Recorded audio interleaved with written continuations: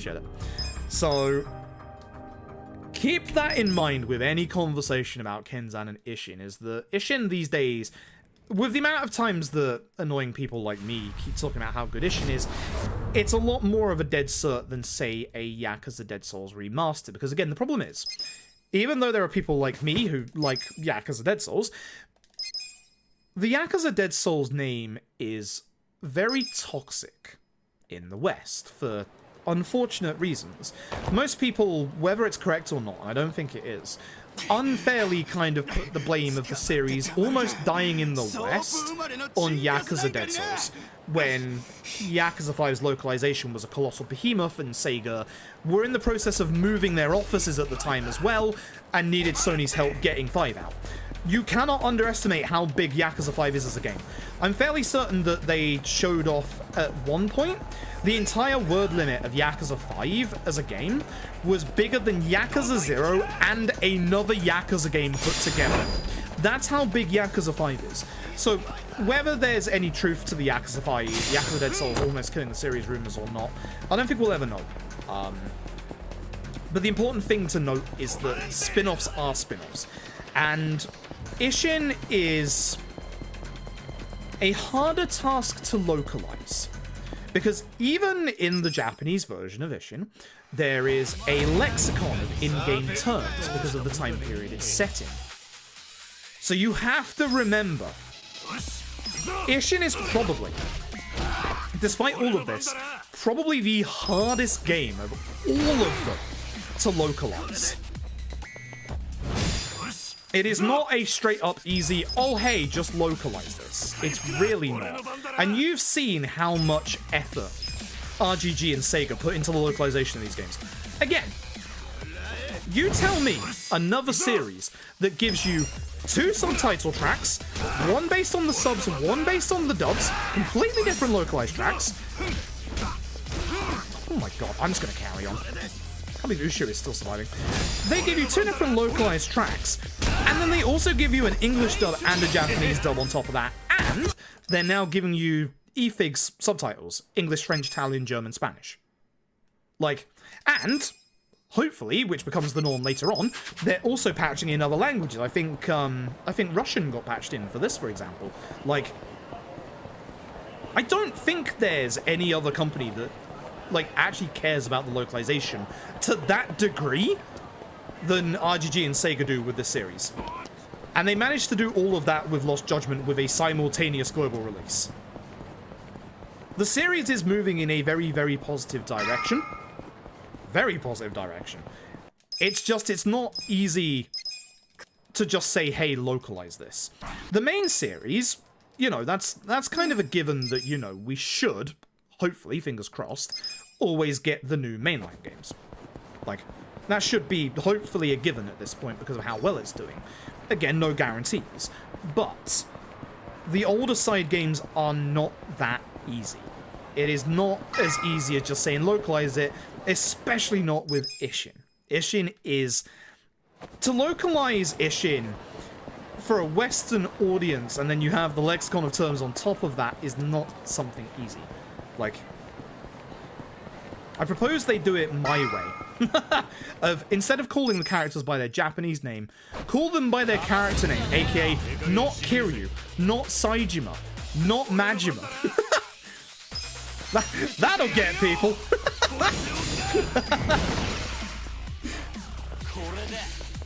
But it's a hard one. Like, again, I love Ishin. I will never shut up about how good Ishin is. It will annoy people. It's not that easy to localize, but this is possibly the one year where, depending on RGG Japan's timeline of things happen, it could be the one year it happens. We never know. The only way we'll know is if it happens. So yeah. I was a bit late on that, Ichi. Great. Great. So yeah, that's my very long-winded explanation about Ishin. I think that took like 20 minutes. But Ishin is fantastic. As I said, if Ishin ever gets confirmed localized, I will sell that out every single day. Like, all the people who keep saying that they'll buy Ishin when it comes out in English, you better pay up. Like, Ishin is genuinely fantastic, and I mean this. Put it this way, there is an infamous bathhouse scene in Chapter 2 where you get to slap man-ass. It's great.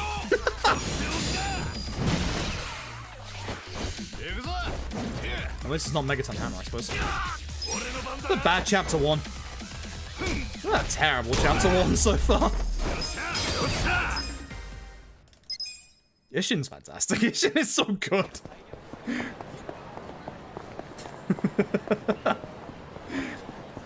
But sorry if I missed anyone during that long rant. That's one of my long rants that I usually like going on whenever anybody asks me about Ishin, because I fucking love Ishin. So apologize if I missed you during all of that, saying hello. Hello. I hope you can tell that I have a very big passion for this series. I have a very, very massive passion for this series. I absolutely adore this series. It's one of the reasons why I'm happy that it is available on so many things now. Like, in an ideal world, it'd also be available on the Switch. The problem is obviously the Dragon Engine games. But honest to God, like this, I love the series. Like, this is probably my favorite video game series left. You'd probably be unsurprised that I really loved Metal Gear Solid at a time as well. Pre-Phantom Pain. Ground Zeroes was alright. I actually quite like Ground Zeroes. Phantom Pain. You could say it left me with a Phantom Pain. Aha. That's pay attention for fight sponsor. That's why you get bad puns for a little bit. Should be fine. Man, should be fine. Yeah, he notices me way too late there.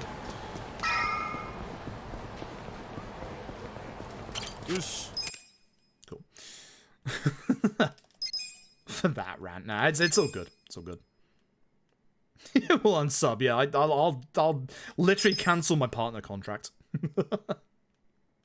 I think the gameplay of Phantom Pain is good. I want to like reiterate that the gameplay of Phantom Pain is very good. All I wanted was the HD Peace Walker, and that's pretty much what we got. And then some.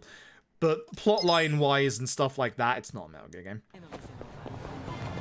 It had such promise going into it, like finding out like the rivalry between Ocelot and obviously Master Miller and everything like that, and just everything about Big Boss, and not a damn thing of that happened. Not a damn thing.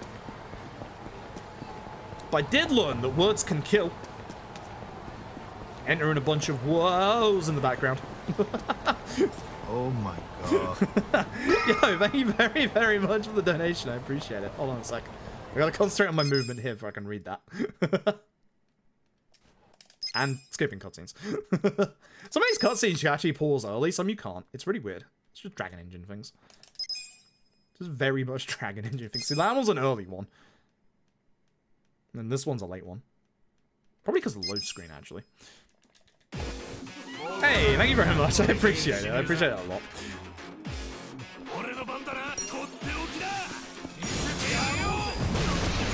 Please don't taunt. Would be nice. Okay, that's fine.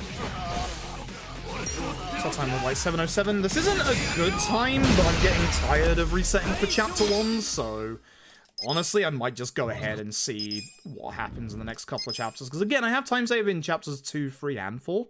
So should be able to claw back if we are like 20 seconds behind. It won't be good, but I should be able to claw it back quite nicely. So I think we go ahead at this point. Yeah, I can imagine that some of the violence in the Yakuza games may have been a problem for Germany. But again, it's good that the series has way more reach of access now. Like that's the big important thing. I've been with the series since the first game on the PS2, and it's had its fair share of problems ever since that game. But at the moment, and this is the good thing, at the moment, we've got very, very little problems. Like, very little problems. Like, the actual series itself and RGG games are in such a good place right now. That's why I dislike, like, massive gatekeeping to this series, because there is no point to it. Like, the series is in the best place it's been for such a long time. Like, so. It's really bad. I lost time because of getting bled there. This is not going to be a good chapter 1, actually. This is going to be very bad. I should be getting out of chapter 1 around this time. So, yeah. Oh well. We'll see. We'll see. Fuck, Konami was a good run. Yeah, it was. I completely forgot I made that my character's name.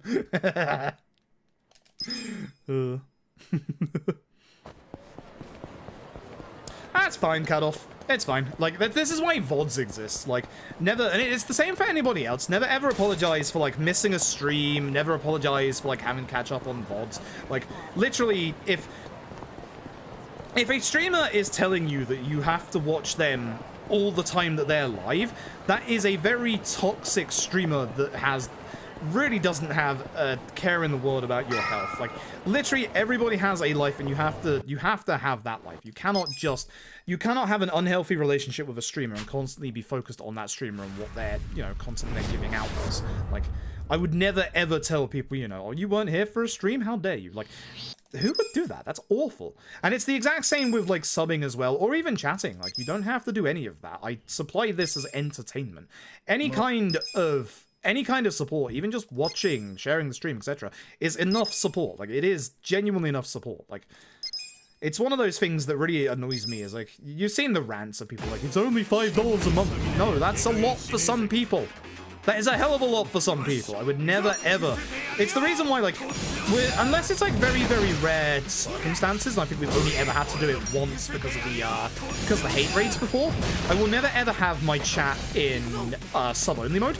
The only time that I would ever do that is if it is extraordinary circumstances, for example. Good stun. No taunt. Good fight. Good fight. Good start. Good start. So, genuinely, like, it's kind of like... I'm going to make a really weird comparison here.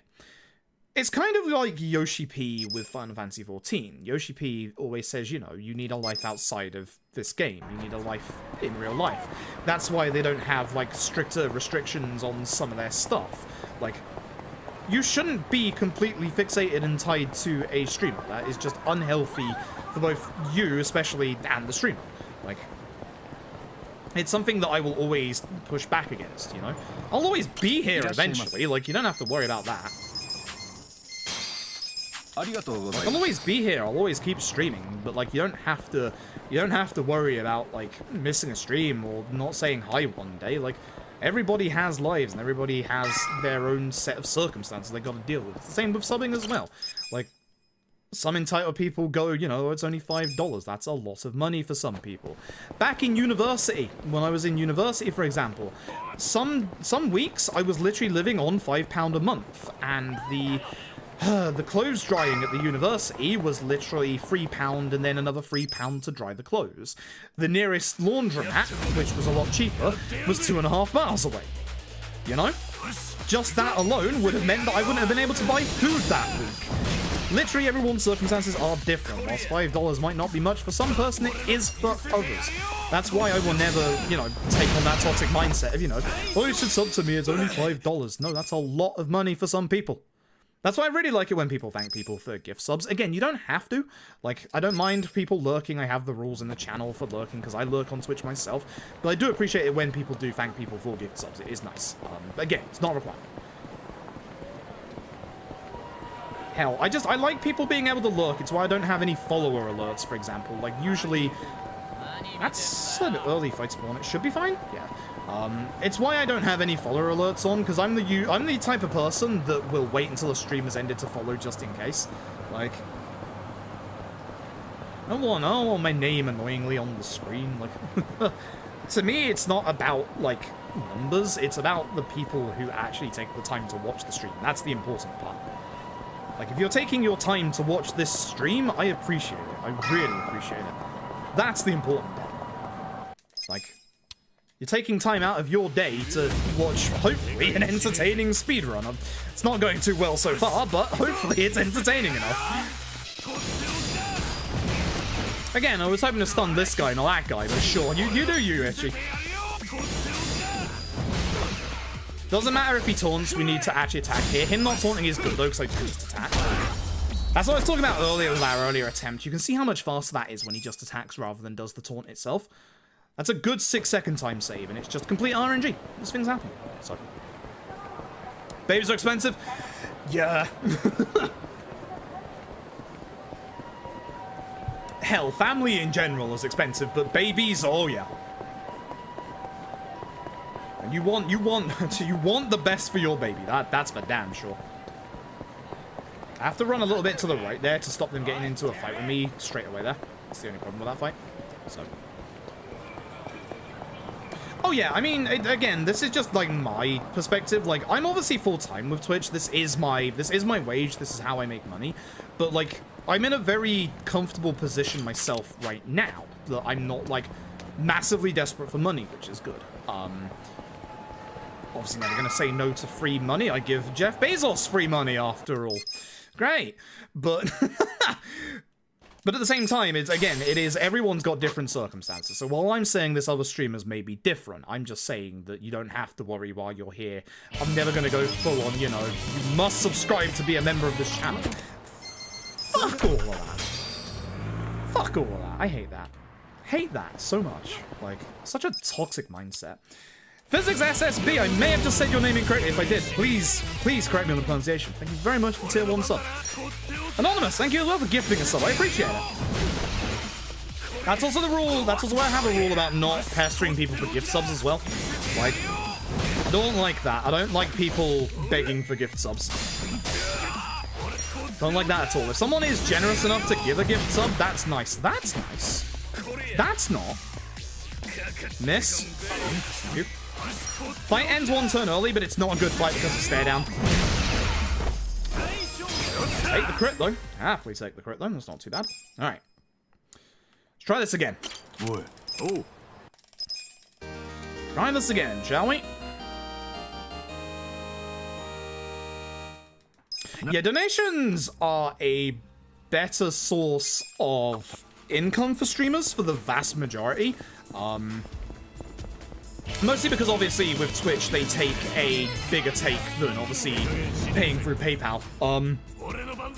I do also want to say that I am still using Streamlabs, but I do want to move away from Streamlabs because of how scummy Streamlabs is.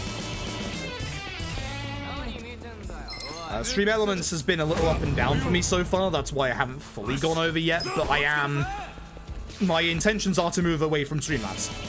Very much to move away from Streamlabs. After everything that came out about them, my intentions is to move away from them. 100%. It's just taking me a little longer than it should do. Middle management robot. Oh god. Ghost of previous Frug. Thank you very much for the tier 1 sub. Jameskin, thank you for gifting 5 subs. And Silver Baron, thank you for gifting a sub. I gotta concentrate for this next couple of fight setups.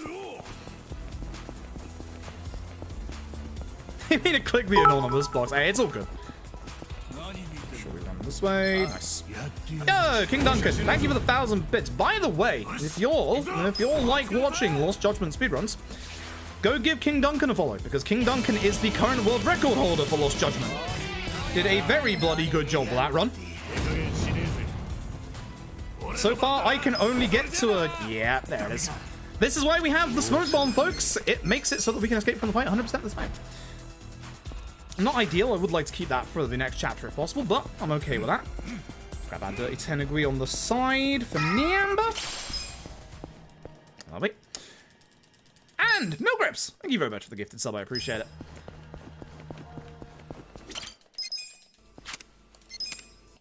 Cool. Yeah, I'm very, very lucky to have a very understanding and kind community. Like, it's even the same with, like, just after GDQ. Like, sometimes communities can change quite heavily after, like, big events and stuff, but honestly, like, everybody who's come in since GDQ, you've all been wonderful, you've all been absolutely amazing. Like, and it's really nice that people... I'm hoping that people feel like they can gel in with this community, because, like, we weren't exactly a big community before. I do appreciate the double stun, even though, you know, I'm killing these people. do appreciate these stun rates. Do like it. I do hope that people do feel like they can participate in the community if they want to. Like, nice crit. Won't finish the fight early, but nice crit. Very nice crit. He's doing his slow moves. These suck. These slow moves suck. Yeah, for those who want to know what's going on with Streamlabs, search up the Streamlabs OBS stuff, and you should find stuff quite quickly on it. Basically, very quick and dirty. They plagiarized a couple of websites and also stole work off of other people with obviously no accreditation, and just straight up stole it in some cases. In the case of Streamlabs OBS, I think they did some stuff legally very wrong as well. So yeah, it's a big thing. It's a very big thing that is yeah, it was a big thing a couple of months ago. So I think it was like 2-3 months ago at this point. So but I hope everybody who's coming from GDQ is having a good time. I tried to be entertaining. As you can see today, when we have lots of resets like this, I am a bit more looser in my like commentary for, again, would have appreciated that on the other guy, but sure. I'm a bit more looser with the commentary on like what's going on in game, just because I've already done this like once today. But obviously, you know me, if you see my runs, you know I like commentating this stuff. Again, a stun on that guy is great, for instance, but where's my stuns now, Itchy? The person that it does matter on. Like in this fight as well, most people would probably wonder, does it matter if Adachi dies? No, actually. His EXP gets back to nominal value while he's away from the party. So Adachi dying in this fight is not actually a problem. And of course is much better than Itchy dying. Because Adachi's going to disappear for 20 minutes now. He'll be back later.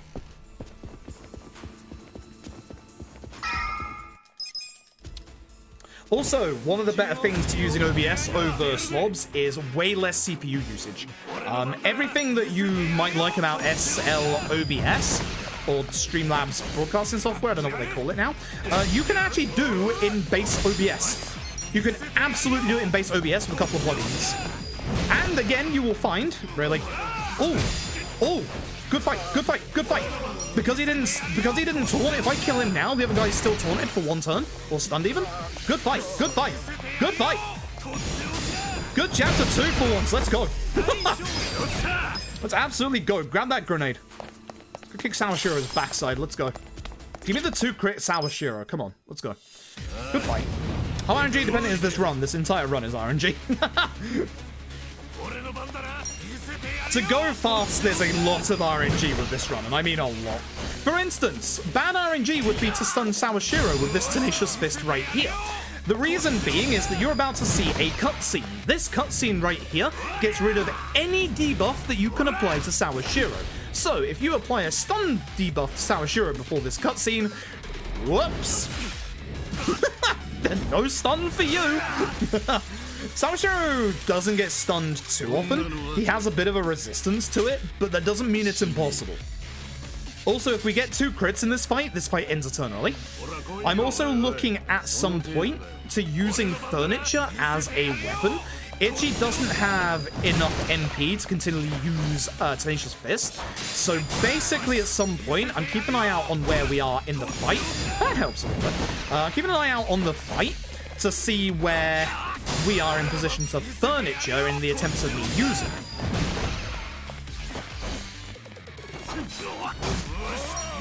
You want to get your perfect guards out, not just to save on damage, but because when you use your perfect guard, what that actually does... Please don't eat it. Thank you. God, that was close. That almost ate my hardball, and that would have been bad. When you perfect guard an attack, it actually resets your default standing position a bit faster than just taking the attack. Or a lot faster in some cases. Blade of Stealth, even though he's buffed up by 10%, even if you miss the perfect guard, it's not a problem. Damage-wise, it's actually not a problem. And I'm hoping Itchy's agility rolls over on itself so I get a free opportunity. It did. It's not always guaranteed that it will do this, but if it does, it's a guaranteed end of the fight. It's a nice goal.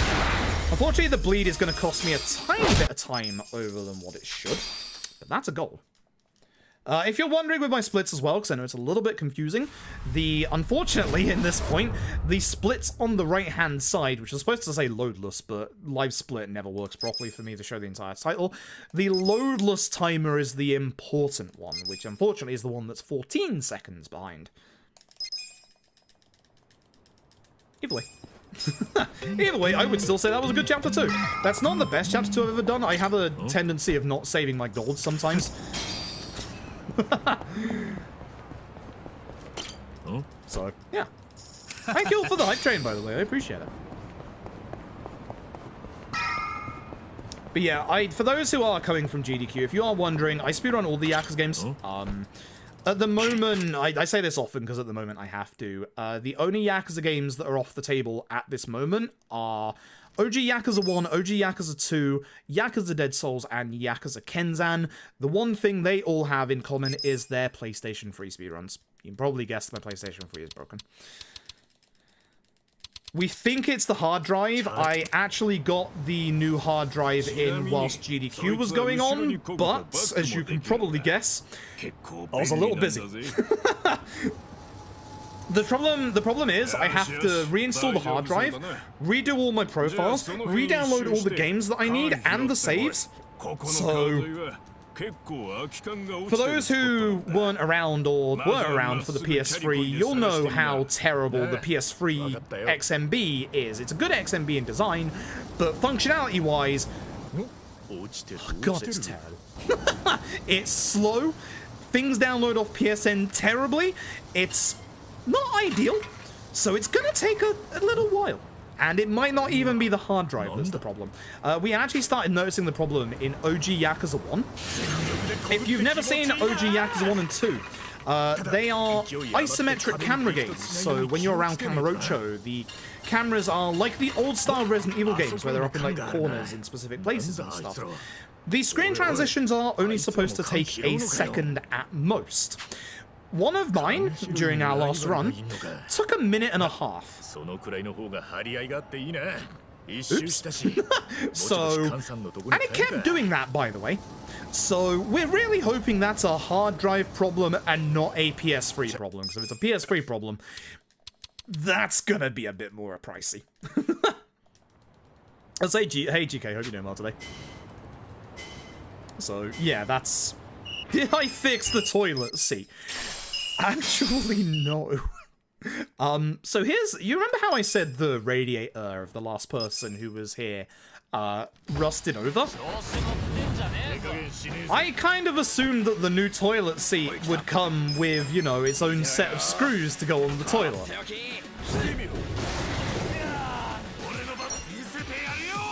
It don't. It don't. So I gotta get some screws. I gotta get some screws, and then I'm currently without a toilet seat. You would think that a toilet seat that requires installing would include its own goddamn screws, but no. I'm genuinely surprised. That is my problem. I should have read the box, probably. But hey, here we are.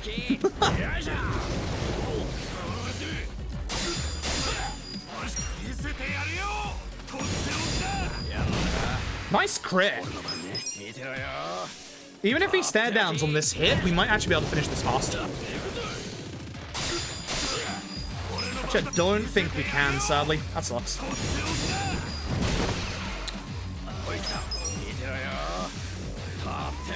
That's a bit late, Itchy. Could have done with that at the start of the fight. Really could have done with that at the start of the fight. But alright. As you can probably guess from earlier, I'm not buying the fucking loafers anymore.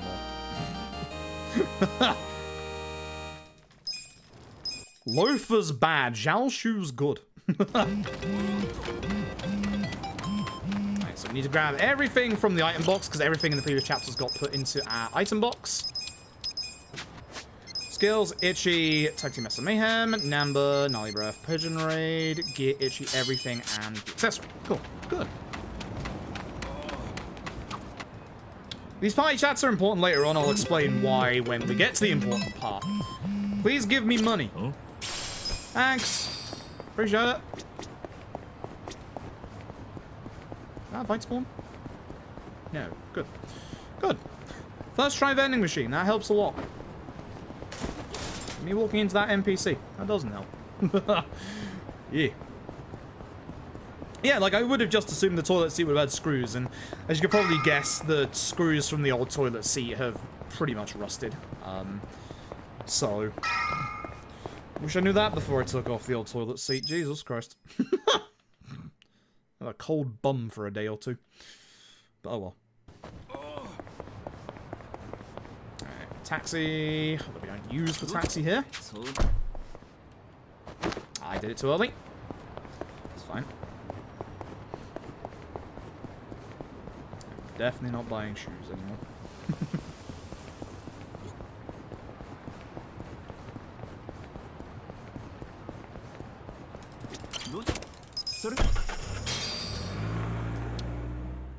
He said to a store employee. Well, I'm hoping to just take one of the. That's gonna hit me, isn't it? Okay, good. No, it's a green light. I'm hoping to take one of the older screws, despite the rust, and just say, you know, not quite fully sure what this one is. Or I could just look at like the toilet seat, actual like measurements on it, and say, hey, do you have a X by whatever millimeter screw? So there should be a fight spawn here. Whichever way it's going is the way it should be going. So left. That was lucky. That's a bad fight spawn. That's going to have to get save loaded away. Preferably before I set it off. Okay. Hopefully no fight spawn around the corner. I want to do this as close to the story point as possible, because there is a fight spawn spot around this corner. Thankfully they aren't here, so that's good. Almost walked past the actual story trigger. That would have been bad. Done that a couple of times. Shame to admit.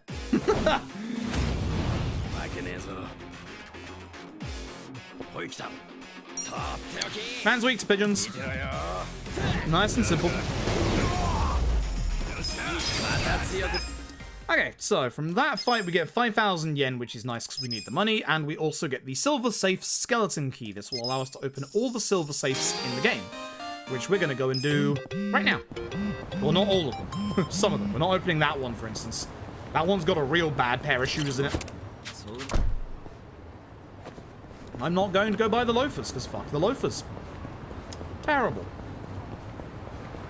Good fight spawn on the left. There's potential for one still on the bridge, but that should be... Yep, good enough that there isn't. Excellent. Do like that.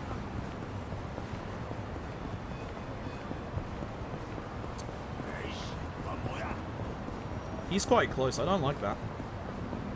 Okay, we're good.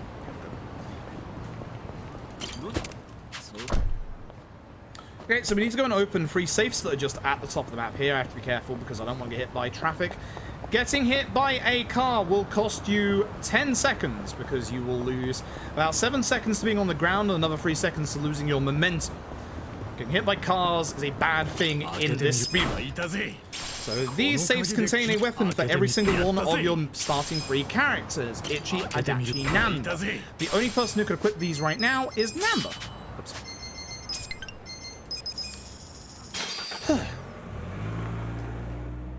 Yeah, that's true, Pesby. That is something that I'm gonna have to... Really? Bad fight spawn again? I'll just save load it. That's fine. We're gonna lose time in this chapter because of all the save loading, but that's fine. I don't have a spare smoke bomb, so I can't smoke bomb myself away from this fight. So I'm just gonna have to save load it. Should be fine. Yeah. Cool, good. Alright, better grenade this time, please. I have a sheer intense hatred for loafers after that one.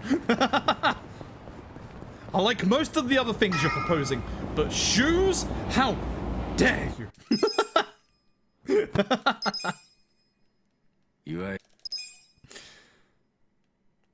Gold splits. Hopefully this one is gold, but this one's actually a really hard gold for me to get. It won't be a gold because I did not stun Zeng from the first turn like I did in my gold split. Namba, are you in a weird position again? Fuck's sake, my dude. You know what? Despite that, good grenade. Good crit. You didn't have to do that. I appreciate it.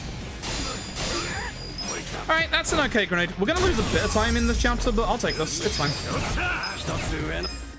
It's fine, we'll carry on. Okay with that. It was a decent grenade. You want at least 2 enemies left. If it's 2, it is unfortunate. 1 is obviously preferable. 0 is very hard to do. You need very good luck for that one. But I would say 2 is okay. 2 is usually my sweet spot for carrying on a run with, honestly. So my fruit loafers next Christmas. No. Okay. Adachi rejoins the party. We're only going to do one thing with Adachi for now, which is equip his new weapon. So.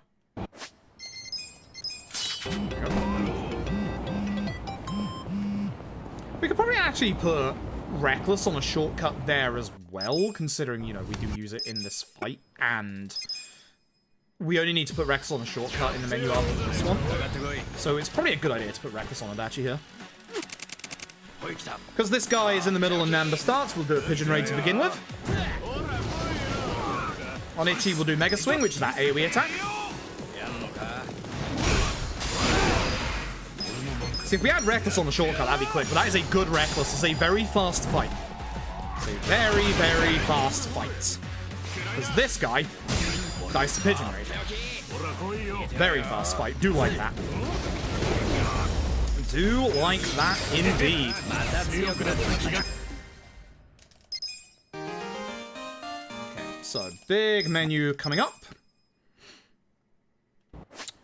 Ichi gets Batbuster and Mega Swing. Namba gets Pyro. Adachi gets Reckless. Ichi gets his new weapon, and we leave.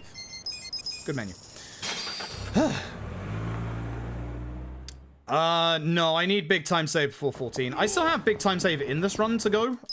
This chapter and the next chapter should have, hopefully, decent time save.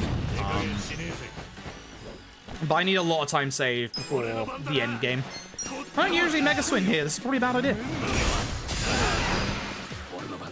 Actually, this guy will die to Pyro Dodge now, so I'll do that. And I just have to attack the other 2. Very weird to use Mega Swing there. I don't think that was a good thing, to be honest. What's up?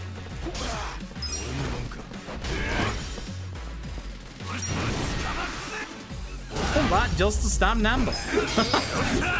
Alright, sure. Alright. Alright, fair enough. Hey Rossi, it's going alright. I'm having bad RNG today, so runs aren't exactly going great, but everything else is fine. Hope you're having a good day.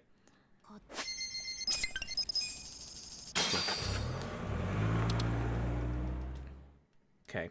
We need the good turn order. Namba, Ichi, Adachi. We can also have Ichi, Adachi, Namba, but that's even rarer. He just stole Namba's turn, which is actually a good thing. Because that should mean that all 3 are together now. Hey, this is looking good. As long as Adachi doesn't bungle his agility, we'll be good. Nice. Good fight. Good fight, fast fight. Give me an odd stone. Perfect fight. That's the good stuff right there. That's what we like to see. It's a very good fight. It's a very, very good fight. Blue. You're on the blue one to the front because it has the most HP and it resists it doesn't resist fire. It's a shame that he goes first because that also means that I probably won't get him with Pyro Dodge, which will make this fight a little slower.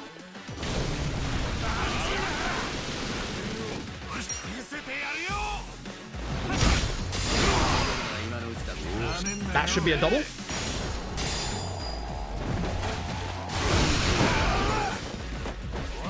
Shame blue didn't die. Red is the one that's resistant to fire, obviously. So for red, I am going to pigeon raid it, I think. Or, actually, we'll do this into Batbuster. That should finish the fight. That leaves me with enough mana on Ichi for the next fight. Good. Good. Not too bad. Not too bad. Not too bad. Right. Cool. Right. Let's move on. Okay. Hey, Sir Kashmir. Appreciate it. Thank you very much. Yeah, I enjoyed the GDQ run. I'm glad it went well. I was actually quite worried about that run, but it actually went very, very well. So I'm very, very happy about that. Ow. Sorry for punching my desk.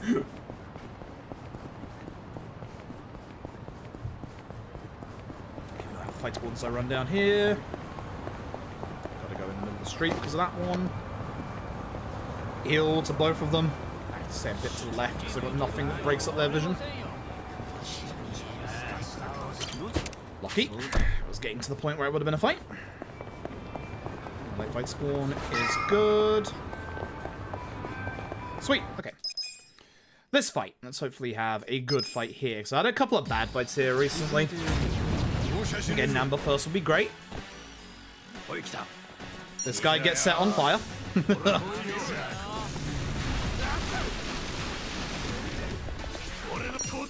Okay, they all move together. That's good. Good fight.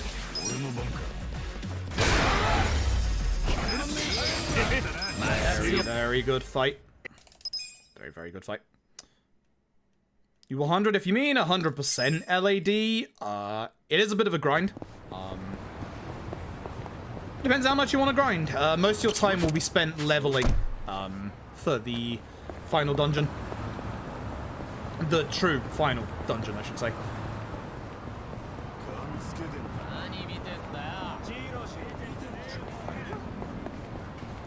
Good, good. Alright, not too bad so far. We've got our one odd stone drop that we can get so far, so we'll be picking up this one as well. Having at least one odd stone drop makes it so that the run actually continues, which is good. Getting as many as we can is good, because that means we can go on a much quicker... what's hard? Much quicker... words are hard. much quicker weapon upgrade route. Which will help a lot in the early game. We do need to get lucky with a few RNG drops. But you need at least one drop from the fights for the odd stones to just carry on the run. And yes, you can have it where the run doesn't give you any at all. I've had it a couple of times. Which is very frustrating. The odd stones are a weapon material item, so we'll be obviously doing that in a bit. That's actually in the next chapter, so... Alright, so this is Yakuza Like a Dragon's version of summons. This is the Pound Mates. We're going to be starting by walking into that guy. We're going to start by getting a absolute living legend himself, which is Gary Buster Holmes. Much like Tenacious Fist, Gary has the chance to stun enemies, and as you've been seeing with Tenacious Fist, stun is a very, very good status element. Very good. Like, we'll be using Gary all the way until the finale. Gary, even though his, like, damage drops off significantly towards the end, we'll still be using Gary because that stun is fantastic. There's a couple of fights in the endgame that are still like, hey, I'd like to get a stun here, please. So this guy isn't weak to Pyro Belch, but he dies to Pyro Belch. That's the important part. He can also drop an odd stone, which is what I do want. Adachi before Itchy? Don't do that again. I was hoping for an odd stone. Hey, Zerblade Edge. Hope it's going alright. I've had bad RNG today, but this is going a little better. Yep. This chapter's actually going pretty good. Go ahead and download it. I would recommend it. It's very, very good. I will warn you that it will have spoilers for Yakuza 6. So if you are playing through the other Yakuza games, I would recommend that you wait until you're done with Yakuza 6 first. But I would fully recommend it. It's a very, very, very good game. Very good game. I played through them? Nice. Then yes. Like, even if you don't like turn-based RPGs, give this game a go. It still has the absolute heart of the Yakuza game at its core. It is still very, very... Oh, excuse me. Still very much as a Yakuza game, and it really, really is. It's gonna lose me some time.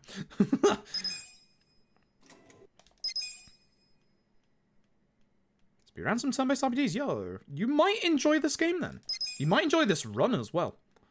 I'm not saying I want to see more LAD runners, but I am saying I would not mind seeing more LAD runners. I'm just saying. But obviously always play the game casually first, see whether you like it or not.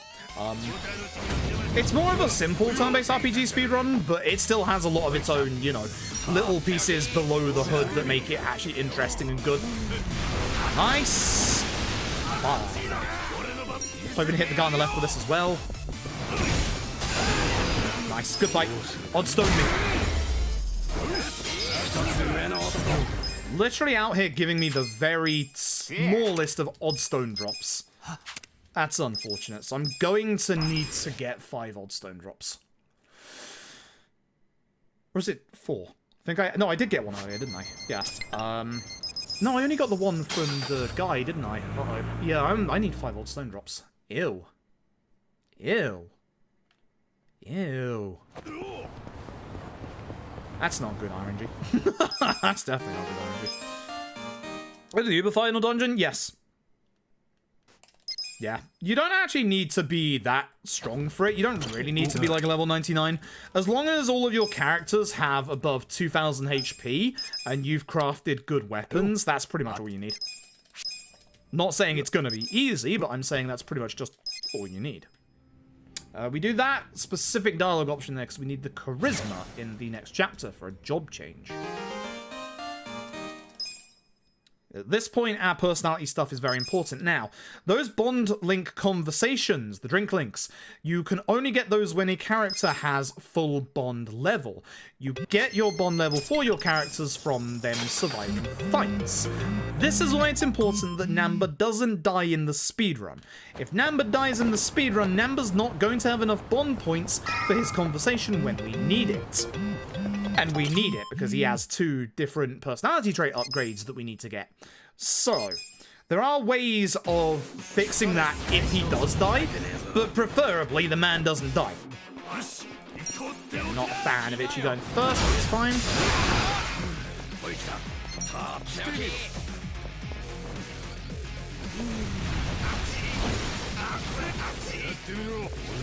That's a double. Good stuff. They actually were in good position despite the man literally sliding away. The man was clearly sliding into a good position for me. I appreciate it. Thank you, Dragon Engine.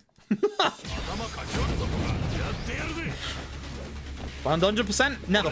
Because it's absolutely boring. It would literally be a couple of hours of just grinding in the underground. That's so boring. Genuinely so boring.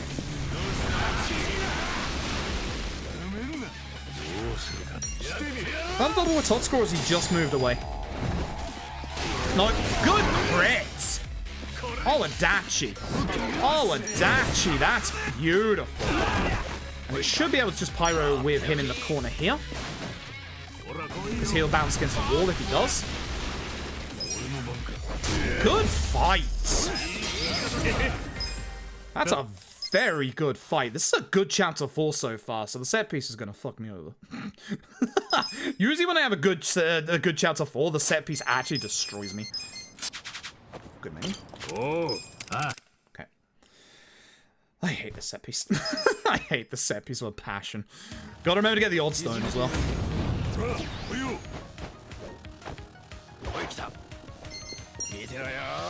I like getting both of these guys, but it is a little hard to do. Adachi before Ichi is also not a good thing. That might be a double. Oh, baby, that's a triple. Ichi always has to summon Gary. Oh, I got the bonus as well. That's good. That's only 2 left. They're both together. Is that a pyro? That's a pyro. Yo, that's a rare finisher for this fight. That's a decent fight despite Ichi going third and having the enemies like move all around. That's honestly not bad. That's honestly really not bad. I'll take that. Good start, which is good because the rest of this set piece is evil. So, we're going to be coming up against 3 different boss-like enemies in this set piece. Here's number 1. This is Ida. Now, for Ida, we specifically want to get him to do his special ability, which is to summon backup. So we want him to summon 1 more enemy into this fight. That might sound a bit weird, but essentially we want to do that so that we can get enough experience on Ichi to be able to level up not in this chapter, but the next one. I wonder if I could do an opportunity Ida there. So, backup, good. This means we're going to get the experience we need. But we now need to kill Ida before his next turn. Hoping that Ichi will be able to do. And the backup dies in 1 hit. Okay, we have also Adachi to back up just in case. Perfect. I'm just gonna reckless this guy because I'm not sure if he dies this. No. But the damage does help. This guy has to get Pyro Belch because he has a lot of HP. Namba dying would be bad. That's also bad because, again, I want to Pyro Belch the other guy. That sucks. Ichi will kill. I'll Reckless for a little extra damage, and I hope that this will get him to attack Adachi and not Namba, because I want Namba to live here. Yep.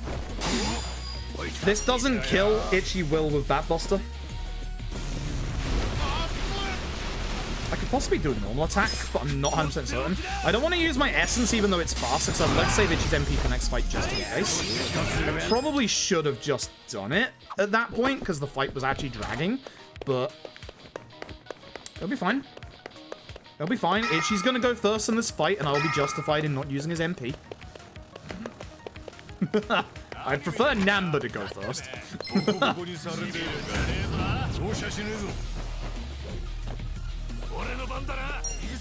I am justified in my actions. I actually won't hit him fully. I should have waited for him to stand up. It's terrible. Oh, no, he did. Oh, that's... Let's go take care of this guy.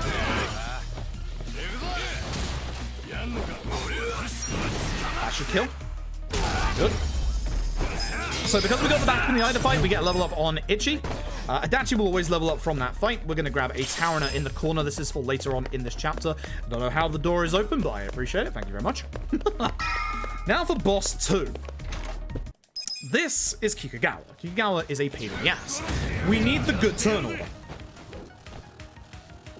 We do not have the good turn order, but I'm hoping it fixes itself for the next turn. So, Kaseyama blocks every single attack from the front. This is why the good turn order is Namba, Ichi, Adachi. Because Tag Team S's Mayhem will always knock Kaseyama to the floor. We have got our better agility turn order. Good. So, we're really hoping that in one of these attacks of Pyro Belch, that Namba can set Kaseyama on fire. With the extra damage, there is a small chance we can end Kaseyama's fight in an turn earlier. I needed that crit to happen not there, but after this. Actually, I wasn't a crit, I was stop tune. So, oh, that's bad. It reset itself back to the other one, that sucks. One of Ichi or Adachi needed to crit here. I don't think I can finish it early anymore. We do have to use Reckless. I don't think it finishes early anymore. Definitely not with that low damage. Ouch. Fierce Charge can kill. If Namba's in the way, which he is, I think he might be dead. Yeah, about that. Alright, Namba dies. That's not good. So, at this point, Namba now can no longer receive the bond points needed for his conversation. This is a problem, but it's a problem that we can rectify. If Namba dies twice, that's a bigger problem, but still one we can rectify. If Namba dies 3 times, what the heck is happening? That's not fixable. Actually, it is, but it's very, very much out of the way. Stop. Should hopefully kill. And this finishes the fight. Oh no, Adachi didn't get to go. Adachi, your agility back in turn. There you go. Adachi usually goes before that guy, so that was a really low agility roll from Adachi. Now, a third of our bosses, Kaseyama, is coming up next. This guy, oh boy. This guy can kill Namba in a single hit. Full HP. Good. So. Ichi first, huh? I probably should have... I should have essenced, yeah, him. But it's fine. Set Kikugawa on fire, please. And I think with Adachi, I'll take care of the ads so that there's no more ads in this fight. Thank you. Bad turn order. Think man wants Namba dead. I do not appreciate this. This should still work even with him on the floor because he's close to a wall. Yeah. So you see how he staggers backwards? I missed a couple of hits there, but it's not too bad. It should end on Ichi's turn. Not the fastest because obviously not the proper turn order, but it should be fine. Ow. Good. Wasn't sure that actually finished the fight there. Okay. Wait for it to start moving, then you can skip, and we're out. So. We have one nasty fight left in this chapter. This is where our RNG really comes into play. This will be where I save a bunch of time or just lose a minute. Want to grab that hand grenade for later on. That's for safekeeping. We have one more fight left, but thankfully we have a heal point before said fight. Let's go.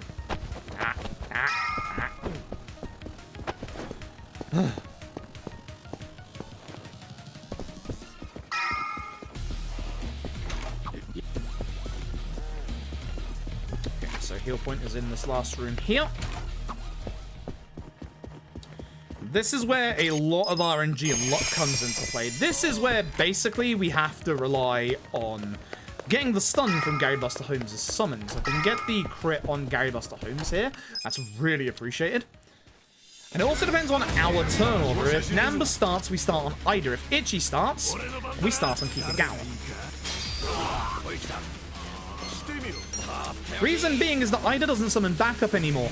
He heals instead. So, ideally, I'm not going to use any of my attacks that are going to hit multiple people.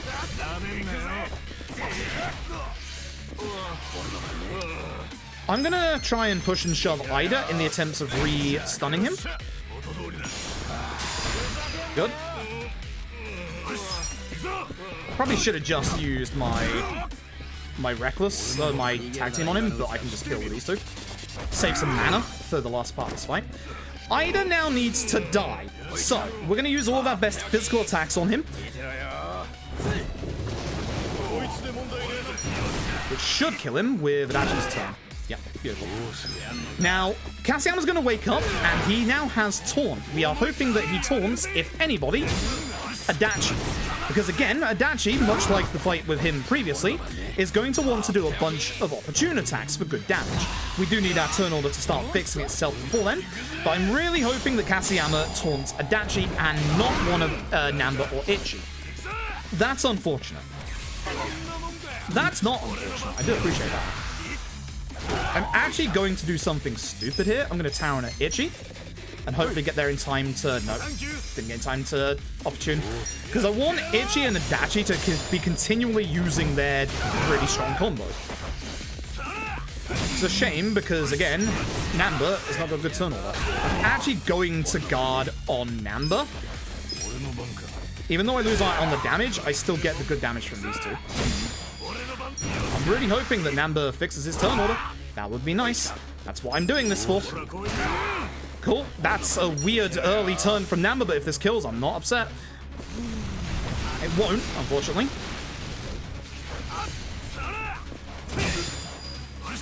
Okay. Not the best fight, but honestly, that was a well-taken fight. We should be ahead coming out of this chapter. That was a good chapter 4. I have not said those words in a very long time. Kind of, Del QT, kind of. I have a lot of people ask me how do I remember what I do on turns for this speedrun. For the longer fights, there's a lot more nuance than this, but for the vast majority of fights, the way that I remember how to do things is I remember what Ichi has to do. Most of our party members here, like obviously with Adachi, we're always going to be opportune attacking when we can. If we can't, it's always going to be reckless. So for Adachi, it's nice and simple. For Namba, if it's a solo target or you can get multiple people, it's mostly going to be Pyro Belch all the time. Sometimes, like with Ida, we have to reapply the stun, so push and shove is what I do to make sure Ida stays stunned. With regards to some of the later fights, we're building up to the point where we get AoE attacks on everybody. That's not going to be fully fulfilled until like 3 hours into the run. But the AoE attacks are usually your bread and butter for your late game attacks. That should be a gold, I hope. Nice. Very nice. We're ahead. Alright, so it essentially comes down to pretty much the fight. For most bosses, you're obviously going to be doing your best single target attacks, although obviously there's a lot more nuance than that. Especially in the late game fights where, for example, Ichi becomes more of a support role, or in certain fights where Jungi Han becomes more of a support role. It all depends on the fight, and the way that I remember how to do turns in this is just remember what Ichi does. Like, if I'm summoning, say, a summon with Ichi, then I pretty much know how the rest of the fight's gonna go. That fight at the end of Chapter 4 is one of the big RNG-filled fights at the start of the run, because if Namba starts first, you can very sometimes luckily get a Pyro Belch onto both Ida and Kikagawa, which is fantastic. And then, obviously, you get the Gary Buster Home stun out onto everybody. Sometimes the Gary Buster Home stun fails to hit everybody, keeps Kasiyama alive, and he taunts your entire party. Usually you don't start with a Mega Swing here, but I'm okay with it. Because I just do this. Very nice. So, we have our fourth party member in Sayako. She is goddamn awesome. She's amazing in the early game and amazing in the end game, goes slightly missing in the mid game. Despite the fact that she has started at a higher level than everybody else, we will not be attacking with her to begin with. Please don't kill Ichi. Thank you. Don't kill him either, please. Just don't kill me. Thanks. So, reasons being is that Sayako joins at job level 1. So Sayako has less damage from her job as everybody else, but the more important part is that her weapon sucks. We have better weapons on every other character other than Sayako, because we got them from those safes. The very big difference for your damage in Yakuza Like a Dragon comes from your weapons. Your weapons are your big source of damage. There is a lot of damage that comes from your levels, but the common misconception when you're stuck in this game is that you need to level up. Incorrect, the more important thing is to level up your weapons. Your weapons, as you will see coming up in this chapter, are the big difference for your damage. It is very important you level your weapons up in this game. We have this taxi. So Part-Time Hero is your completion list in this game, and you can see at the top right, it actually keeps a log of which achievements you've been doing in the run so far. So by taxiing a whole bunch, we get a little bit of style. That style we are going to need in this chapter at level 4 so that we can enter a toilet. No, I didn't stutter. I do mean those words. We need enough style to use a toilet. So, this next fight, if we had Ichi on low HP, I would give a quick heal from Namba, but we should be good. Again, this is going to be a fight where my turn order basically is going to be a bit weird in terms of what we're going to do. With Namba, we want to set fire to Guo. If this is a double with this guy, it's very good, because this guy survives a lot of attacks in this fight. With Ichi, you will always want to do Gary Buster Homes and hope that everybody gets stunned. And with Adachi, we can get out a very quick... I shouldn't have done this guy, because he survives. Yeah, that was a mistake. I should have done Guo.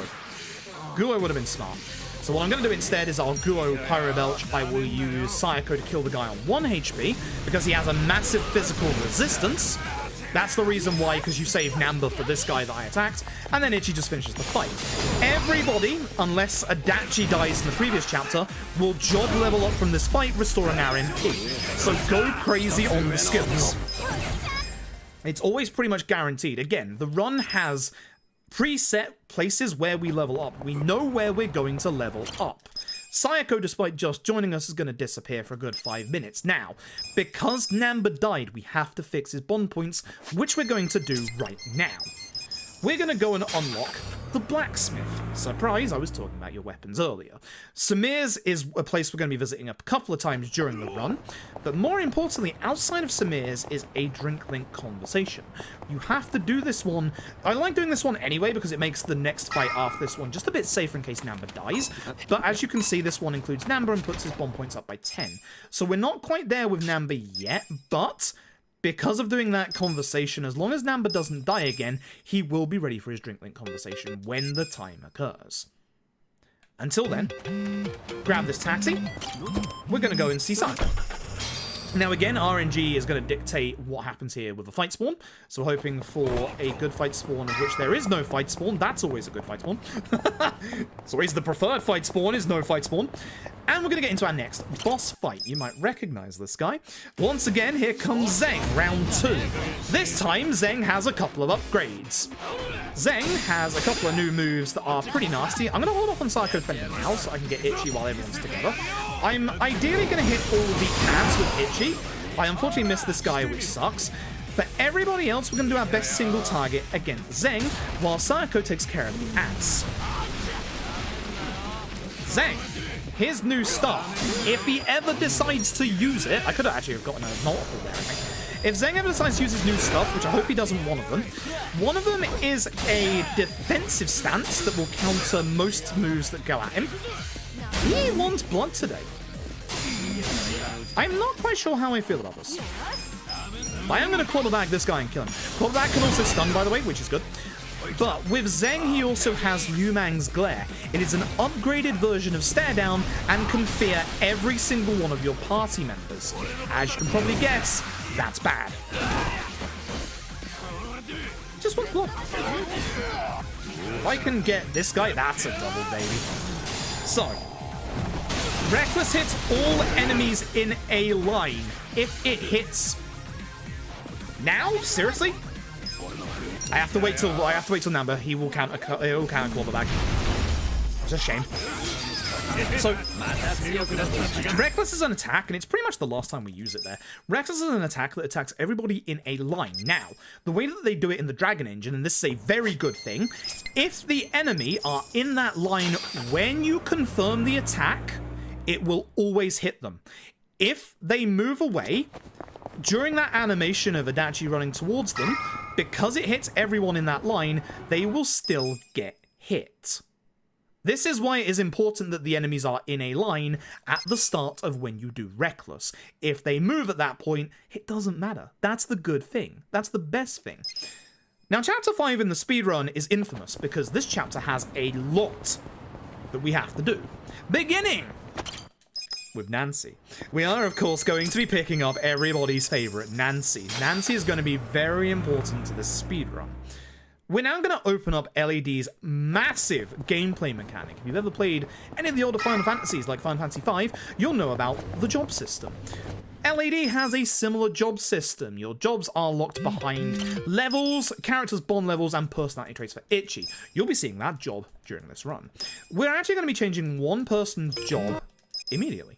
The person's job will be changing is Sayako. So hostess, you can be Chinese pub again. I want to get a run of the Chinese pub.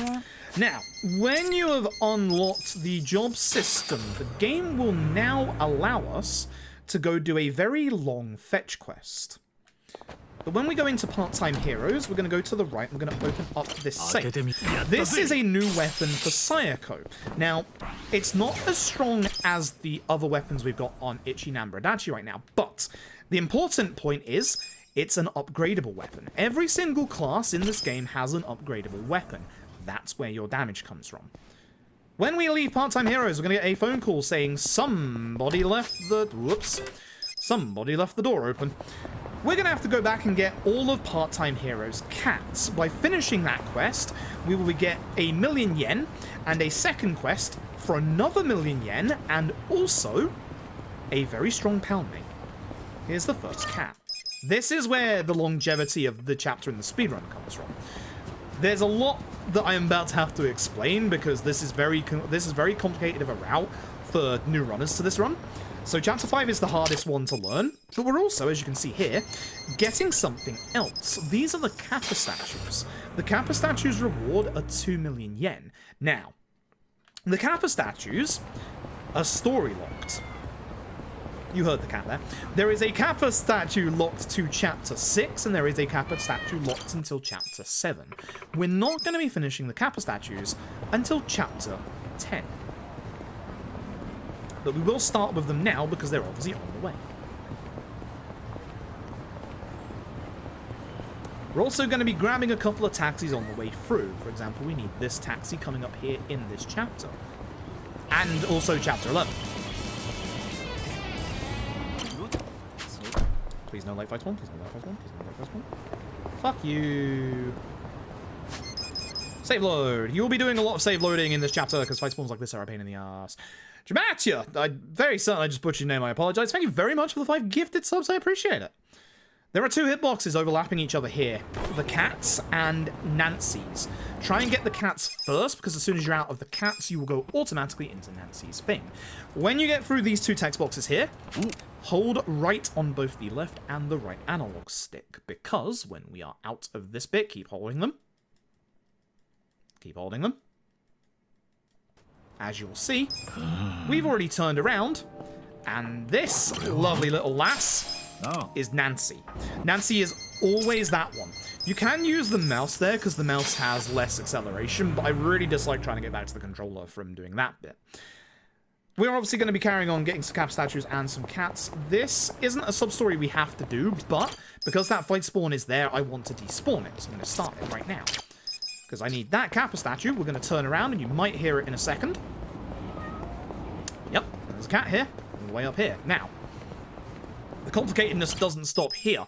We are about to start a sub-story that we're not going to finish until chapter 12. We're going to start the second-hand shop sub-story, this one right here. We're now going to be heading over to Hamakita Park. Hamakita Park contains 2 cats, 1 Kappa statue. However, one of those cats is currently unavailable. So what we're going to do for now is just get the first cat, and we're going to leave the other cat and the Kappa statue for about 5 minutes or so. We'll come back and get it in a second. There's our cat, just having a nice little relax under a water fountain. And I'm good for casual. The DLC jobs are good casually. They're not massively broken. It's a little weird. We don't allow the DLC jobs in the run because they are obviously paid DLC, but also they're not actually as good as you would expect. The problem is, and again, you need good weapons to do good damage with the DLC jobs. And the problem with the DLC jobs, their good weapons are very, very expensive or require a lot of rare materials to level up. So even if we were to allow the DLC jobs, like you could do a run with the DLC, you just call it any % with DLC. Even if we were to do a run with the DLC jobs, it wouldn't necessarily be better than this current route. Because we can get some very, very quick, easy access to good weapons with this route. The other problem, which that applies to, is a very late game party member, the last person who joins our party. Because by that point, their weapon that upgrades is really hard to get, and everybody else just does way better things than they do, which is a massive shame. We did have at one point some ideas to try and implement them in the run, because their knife attacks would be very nice in some places, but unfortunately it just hasn't worked out. So, cat there, turn around, Kappa statue here. Again, a lot of you have to make sure it goes out to Itchy's portrait there, otherwise it hasn't worked. A lot of the RNG from this bit is like a lot of fight spawns and stuff like that. Less fight spawns the better, because we just get to, obviously run around. Take a bit of a nicer line in times of like going in places and stuff like that. Like tighten up that movement, etc. So... But yeah, basically, the DLC jobs, even though they are good casually, they aren't good in the speedrun sense. But they're good fun casually. They are actually good fun casually. I do like them. Right, no fight spawn here means that I can show you this. If Namba's died twice, you need this conversation. As you can see, Namba gets bond points. The nice thing about that late fight spawn is I can run straight through the station. We are going to be progressing the story here, but... we need this taxi first. It's important.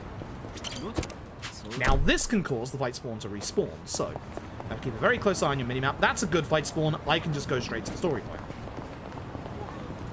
The nice thing about this story point is it's going to change the map to nighttime, but more importantly, it's going to take us to the other side of the station. To be able to finish off Nancy's sub-story, we need one specific item. The problem is that item can only be gotten in 2 places. One of them is Can Quest, which as you can probably guess is quite slow. The other one is this Popo here, and this is why money is very tight at the start of this run. It is a 2,000 yen bento called a premium sushi set. We are going to be going down to about 3,000 yen in this run. You can only make 1 or 2 taxi errors, and that's it.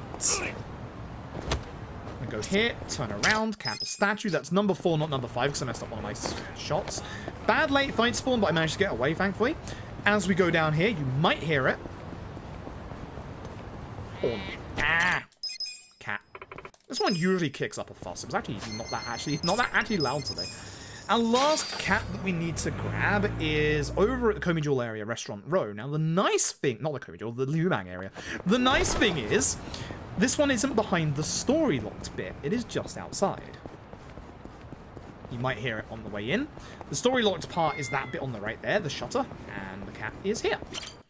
With this, that should be all of our normal cats. So, we're going to be heading over to Part-Time Heroes right now.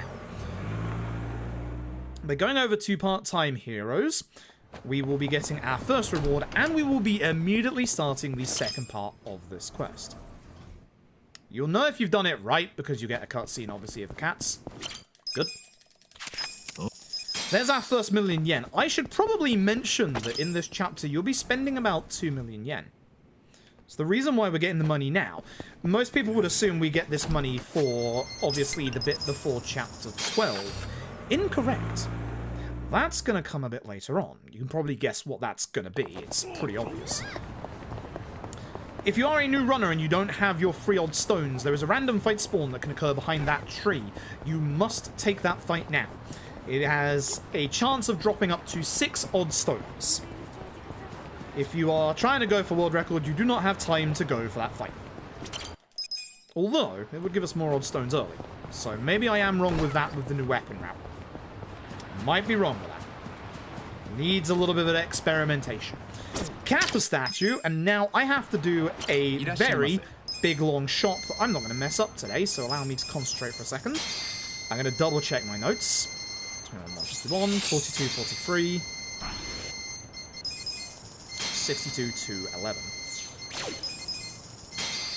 I'll explain what these are for in a second. I have to concentrate on math. Especially with the nesting. What the next one? 24. 24, so 21. 18. Look, keep going. Didn't get any of those. 5 of you. 18 of you, so 16. 23, so 21. Good.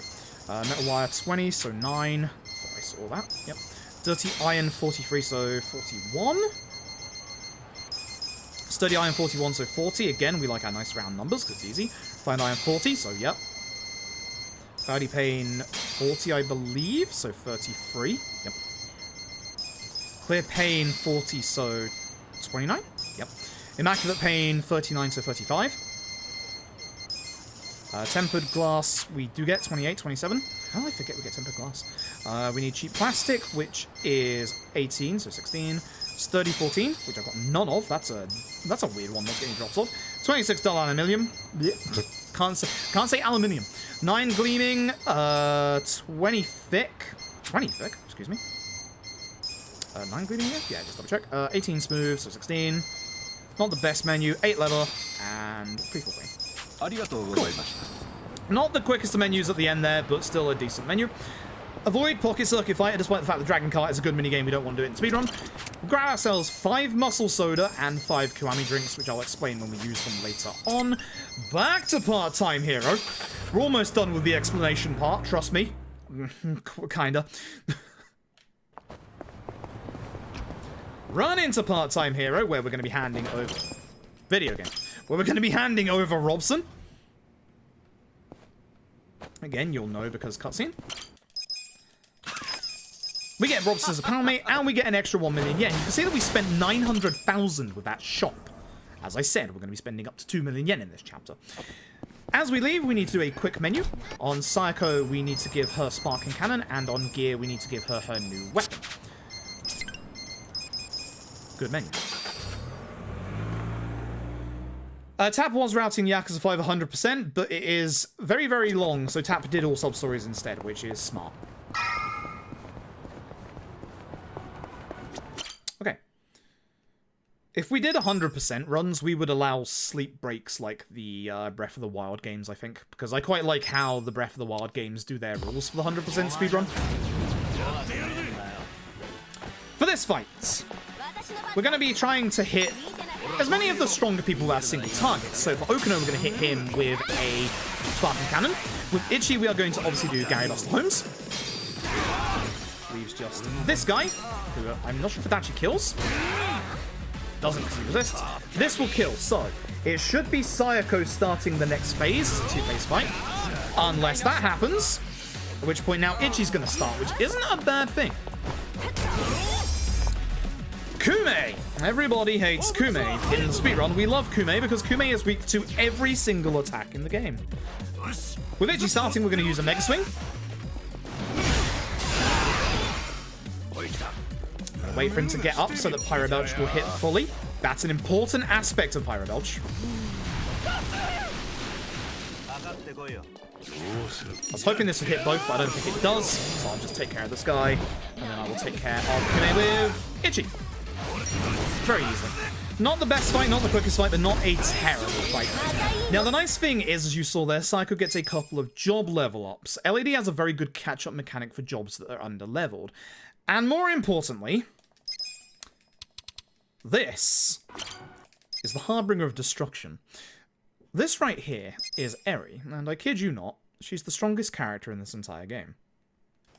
She's a completely optional character. We're going to be spending about 10 minutes in the business section to unlock her. I kid you not, she is the strongest character in this game. She is good. So, every single Yakuza game has one kind of big business-like minigame, be it a cabaret or a business minigame itself.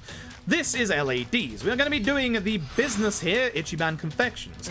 I will be showing you the quickest way to get through Ichiban Confections to rank 100 with the least amount of inputs that you need to do. It is very quick and very easy. Now, the first one you'll always fail on, this is a tutorial, it's to show you that the business ain't doing well. We have to turn the business around, so...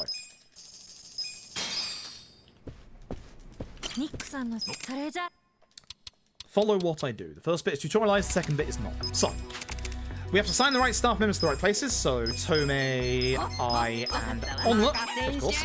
We have to fire our 2 workers who aren't doing anything and are increasing our wage bill, so you, and you. Now we be careful here. 1, 2, 3, 1, 2, 1, 2, 3, 1, 2. Congratulations, you have reached rank 100 in the smallest amount of time possible. That's all you have to do. Ichiban Confections, as a beginning business, is very, very overpowered. It is massively overpowered. That is all you have to do. Now, I will be teaching you a little trick coming up here for if you want a little bit of a foothold in this minigame early. We'll be back up to rank 150 already. Now, there is a couple of things that you do have to pay attention to in regards to the business minigame going forward, but it's not actually too bad. You don't actually want to start skip here because you start closer to the door. We can't complete the rest of the business minigame until we leave and come back the next day, so we will do that in the morning. If you know the actual game itself, you know you can actually just finish the chapter off at this point. We're going to be here for an extra about 20 minutes. We've got a couple more things that we need to do. 10 minutes of the business, and then 10 more minutes of running around getting prepared for the mid to late game. This chapter is basically your setup for the run. So, despite the fact that we are going to go back to the business, we need something before then. There's somebody we've forgotten. We need to get everybody's favourite, Nancy. So, I'm going to run over to this lad here. As soon as you get Nancy there, wait a minute, you can't skip any more until we hand over the premium sushi set, so give it a second.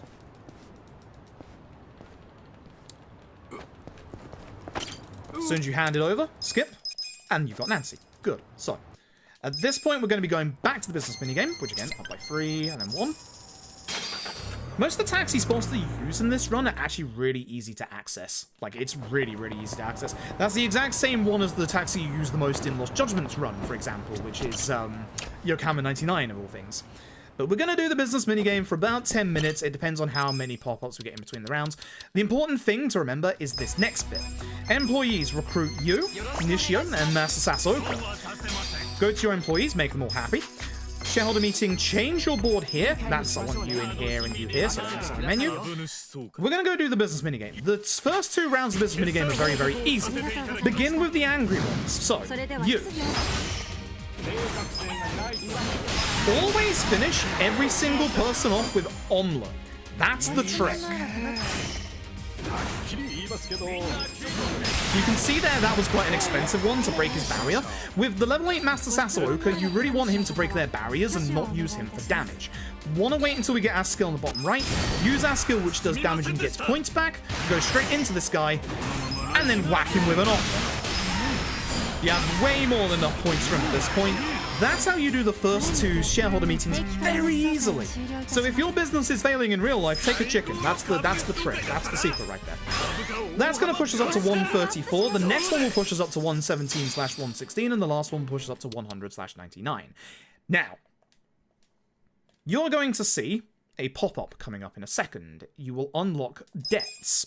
If you want a quick start to this business minigame casually, make sure you take a debt of 5 million yen now. Don't do anything with it. Wait for 1 turn. With the business minigame, every single pop-up that is about to appear after this point is completely randomized, bar 1 thing. That's where you'll get your little step up. So, hey Palmer, hope you're doing well. Hey, to be named. Hope you enjoyed the run. Hope you enjoyed this run as well, because it's a very good run. It's a very good run with a lot of explaining. Although this is the nice bit where I get to finally stop explaining things. That's what you use your 5 million yen for. The ad campaign there is the only guaranteed pop-up that you get between rounds. So, if you're redoing this minigame casually and you want to step up, take the ad campaign there. As far as the business minigame goes for the rest of these rounds, you do not need to do anything else other than make your employees happy before the shareholder meeting, and if your employees ask for a raise, give it to them. Make sure you pay your employees what they're worth. I wish it was like that in real life, but it's not. Make sure you pay your employees what they're worth, because they are worth a mountain of gold in this run. I'm glad. I put a lot of work into that run. I was very worried about that run. I was very, very worried about that run, but it actually went really well. I was actually really happy with it. So we're just gonna keep refreshing until we get around to obviously the next shareholder meeting. Ideally, we get as little pop-ups in between rounds as possible. Again, he wants a raise. Absolutely.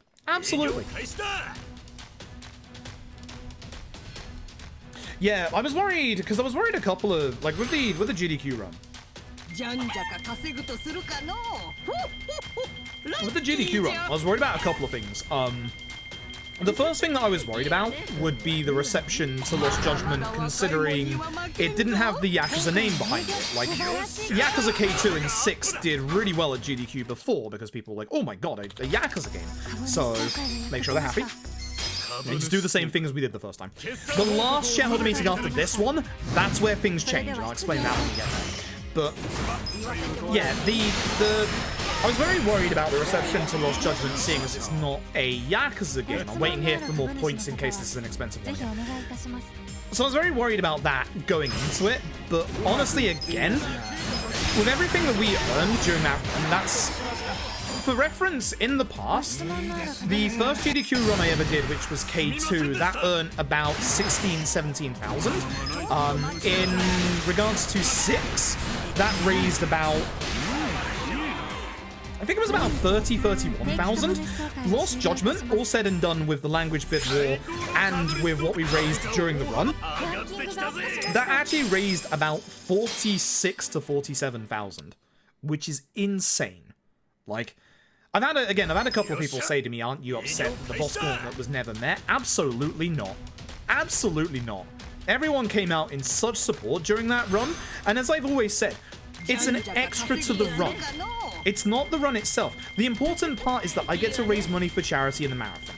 That's why before the run, I set runner's choice to Resident Evil Village, because I knew people would want to see Resident Village, and if we got Resi Village in, that would also earn a lot more money for the charity.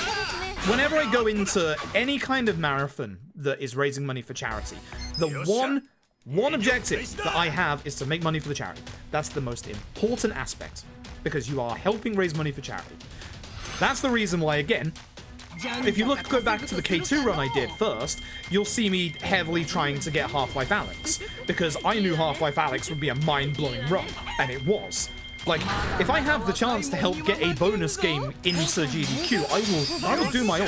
And I was a bit worried beforehand that putting my runner's choice towards Resi Village, this is a very fast business section. I just point that out right now. I'm getting, like, no pop-ups. This is very good. This is insanely good, actually. I was a bit worried about putting my runner's choice towards Resi Village beforehand, because I thought, you know, Kingdom Hearts 2 would make it. But when I finished my run and saw that Resi Village was only at like 68k, I was actually really happy I did move towards that. I'd like to hope that I did help in the end. But the important thing is we raised an insane amount of money, more so than I ever have done, for charity. There it is. Never take any of these contracts, by the way. Don't employ other people either. I'm surprised Home Run Takashi hasn't turned up yet, because he always does. So I'm very, very happy with how the run went. I'm not upset in the slightest that the boss gauntlet didn't get met.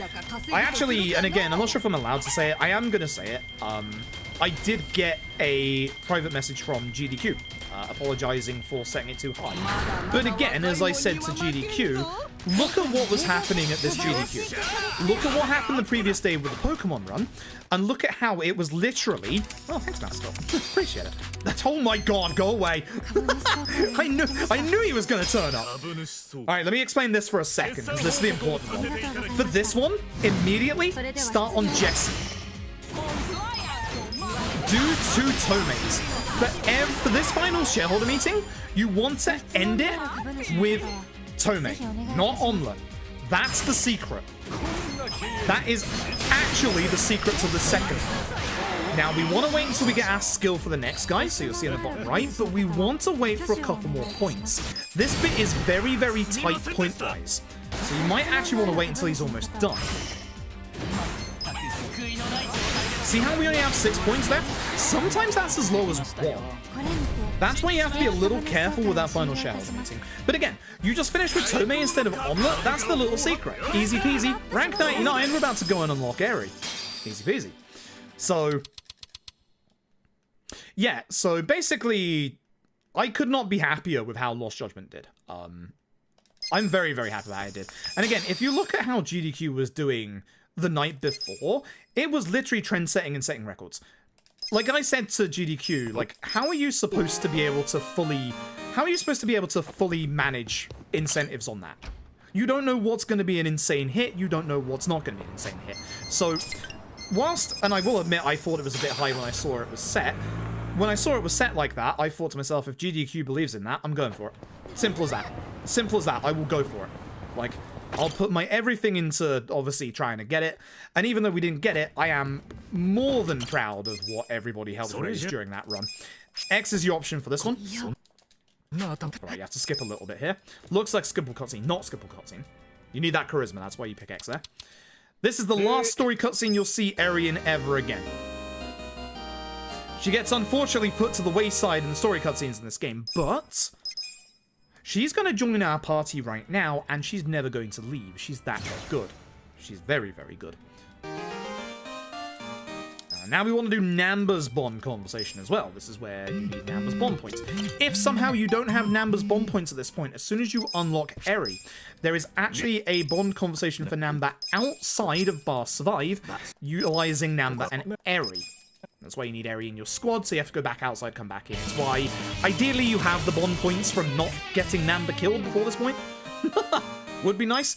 That confidence is something we need in this chapter. We need confidence level 4. It's only just hit level 2. Don't worry about that. This familiar-looking bartender is the secret to this speedrun. Or one of them. We're going to be talking to him now, and we're going to be... Not you, Namba. Not... Okay, good. Oh, I thought that was Iroha. We want to make 10 chilled noodle lunchboxes. These are 500 HP heals for the entire party. And we also want to make 10 special lunchboxes. These are 200 HP, 200 MP heals for the entire party. These are your healing items for the speedrun, which is important.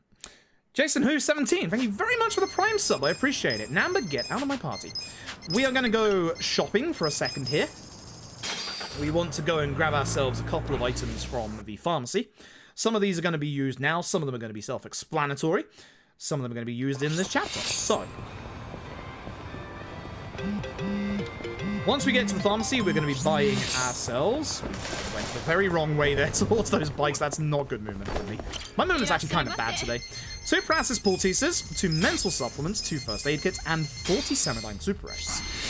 Some of those should be pretty obvious. The paralysis poultices get rid of paralysis. Surprise. The mental supplements get rid of any mental status elements. The ones that we want that for, more importantly, are fear and daze. Those are going to come up later on in the run. The first aid kits are a 50% HP healed revive. Deaths in this run are unfortunate and can happen quite often. And the 79 Super X are a weapon upgrade material for this chapter. Oh. We're going to the vocational school. I hope you've been studying, chat. It's time for a test. 3 of them, to be precise. Beginning with sports. Those are pins. Battle of Marathon. 3. I think that's an albatross. I can't remember. That's handling. You only need 3 correct questions, but for some of them that I'm not confident about, I'll just go for all of them just in case. I lose a tiny bit of time to that, but I would rather be right and not lose my money and my time, more importantly. I know that's at least 4, so I'm good on that one. As my voice hold up, I'm just used to talking a lot. I'm honestly just used to talking a lot. They were all right, even the albatross was right. Okay, good. So, 2 more tests for style and confidence. The first one that we will be doing is Underworld Studies, previous Yakuza game questions. So, Toranosuke. That is Hatsushiba. That is Kanda. That is Sarah. I'm just going to go through the last one. I know it's Goro Majima. I'm sorry I misspelled Goro Majima's name, but I've got at least 4 right there. Easy. This should be Gokaku. Very much.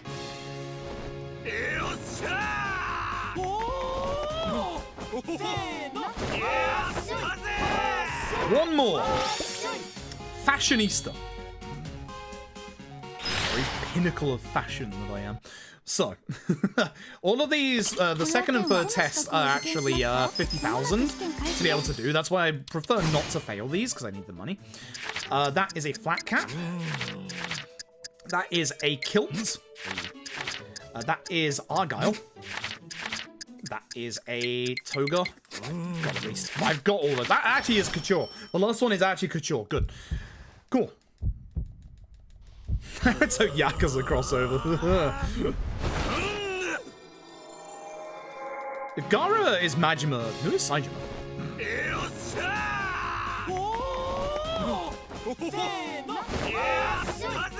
Is it B? It might be B. Either way, we're now going to get to a weird part of the speedrun. We want a fight spawn. This is the one part of the run where we want an optional fight spawn, specifically because we need to get Adachi to level 15. Now, usually it's a late fight spawn down there. I don't see it. Oh, it's all the way down there. That sucks. Yeah. This is a bad one. This is such a bad one. I'm tempted to save load and turn around. Oh, that's terrible. Oh, that is really bad. I'm hoping there's a fight spawn behind me now. I desperately... There it is, good. I desperately need this fight spawn. We're losing a little bit of time to it.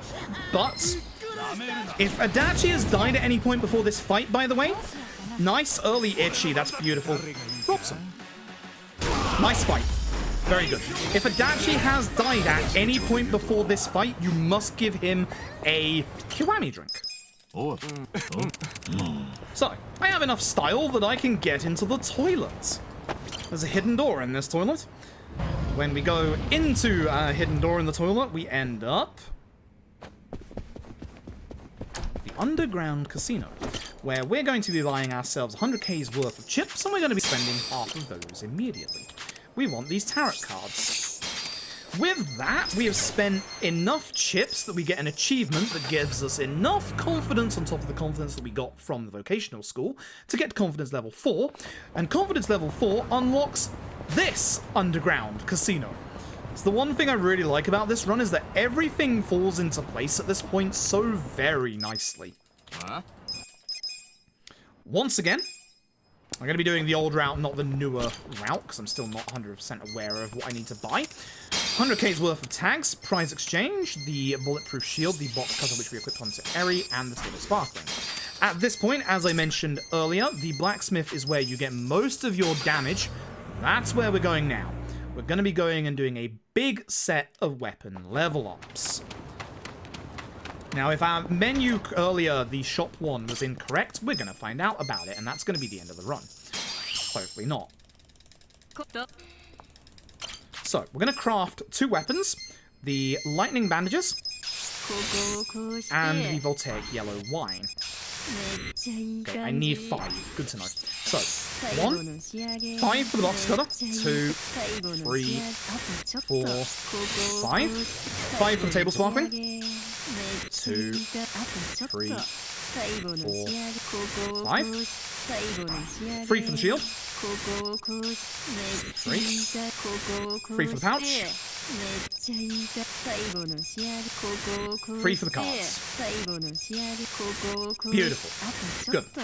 Which means everything has gone correctly and the run continues. So, we're going to head over to Hello Work now. We want to change 2 different characters into 3 different jobs. This is what all the personality stuff was here for. So,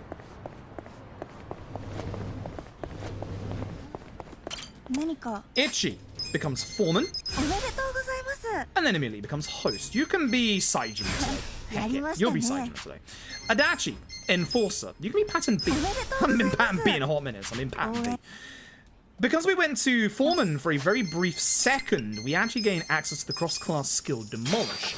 This is going to allow us to enter into some secret shops around town, one of which we're going to go and do right now. If we're lucky enough, we won't have a fight spawn down the other end of this bridge. This is one of the other... We had the bad fight spawn. This is one of the other places where there are bad fight spawns in the game, and we want to go and speak to that lady there. So we're going to do the save load trick to get rid of this fight spawn.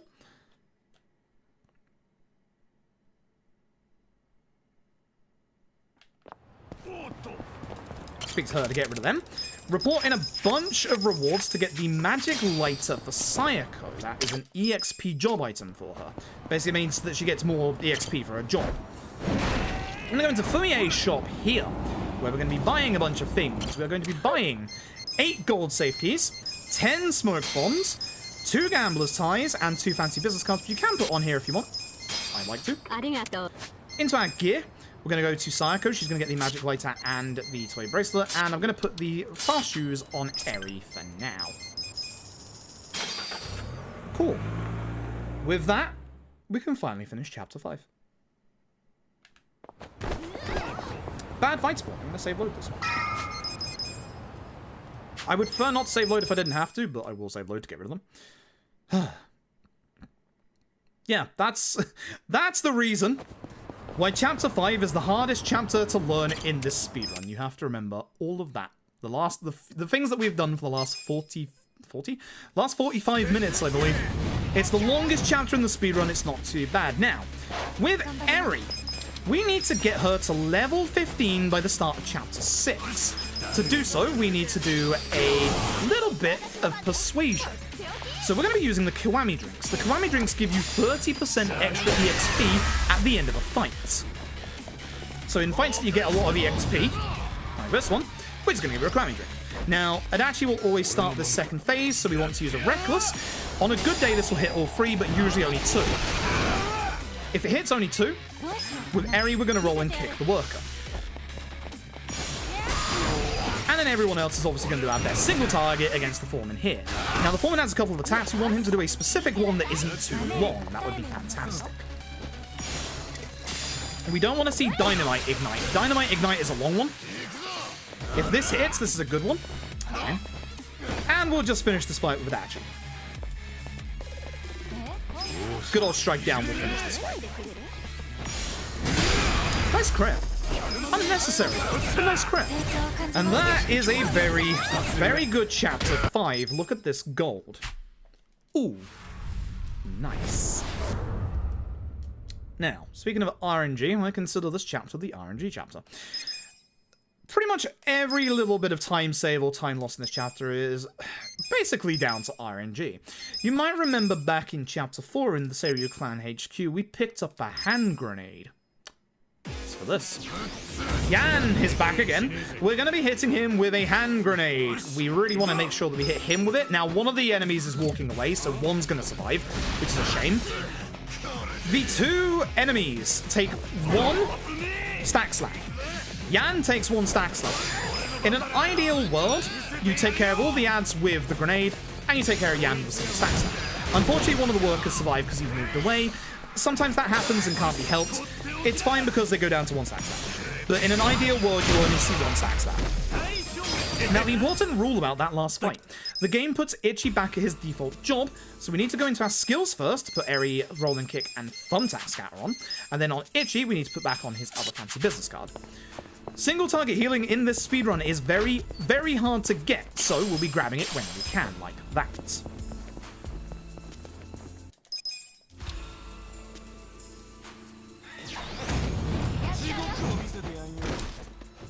With this fight, we're going to start with Eri and we're going to try and do Thumbtack Scatter. Hopefully the guy with the gun doesn't run away. Sometimes he can run away, which is a massive pain. Hopefully he didn't. And he did his fast counter as well, which is good. So, our main objective in this chapter is that we need to run away from every single fight except for 3 of them. Running away from fights, as you saw earlier, is completely based on the positioning of your characters. It is not to do with your agility, it is with how much space they have behind them. So, Eri needs less space to run away from a fight than most characters. Now, unfortunately, we failed there. You might be wondering, because I've said this before, smoke bombs have a 100% success rate at getting away from a fight. So you might be wondering, why didn't I just smoke bomb with Eri? You need vision of the enemy for the smoke bomb to work. Eri is not doing well today. This is bad. Usually, if there's somebody before the end of the fight, I'll try and run from them. With Ichi there, he was next to a wall. It would never have worked. So, we really need Eri to start running away from fights. Eri is actually usually the best person to run away from a fight. Because, as you can see here, she doesn't need that much space behind her. Eri is stunningly good at escaping from fights. Now, something that I need to warn you about, for those of you who are new here from GDQ. I'm going to give you a warning for the fight after this one. Turn your volume down. I cannot do anything about this with my setup. Because we're in the sewers, sound gets amplified. No matter what happens, it's about to be loud, and if I crit, it's going to get louder. I am going to hear this 10 decibels louder than you do. What's about to happen, if done correctly, is going to get very, very loud. This is your last warning. Turn your volume down now. I genuinely mean that. There's nothing I can do about this. Turn your volume down now. It's looking good. Why would you crit? You don't have to crit like that. Oh my god. Oh, I get that 10 decibels louder than you do. It's so bad. Keep your volume lowered for the next one, because it's also pretty goddamn loud. This one's not too bad. This one only gets massively loud if Eri crits. And in this speedrun, Eri is the person who deals out our crits. Not too bad. Not too bad. God. I do apologize for how loud that is, but again, there's nothing I can do about that. Not with the way that I'm set up. When I eventually buy a mixer, I can fix it on my end, but I don't have a mixer. I am stuck with the basics. Oh, that didn't work. Oh, that sucks. So that would work. Now, more importantly, in regards to these smoke bombs, we need to come out of this dungeon with a minimum of 4 smoke bombs, preferably 5.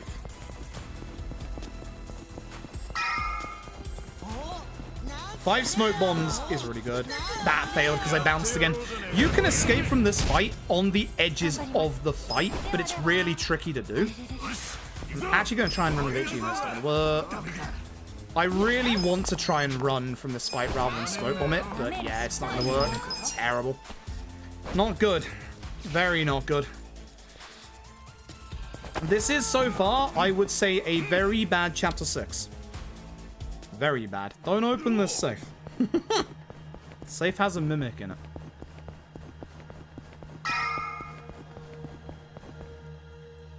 There's one more chance for us to one-crit the next fight, but that fight isn't coming up for like 5 minutes time. This dungeon is just way too long. It's a shame. I'm using up way too many smoke bombs than I would like at this point, so I'm a little worried about this. As long as I have 4, everything should be okay. Ideally 5, but I don't think we're getting out of here with 5, unfortunately. Eri is not running away from fights very well today, which is really bad. She's kind of in the middle of the room here, so it should work a bit better this time. Are you seriously Dragon Engine shenanigan me right now? You are, aren't you? Because that should have worked. So, let me explain why that didn't work. Eri had more than enough room behind her to be able to escape from the fight. The reason why it didn't is because we're on the Dragon Engine. So, every single fight has a invisible wall to it. It's to stop enemies and you from being able to run half the map.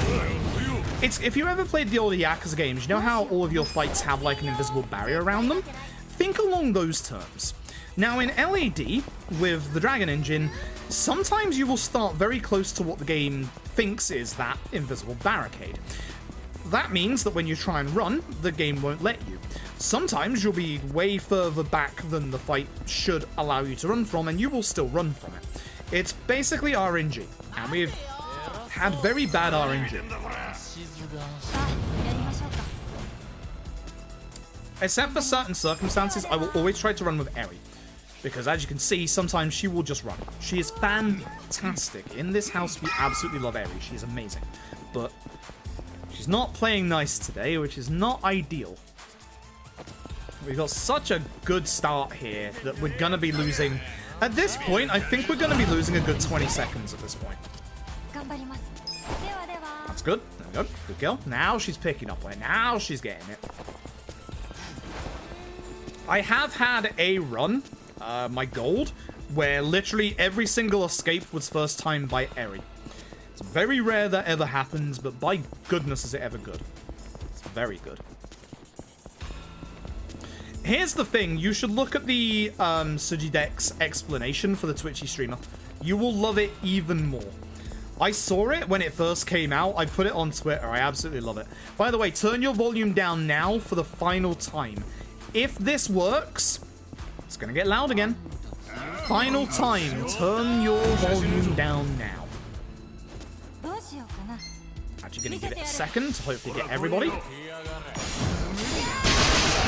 For some reason, this guy at the back sometimes gets missed, and I don't know why. I really don't know why. I did not count my odd stones. Can somebody go back to that fight and the fight before this one and tell me how many odd stones I got, please? I should have been paying attention considering how important it is.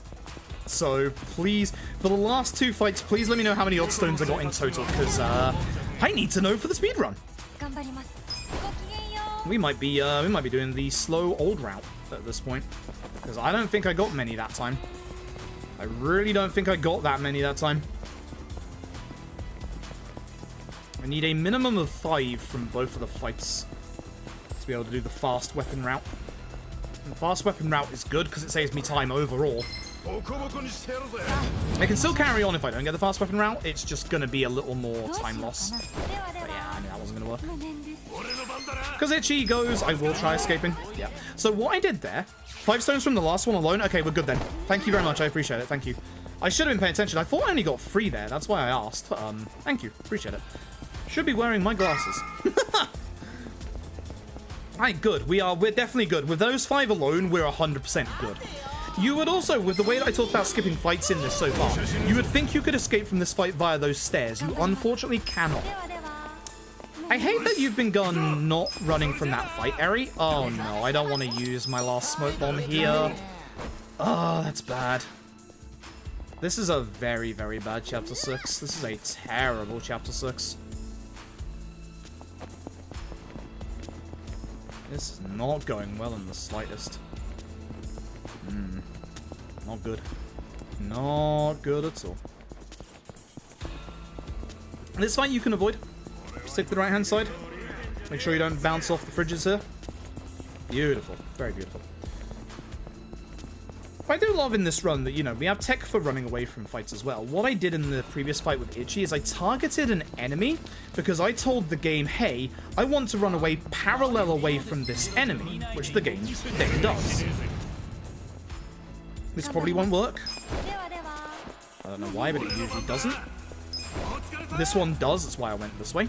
I know that one does, because I've had to do it as an emergency in the past.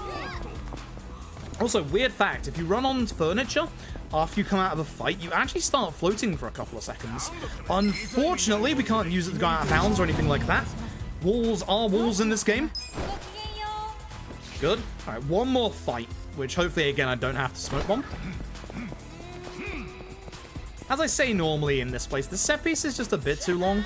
Like, it just overstays its welcome a bit too much, you know?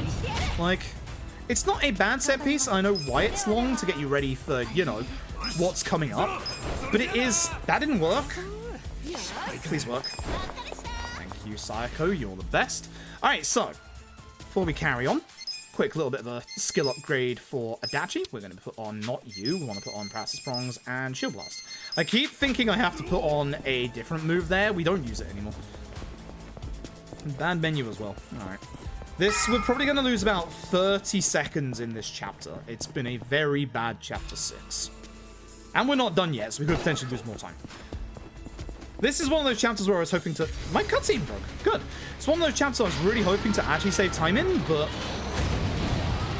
Heavy Machinery round 1, this is actually a very easy boss. So, follow what I do. Rolling kick. Taxi Master Mayhem. Sparkling Cannon. And Shield Blast. This is going to be enough damage to get Yan out of the Excavator. And the good news is it resets the turn order of the fight to my turn. So, for round 2, once again, we need to do a little bit of persuasion on Eri to get her to that level.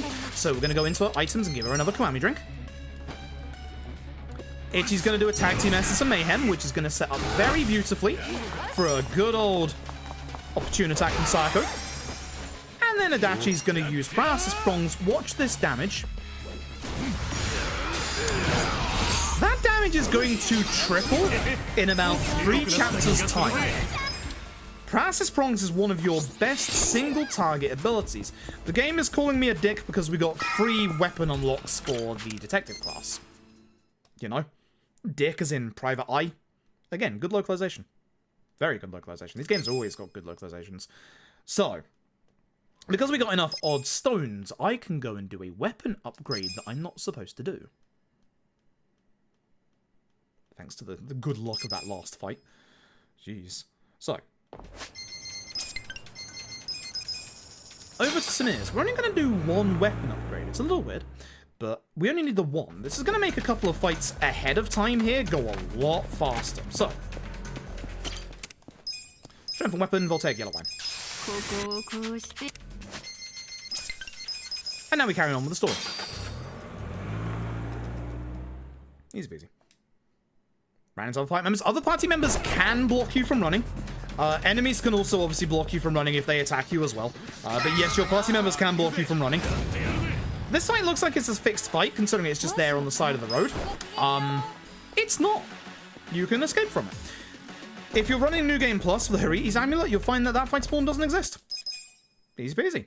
So, this is where you get to see your first sighting of the ever so wonderful Nancy. Keep an eye on the top left on the balcony here, because as you will see, there's our story lord Kappa statue. I'm going to be trying to hit all 3 of these guys with Thumbtack, I hope, especially the guy with the large HP bar. Beautiful. Nancy. And Sayako can finish this off. Good fight. I wonder if we could just rolling with the new... I wonder if we just rolling the main guy with the new, Voltaic Yellow Wine there. Look at this Kappa statue. Isn't it neat? We're going to go over here and we're going to open up this secret shop. This secret shop, we're going to buy a couple of damage items. So, we're going to be buying the super power ring for Eri, and the super power ring for Eri, and the super power ring for Adachi, and the super power ring for Adachi, and the silver bracelet for Sayako. Do not get rid of her EXP item. Very important. For this fight, tech skip into it. If you start skip into it, it's a longer load that doesn't count towards the loads. For this fight, the important thing is you Thumbtack scatter the guy with a large HP bar, the other 2 do not matter. In fact, you could probably, yeah, you could probably rolling kick this guy as well. There we go. Namba isn't getting anything else in this run. Namba in the next chapter is going to disappear for a third of the game. So, that's why we don't use Namba. Alright, one final fight. You can see my gold time is already slipping away. We're going to lose a bunch of time in this chapter, which sucks. We did not have a good chapter, which is a shame because my PBI didn't either. Once again, Eri needs some persuasion to get to level 15. With Ichi, we summon Robson, and Psycho got a very quick turn order. And for Takabe, he gets a bit of sparkling. We're going to lose too much time, actually, than I thought, so that's not too bad. About 10-ish seconds or so, which ain't great, but it could be way worse. I could save so much time in that chapter. So, now that Eri has hit level 15, it's time for me to show you her true potential. And the reason why she's so stupidly broken. We're going to make one little trip before we carry on the story. We are going to go and head to Hello Work. By getting to level 15, Eri is going to unlock herself a brand new job. For Sayako, it is actually locked behind Sayako's job bond level 4, I should say, which you can get to easily. There is a glitch in this game to get you quicker bond levels. That's used in all sub-stories. We don't use any glitches at all in the 80% of this game. We're going to change Eri, you should probably know from what I bought earlier, to Dealer. You can be Hammer, right? 1, 2, 3, 4, 5. We're going to go over to Komi now. We're going to go and see what's going on with them and try and stop this big old Yakuza war from going on. So, usually there's a fight spawn at the end of the road. I can see it. Hopefully it doesn't walk this way. If it turns around, I'm going to risk going down the road. It's not turning around. How dare you? This person in front of us is Song Hee. She is the leader of Komi. We need to speak to her, but she won't speak to us until we go all the way down the road. This is the only breakpoint in the entire run. It's 20 seconds long. Good luck. I actually wish we had like a minute-long breakpoint in this run, because it would be nice, but unfortunately this is the only one. And if you're not at this endpoint, you will miss out on the cutscene. So, I genuinely wish we had an actual breakpoint in this run, because I could do with a breakpoint in this run, but unfortunate.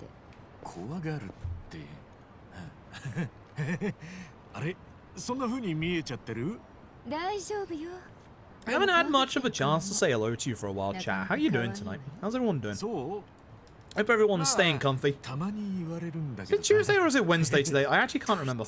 It's Tuesday, right? We're all having a good Tuesday. And if it is Wednesday, I hope you had a good Tuesday. Okay. This fight. We're going to do a little bit of time save in this fight. So what we're going to do is we are going to, with the wine, we can actually take care of everybody with Gary Lost Homes. We're going to guard. And we're going to use paralysis bombs, which will end the fight. So that way we don't have to wait through silence. Saves just a tiny bit of time. Now, with the job EXP catch-up, Eri now gets to level 5. She learns a brand new skill called Jackpot Chip. Not a guaranteed crit, but a very good chance of one, which hopefully you'll see right here. On this guy. No. We're going to use Nancy, which with the extra wine should take care of all the enemies, and hopefully Psycho can take care of this guy, even though there wasn't a crit from Jackpot Chip. Told you Psycho's good in the early game. With this, Eri gets to job level 6 and learns one of the most overpowered skills in this game, Dart Airstrike. Dart Airstrike is very, very strong. And you'll see why that is coming up. The reason why Dealer is also better on Eri is that Eri is a more physical-orientated character, whereas Sayako is magic. And this is the reason why you need your smoke bombs. The fights in this place are all escapable, but as you can probably guess, you don't have any room there. So we want to make sure we have a smoke bomb. The next fight that we walk into, not the next fight, the fight after that one is also escapable, and if you only have 4 smoke bombs, that's the one you want to try running from. It's actually over there on the right. Join the run? Good, I'm glad. Add ramen? I wish we had a good Asian food place here. I used to live about 30 minutes away from London, so you know, a couple of weekends I'd be able to go, you know, pre-COVID times. I used to be able to go, obviously, down to London, go see friends. I forgot it reverses my camera here. Go see a couple of friends, get good food. If there's one thing London is amazing at, it's good food. Also, for this fight, this is how I know what to do in fights. I just remember what Ichi does. Ichi uses Robson. That's the end of the fight. So, yeah, I wish we had a good Asian food place here, but I live in the arse end of nowhere in England now. We barely have a McDonald's. The nearest place over has a Taco Bell. I realized we had Taco Bell in the UK, but apparently we don't. I'll try it one day, but I also don't want to destroy my insides. I'm on a diet. Although maybe Taco Bell will help evacuate my insides. Probably a bit too dirty for stream, but I've already said it. I can't take it back now. I've heard infamous things about the US's Taco Bell, so you know.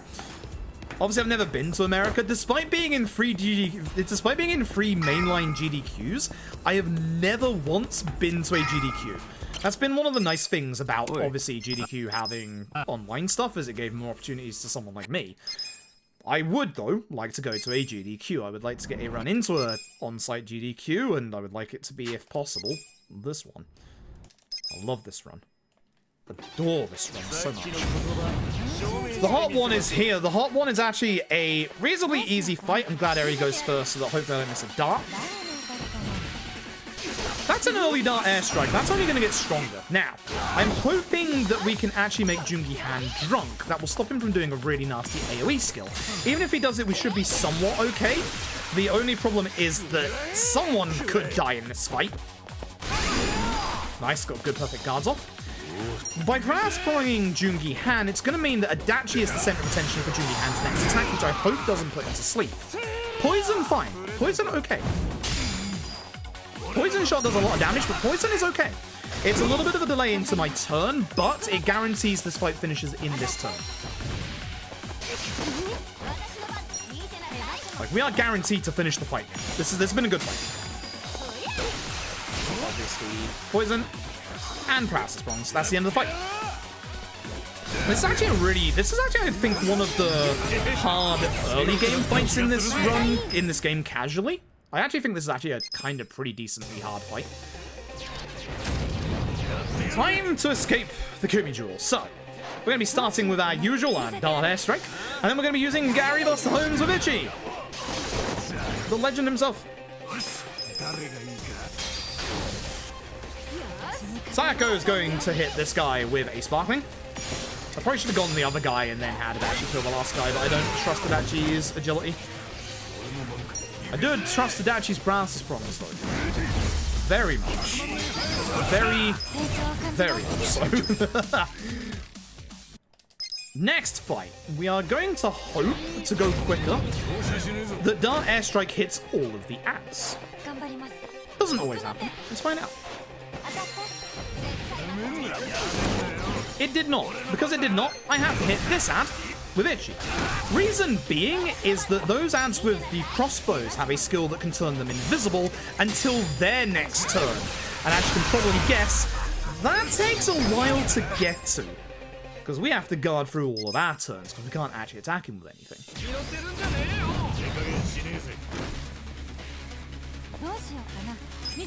Hopefully Eri does enough damage to kill all of them, please. Nice. Because that means I can just do this with Ichi, and then just kick him aside. Good fight. And a refight beans, counting fat bronze again to talk about. Fair enough. Fair enough. Extra gas, yeah, understandable. Not that bad, low quality Mexican, yeah, that's fair.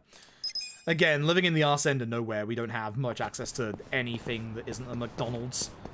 Whoops, hello? Where's my phone? Hello? What the heck? Thank you. That's a shame, I'm gonna lose a little bit of time because of that. This was a good chapter otherwise. Okay, so, we're gonna be heading back to Chinatown in a second. I'm keeping an eye. If you ever see me like do this motion with my head, it's because my microphone is slightly in the way of my minimap. So I'm trying to see if there's a fight spawn around the corner. I should really get a mic arm at this point. Just to get my microphone out of the way so I can see the actual screen itself.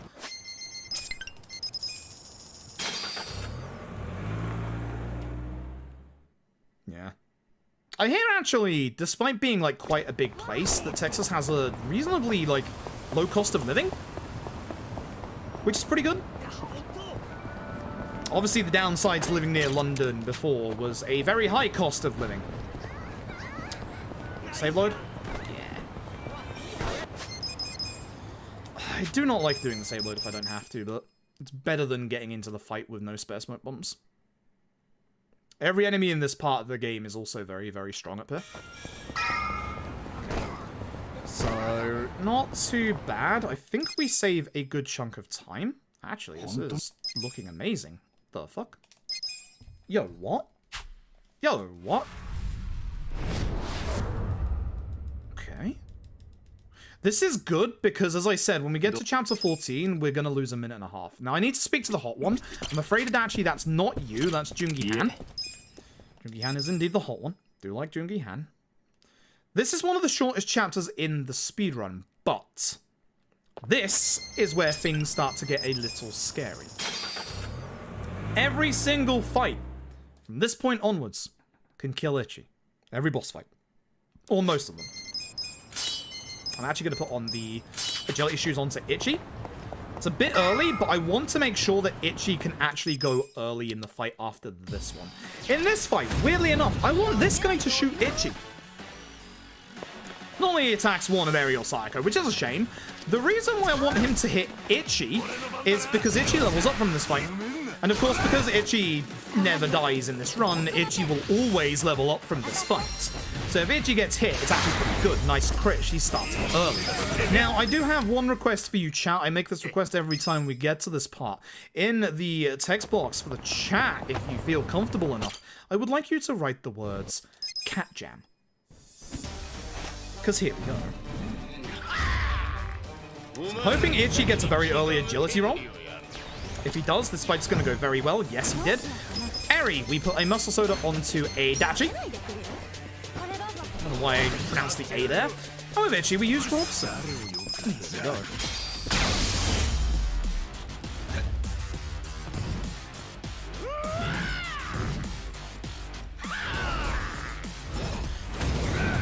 This is good shit. Mabuchi, Phase 2. We're only now going to be attacking once with Sayako instead of twice. That's going to be our little bit of time save in this chapter. We are going to hope that we can do enough damage pre-phase. Now watch the damage of paralysis bombs. Remember what I said 3 chapters ago? That is some damage. Good, he didn't use the counter. The only downside is he attacked the Dachi first. Now, we need to do enough damage pre his next phase to make him go into his counter phase. This is going to be this right here. He has a HP block. And as I said, I'm now going to be Gun the side. Now, Dachi's probably going to die to this, but hopefully Eri doesn't. Hopefully Eri is far away enough that she doesn't get hit by this. That is fine. Somehow Dachi survived. He may die to bleed, actually. We'll see. Good fight. Nice crit. Very nice. Very, very nice. And that's Mabuchi. So as you can see there, if Ichi gets hit in the first phase of that fight, it can actually cause problems. Because if Ichi is on low HP and gets hit by Dragon Breaker, he dies. And if you don't know about LAD, LAD follows the Shin Megami Tensei school of, if the party leader dies, that's a game over, baby. So, Chapter 9 is also one where we can go very, very fast if we get lucky and have Ichi go early in the turn order. This is the reason why we put the agility shoes on Ichi. So, we're going to go over to this part of town right here. We're going to get a phone call. This chapter right here is essentially one big boss rush. The first 2 bosses are very easy, although they can go a lot faster if we get very lucky with our placements of our enemies and our turn order. AKA Adachi needs to do work. Totsuka's back, final time. Totsuka's pretty weak to everything we dish out, but if we can get enough of the side enemies as well, we can actually finish this fight a turn early.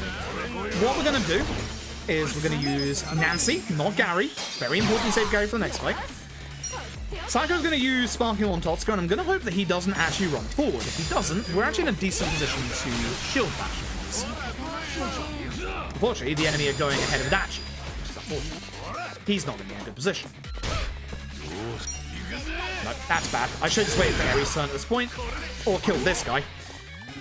End of the fight. Bit of a shame. That's the usual fight and how it goes. Now, our next piece of time save is pure luck based, and it's based on whether we get a fight spawn in front of us or not. We did. That's a shame. If you don't get that fight spawn, you can just go down that road to the left. It's not a massive time save. It's only like 5 to 10 seconds or so. It's not like super huge, but as you can see here, but going on the road to the right, you do have to cut in a little bit, and then we have to cut in again here. So it's not the best movement you could do. It's not the end of the world, but again, 5 to 10 seconds is a lot of time, and all of these little like 5 to 10 second mentions I keep mentioning, they do add up. They add up a lot. This one should be fine. Now, this is the fight that we would like to hope that Itchy goes first in. If he does, this fight's going to go a lot quicker. There's no danger in this next fight, which is nice. We're going to be using on Itchy whatever happens Gary Buster Holmes. Gary Buster Holmes takes out all of the ads, like so. Because it takes out all of the ads, that means Kume's free to get 3 darts in the face. And again, Kume is weak to every single attack in the game. Now, if he doesn't get drunk, I'm hoping that he doesn't silence Adachi. If he silences Adachi, that's bad for us.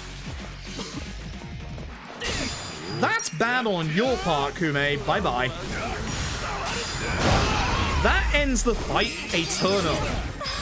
That is a much faster fight. That is very good.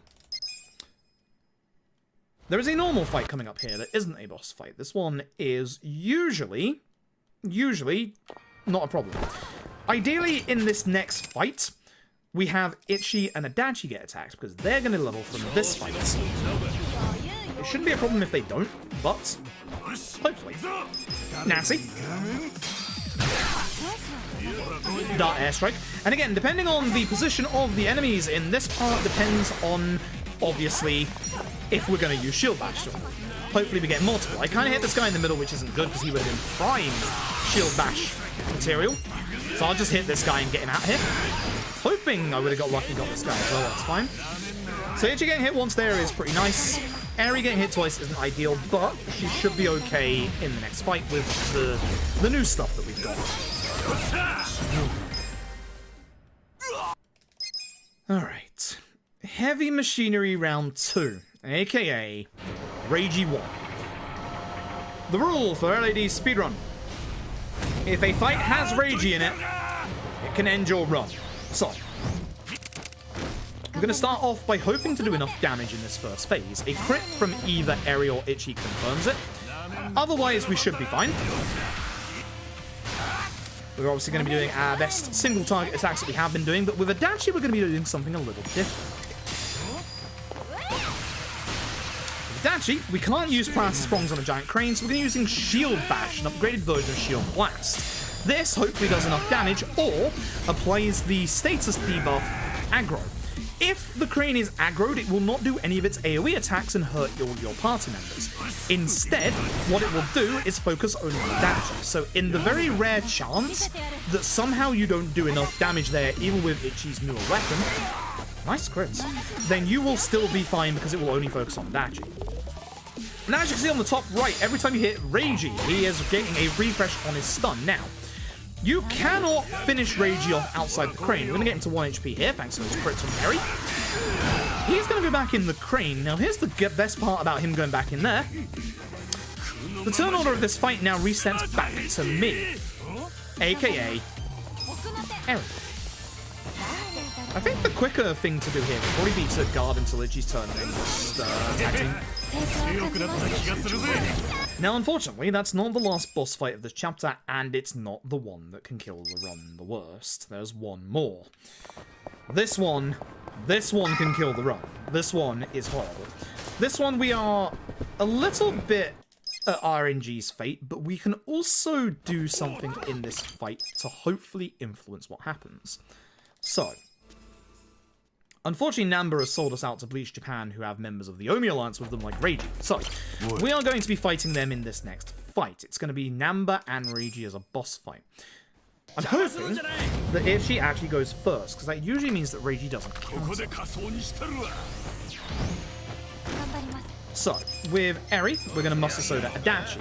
With Ichi, we're going to use Robson, and we're going to hope that Reiji does not counter this.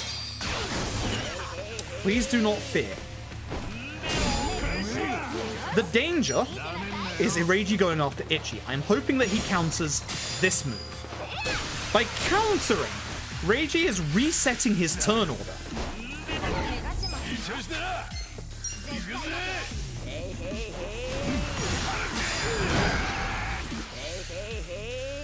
I'm actually going to guard with Ichi because I am fearful that Reiji will kill him.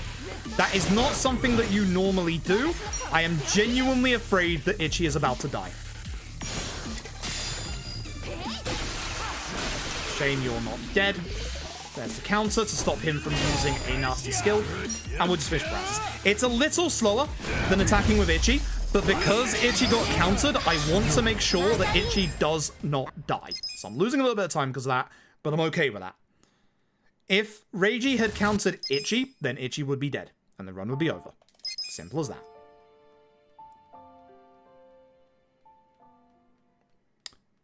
Thankfully, we don't have to worry about Reiji for a couple of chapters. I mean, that's actually a lie, but I'd like to believe that. That is actually a big lie.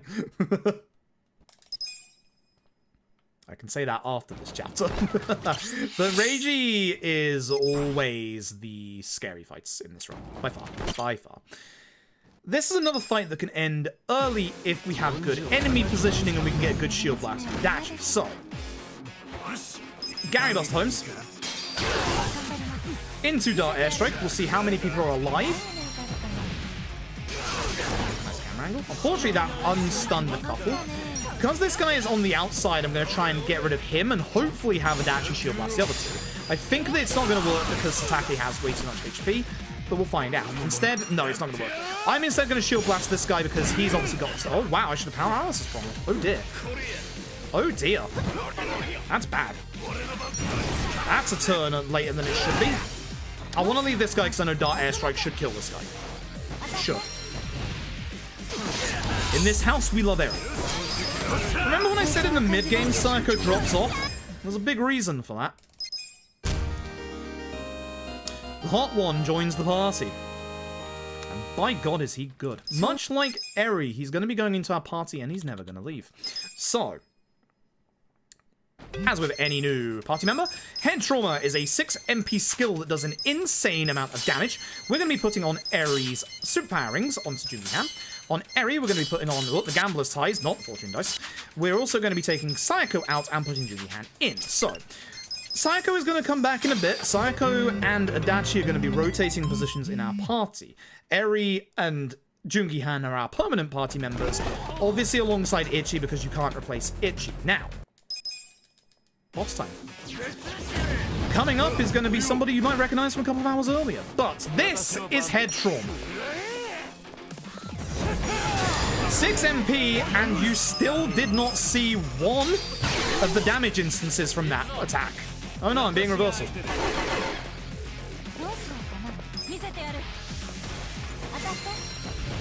Again, a good Adachi Shield Blast can do wonders here.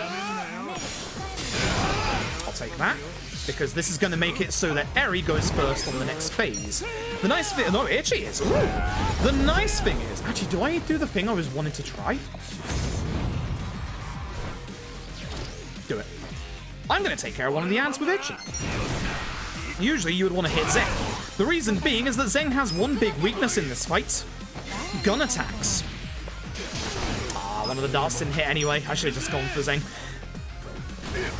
Now, Dart Airstrike is classified as a gun attack. As you will see, right here.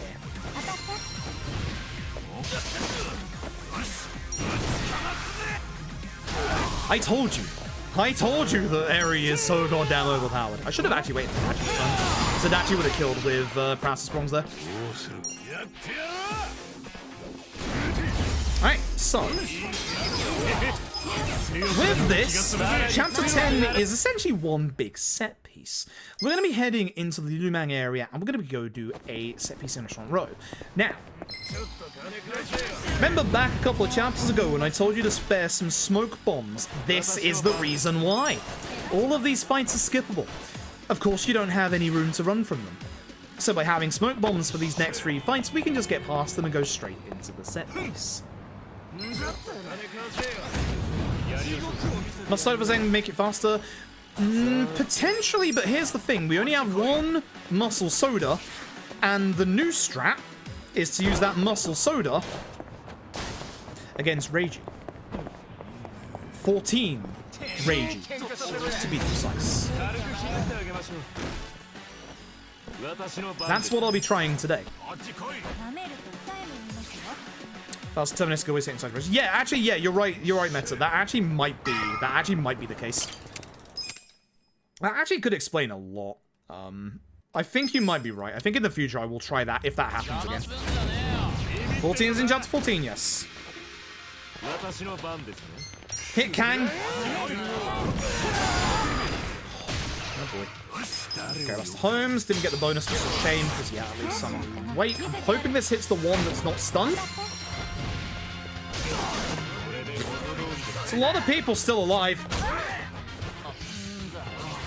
It's a massive shame. It's a good shield blast.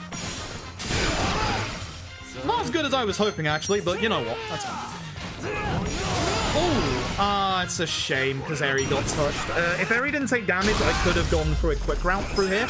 But unfortunately, because Eri took damage, I need to heal Eri before not the next fight, but the fight afterwards. If Eri didn't get attacked in that fight, we actually would have had the quick setup for this, which is a massive shame. So we get the tactical helmet there. That's going to be something that I put on Eri immediately. You'll see why in a bit. For this fight, it's just a Rodson summon. Very, very quick and easy.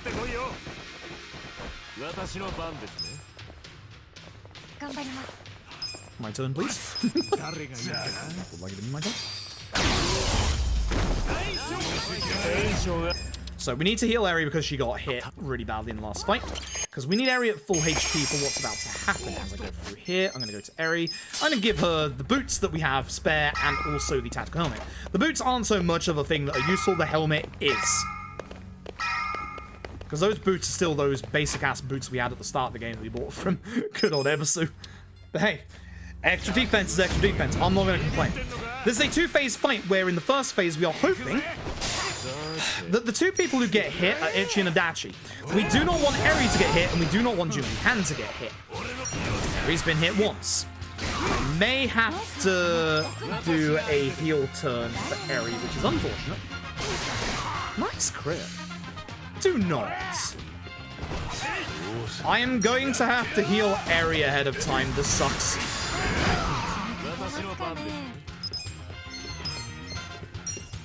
Don't hit Eri, please. I hate waiting this long to do this, so instead, I will set up for the next phase. Muscle Soda Eri. It's unfortunate because she gets a turn here. This sucks. It's a bad first turn. I have to make sure that Eri... This is going to be an interesting turn, although. I guess Jungi Han takes the first hit. Yeah, this is a bad fight. I guess Jungi Han takes the first hit. He's going to have to. Phase 2, the Tiger. Now, the Tiger has a very special gimmick to this fight. The Tiger will always hit the last person who attacks it. For Adachi, I'm going to transfer shield over to Eri. Jungi Han is going to have to sacrifice a hit here to make sure that someone doesn't get tagged. Now, thankfully, the Tiger is weak to gun attacks. Now, the Tiger has a chance of doing a specific... Oh, the bonus. The Tiger has a chance of doing a very specific status debuff. Fear. We don't want to see fear. Now, with the extra 30% damage, that didn't do that much. I'm sad. Get those crits out, Eri. The important thing is, if Eri gets feared, we get rid of the fear off Eri. I think I have to heal Jungi Han just to make sure this fight goes a bit smoother. This sucks. This sucks. I hate it when I have a late Tiger attack. A late Tiger spawn, even. Can we start getting some of these crits out, please? Unfortunately, her Muscle Soda is about to run out, so I need to... I would waste the spare Muscle Soda. God, this sucks. What a bad fight this is. Oh god. I'm just gonna hold it. Attack with Jungi Han so that it attacks Jungi Han. This is such a slow fight. This is such a bad fight. We're gonna lose time in this chapter. I do not care if Jungi Han gets speared here. Fight's over. Here's the common rule for the speedrun. If someone must be sacrificed, that someone is Jungi Han. Always sacrifice Jungi Han. That's the rule. If someone needs to die, it's got to be Jungi Han. Unfortunately, that's going to cost me a bunch of time in this chapter. I think that that's going to literally lose some time, actually. It's a shame, because again, it's one of the chapters where I have big time saves. But this is going to be pretty bad, unfortunately. So, as we go up here, we're going to be, again, grabbing a couple of items. Again, single target healing is rare, and I've just used one. Premium first aid kit is a full HP restoration, which is good. Tactical vest, we're going to put those all on Eri. Now, if you've done everything correctly, Adachi should be in slot 3 in the party, and you should be typing Cat Jam in the chat.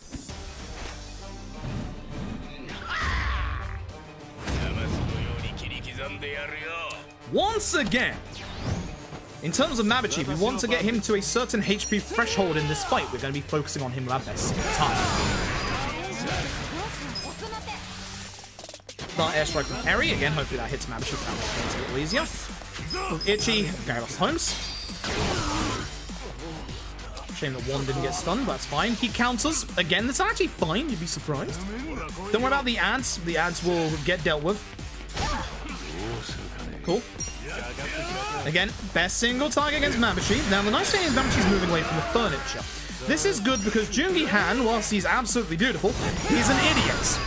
Jungi Han will knock over furniture when going to attack people with head trauma. This can cause him to miss head trauma. I don't like that he's still alive, but we'll deal with him in a second. I need Mabuchi to make sure, yeah, he goes into Crimson. This is a very bad chapter. My luck is not ideal. Unfortunately, by the furniture now. Now, if people on the ground for paralysis prongs, that's fine. The bad thing about the ant surviving is that this does mean that Dart Airstrike is not going to prioritize Mabuchi, or it shouldn't do, because this guy's on the ground. This is fine.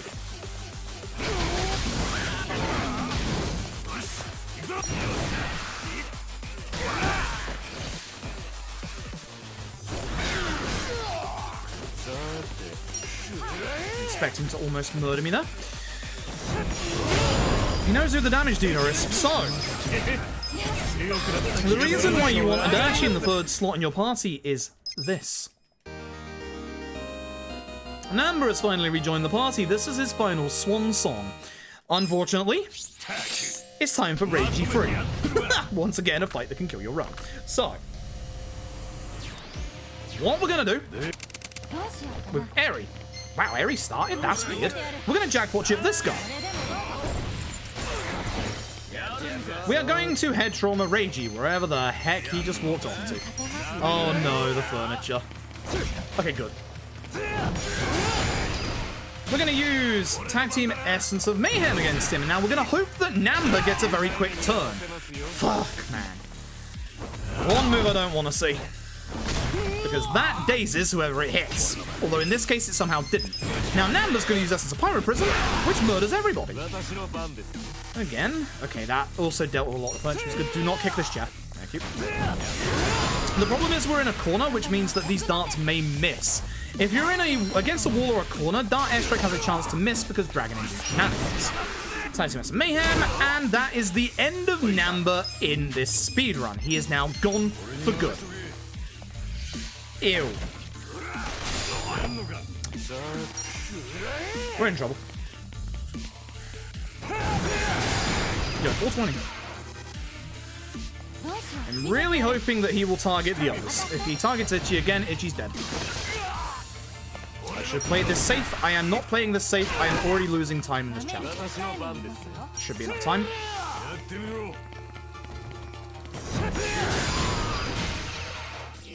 I'm hoping that because Adachi will be up close, he'll target either Jungi Han or Adachi. He could target Ichi. It would be bad. That's fine. That's fine. Fight's over. Not the best of fights, not the best set pieces. Probably the worst one I've had in a long time. But not too bad. Could be dead.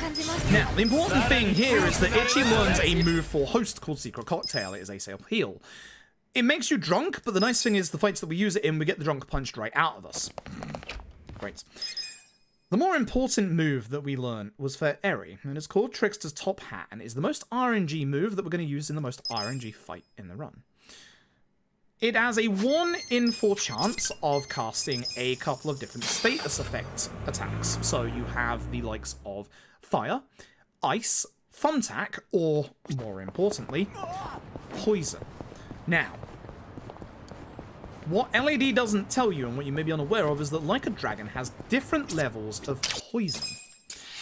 With Like a Dragon's poison, with Eri's Trickster's Top Hat, it is more than double the damage of the poison on Jungi Han and Nancy. It is very, very good in a specific fight that never gets rid of the poison debuff, aka Tendo. And with this, we're getting our last 2 Kappa statues.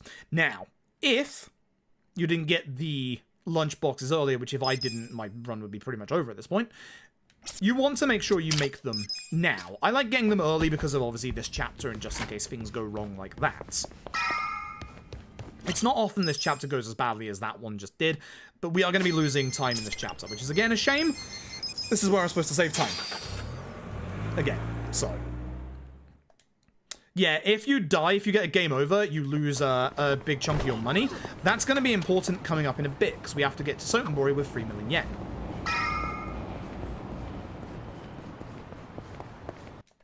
Okay, so one last trip to Chinatown for this chapter. You can see this time loss is going to happen. The only way that I get anywhere near my current time is if I have no fight spawns, which in Chinatown is a Christmas miracle. Chinatown has a lot of fight spawns, and they're all evil.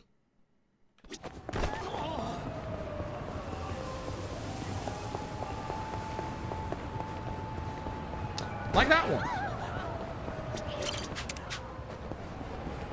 That's a good one. We should be good now.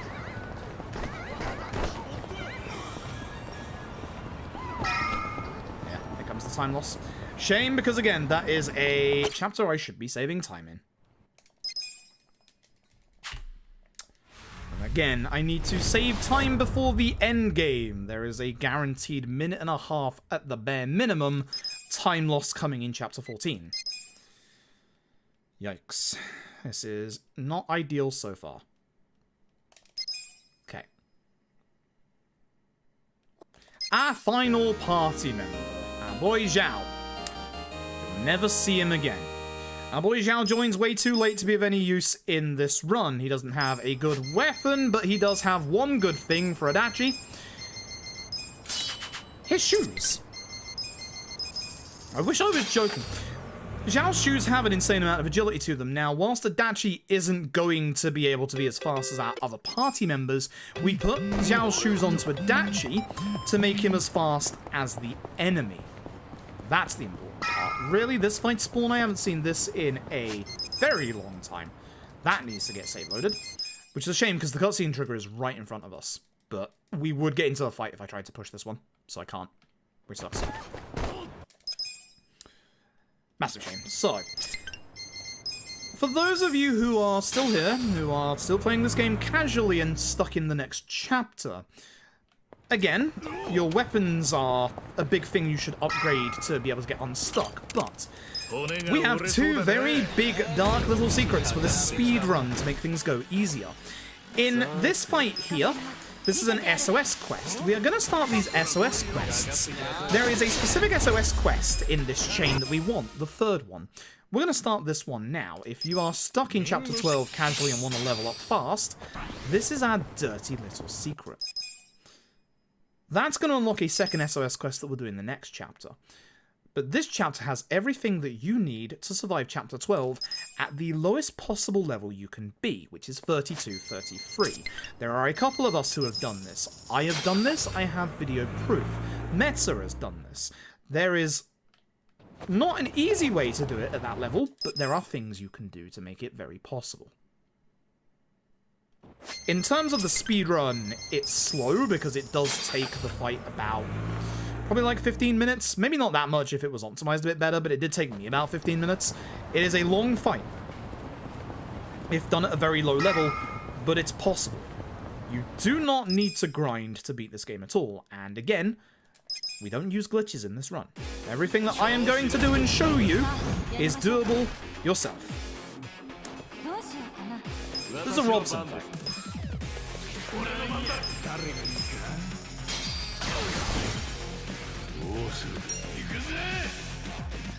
That's the fight I'm talking about, Porkback. That's the fight I'm talking about. With what I'm about to show you, it makes the fight a lot more manageable. You are going to need 2 gallant bindings on Ichi, which we can get those quite easily, but there is a pound mate in this game. It is very, very overpowered, despite the fact that it doesn't do any damage. This pound mate is the secret, or one of the secrets, to the next chapter. We're going to go and start that pound mate sub-story and get it right now. This is, of course, Mr. Masochist. Mr. Masochist is an insanely good pound mate. An insanely good pound mate. If you've not used Mr. Masochist yourself, casually use it in the Chapter 12 fight. Trust me. Remember Transfer Shield from Adachi to Eri in the previous chapter, and how it gave Eri an insane amount more defense. Imagine that to your entire party. That is Mr. Masochist. Mr. Masochist is a very, very strong pound mate. He is absolutely insane. So, let's go get Mr. Masochist. We're going to find him here, banging his head against this tree. He's trying to feel pain or pleasure, I don't know the difference. He can't. Make sure you tech skip through this bit because the start skip is a lot slower. Here's the thing about Mr. Masochist. You cannot do any damage to him. But we're going to trick the game into thinking that we have. By attacking twice and then guarding, that's all the prerequisites you need to finish this fight. Batch coring. That is all the prerequisites that you need to finish this fight.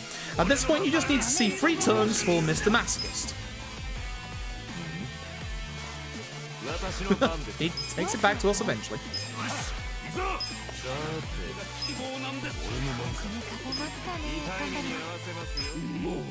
So, physical pain does not hurt Mr. Masochist. We're going to try mental pain instead. Let's go get his mother. Now, here's where we're going to start to get the money for our little trip to Sotenbori. We need 3 million yen in the next chapter. We have 1.5 on us in assets right now. We don't have the rest of it. The rest of it is from our Kappa statues. Now, we have 2.2 million yen on us. The problem with this is that if Ichi dies, we're going to lose that money.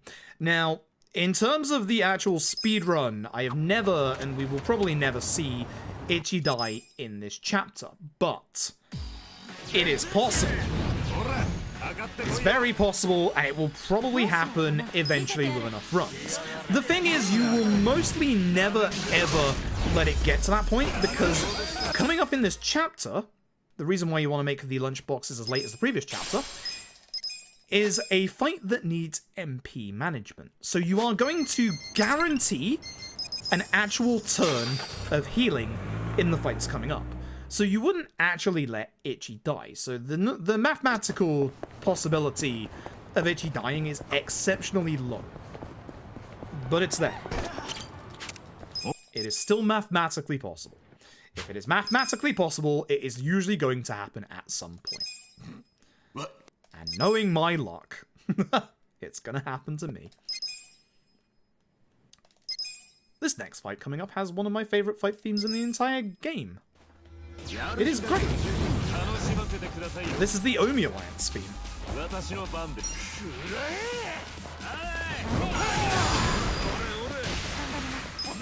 We have 2 fights in a row. The second fight is a 2-face fight. Nice to get the bonus on Gary.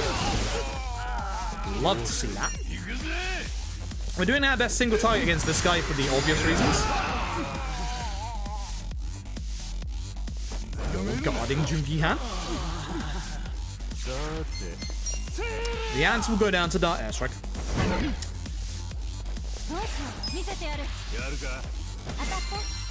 That's going to fuck things up now, isn't it? No chance for me to get out of here without using a one less paralysis bronze. Shame. Good job, Jungi-han. Good job. I swear if he missed again. I swear if he missed again. Oh, I was going to get mad. CMKGG, thank you very much for the Prime Gaming. I appreciate it. So, in this fight, we are going to be doing our best single targets against this guy. A little bit of Dart Airstrike, of course. And for summon, we are, of course, going to be summoning everybody's favorite. Shame this is the Mascus buff bonus. For this guy, we're going to be using Class Sprongs again. Best single target, that's what we want to hit. The other ad will get dealt with Dart Airstrike, I promise. Again, wait, you have to wait until they're on their feet for head trauma. Nayland IT, thank you very much for the Prime, I appreciate it. Again, head trauma, darts will deal with this guy, don't worry about this guy. Now, as you can see, Adachi's MP is not good. This means at some point we are going to have to use an MP heal. This is Matoba. There is a special rule to this fight. I'll tell you about it in a second. When it's Eri's turn. I want you to watch the damage that Eri does to Matoba.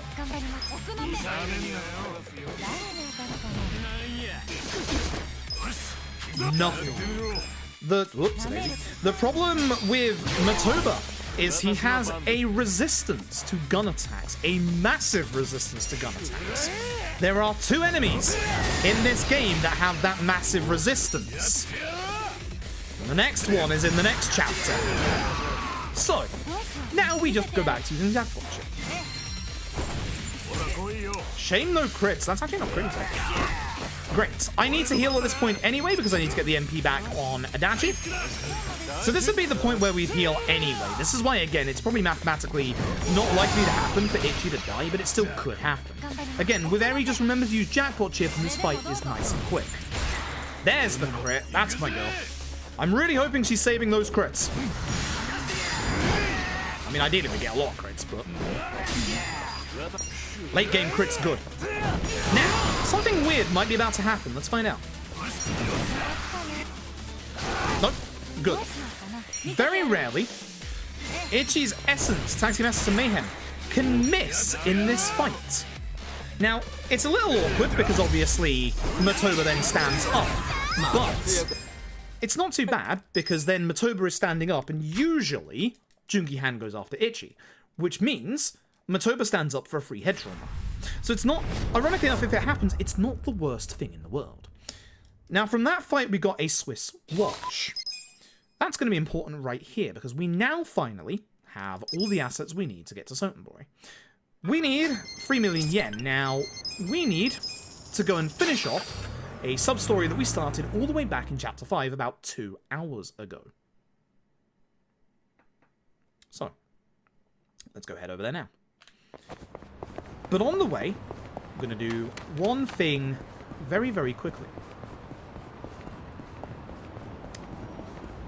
Hopefully we can get there before this fight gets to us. Very good. We're going to do the second SOS quest. This is going to unlock the SOS quest that we need. Again, this guy doesn't die to a single dart unless it crits, so you actually want to do a little bit of persuasion with Jungi-han first.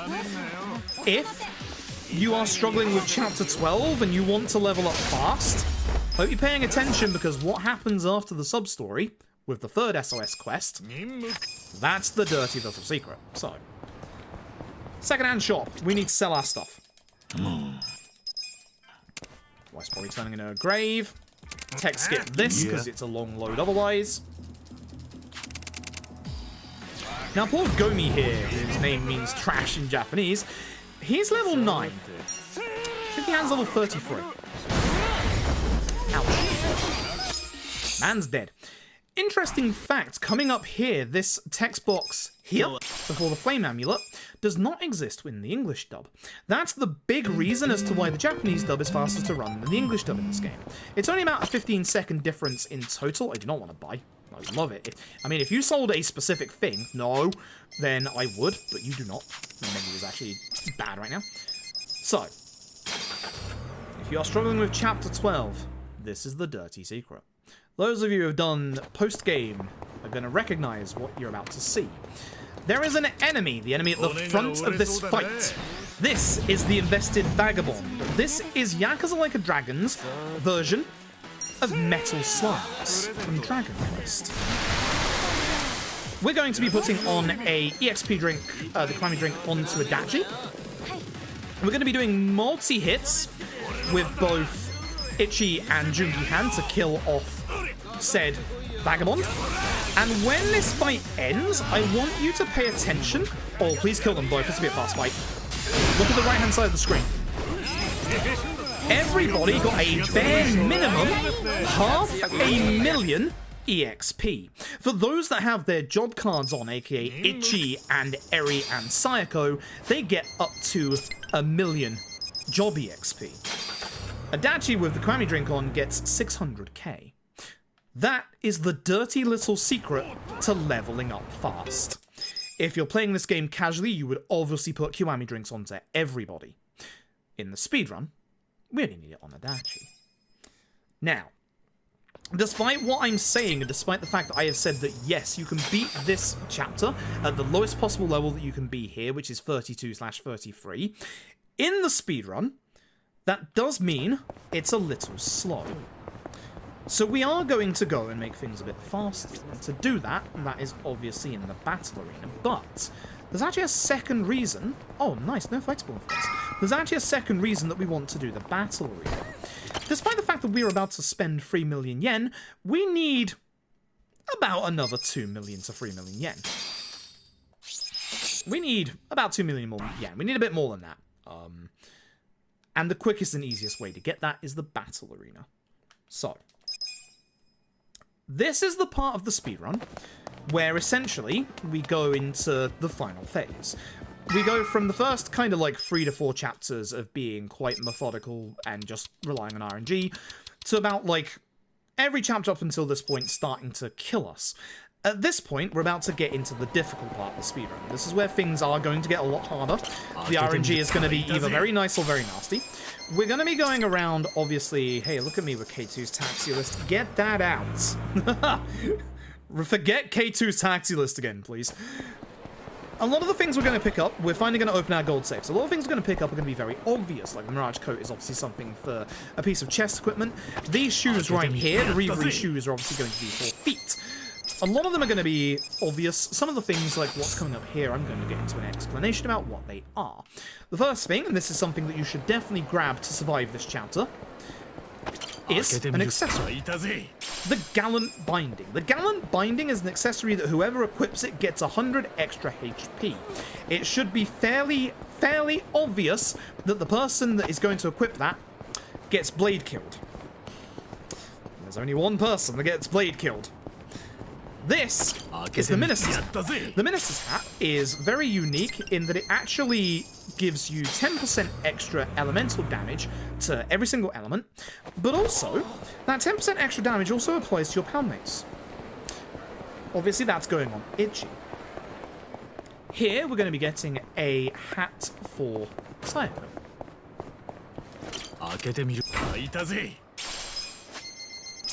The rainbow hat there has a lot of magic stats, so for Sayako, that's going to do really well. Keep an eye out for fight spawns. Fight spawns in Saibori are nasty. Get rid of them if you see them. We're going to go to Ebisu, and if you want to know the real secret of this chapter and how to beat this chapter easily, it's this. I just bought 2 rocket launchers now. Excuse me while I do a big menu here. We're going to put on Essence of Rose Typhoon. We're going to put on Lucky Punch. We're going to put on Shield Bash. We're going to put on Divine Shot. I'm going to go into my gear. I'm going to do Saiko's hat first so I don't mess up with this. Thank you. Ichi gets everything. Now, Eri is actually going to be getting Namba's shoes, which you might look at and think, hey, those shoes are worse than her current shoes. Correct. We need to nerf Eri. Eri's actually too good. Specifically, she's too fast right now. We need a turn order, an optimal turn order, of Jungi-Han, Ichi, Eri. You'll see why in a second. So, we're going to be doing about 11 floors of the battle arena. We need the rewards from it for money purposes and other purposes. The equipment that we get is obviously also going to help us. There's a weapon in here that we want for our boy Jungi-Han. Now, if you're wondering why I've told you to buy rocket launchers, allow me to demonstrate real quick. This is why rocket launchers are insanely amazing. Rocket launchers will do almost 2k damage to anyone it hits, and that includes bosses. If you want a much easier time with the boss of this chapter and every boss going forward, you're gonna buy yourself some rocket launchers. Trust me. Rocket launchers are insane. Many people don't test out the rocket launchers, they balk at the price of the fact that it's 30k. Rocket launchers are insane. Rocket launchers are literally insane. They are so good. They are stronger than most of the summons in this game.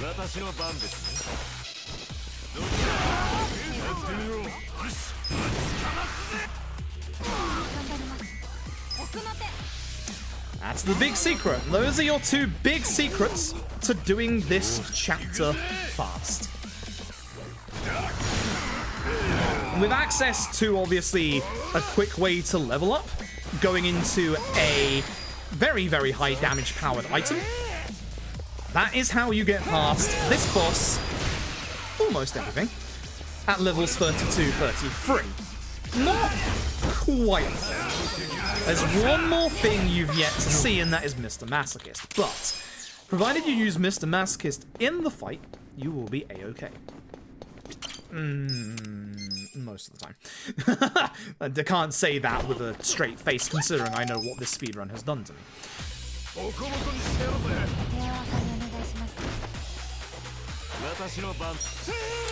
hold this lad. We're gonna summon our boy Robson. Excuse me, gotta cough for a sec.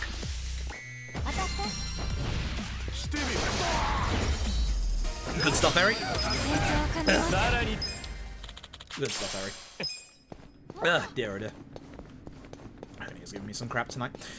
So, beginning with the 4th floor, this is the point where we have been building up to for most of the run. This is also the reason why we have Eri with nerfed agility. Say hello to the combo that you're going to be seeing for the rest of the run. This is what we like to call DRD. Divine, Rose, Dance. So, the reason why you want Eri to go third should be pretty obvious. By having Jungi-Han and having Jungi-Han and Ichi go earlier than Eri in the turn order, there are less targets that you have to dart airstrike. So it makes it so that the stronger targets that you have to dart airstrike are the only ones left alive.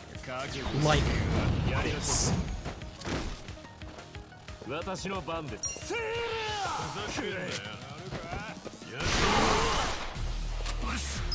And this is unfortunately why your boy Zhao just doesn't get that much. Now sometimes a fight will survive Eri, at which point you have a Adachi with paralysis prongs to end the fight. Sometimes they just need a little bit more persuasion. Beginning with floor 5, we'll be grabbing every single item box because we want to grab that weapon right there. You might remember that I said earlier we don't get any good weapons for our boy Zhao despite that. That's because every weapon from that floor onwards sells for 1 million yen. There's our money.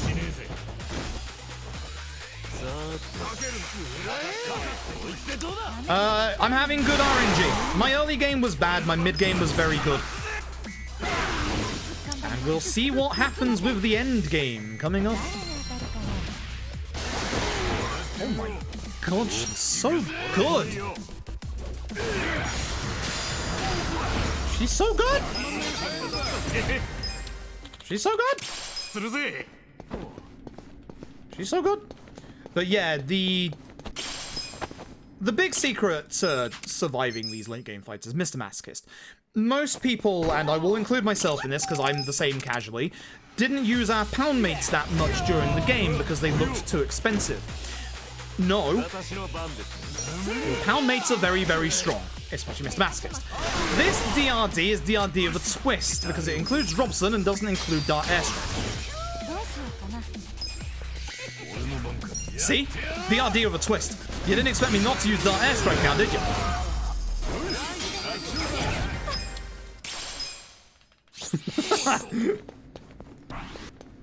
There's a couple of like new strats here and there, but they're very minor. They're not something that have like caused me to save a minute so far. The minute save is just by playing better, just by having better luck. For this fight, we are going to punch this man. Punch men. It's the life lesson of this speedrun. Punch men. Also throw darts into the air and hope they hit people. That's not a good life lesson. Thankfully, with Zhao's shoes on, Adachi gets enough agility to go ahead of most of the enemies in the battle arena. This is the reason why we have Zhao's shoes on Adachi. We're not trying to get Adachi to keep up with the rest of our party members, we're trying to get Adachi to go faster than the enemy. And Zhao's shoes allow him to do that. That's the important part. Menacing men. Now that we're back to poison, it's back to DRD.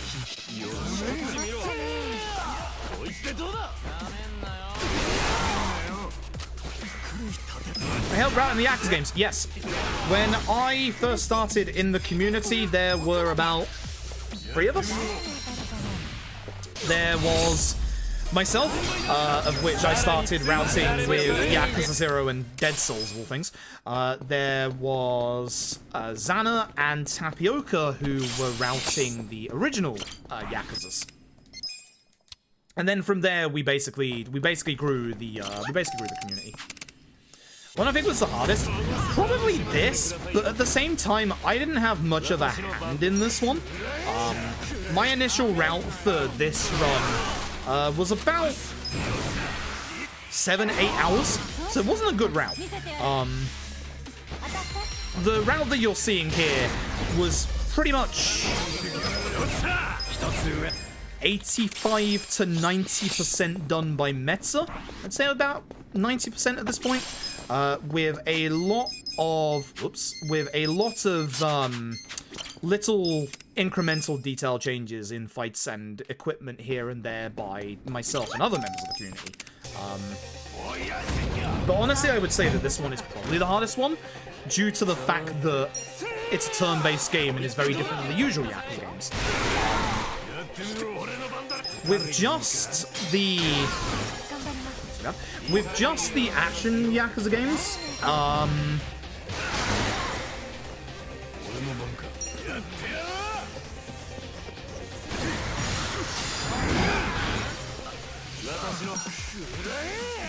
I don't know, it's hard, because every single Yakuza run is different in its own way. For pure difficulty, it would definitely be this. Also, importantly, for this bit here, we are here for a specific reason. The Hariti's Amulet. The Hariti's Amulet is an accessory which, when equipped, gets rid of every single fight spawn in the game. And the best part is,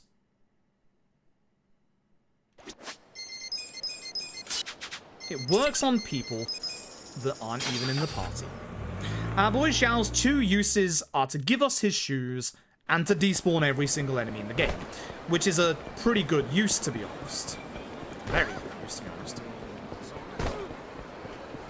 Routing... I was having this conversation the other day, actually, and, like, routing is fun. But at this point in my life and how busy I am, I don't have the time to do it much anymore. I'm now at the point where everybody else routing it and me just adapting the strats is better. Although saying that, the LJ run is probably like mostly my hand, I guess, not all of it. I'd say like again about probably like 75 to 80% is my shit, and then the rest is the rest of the community. The movement routing is definitely my shit. The fighting stuff is definitely the community. The community definitely helps like make the fighting stuff in LJ go a lot smoother. Please no NPC spawn. Good. An NPC can spawn in that corner, blocking that item which we need. Let me just explain the items in here as well, because this is another gallant binding. This is the Courage Pendant. This is going to stop the person who equips it from getting hit with fear.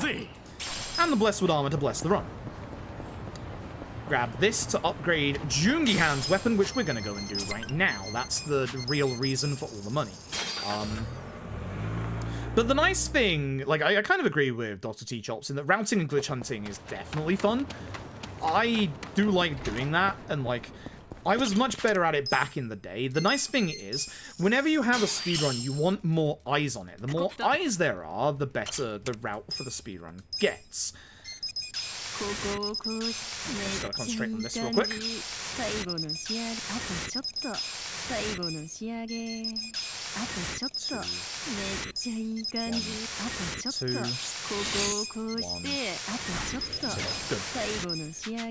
No problems. Okay, so get Jungi Han, Eri, Adachi, Sayako, Ichi. You get the bless.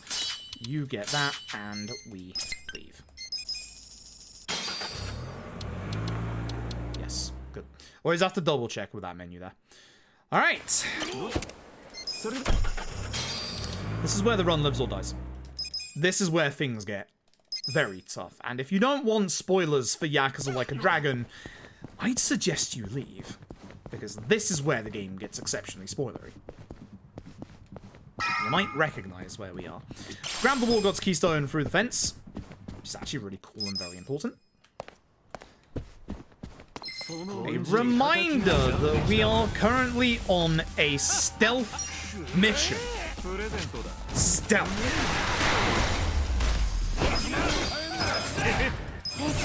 So, you can get 2 fights before you get thrown out. For the attack buff that we got from Sparburger, we need it for the 3rd fight. So we don't want to do any more fights. So, we're going to wait for this fight to leave. Love the tension this bit sets. Love the tension it sets. By going up here now, this is also going to make the enemies that are patrolling on the next floor at a perfect angle. See, that guy goes there. We can now just run straight towards the boss room.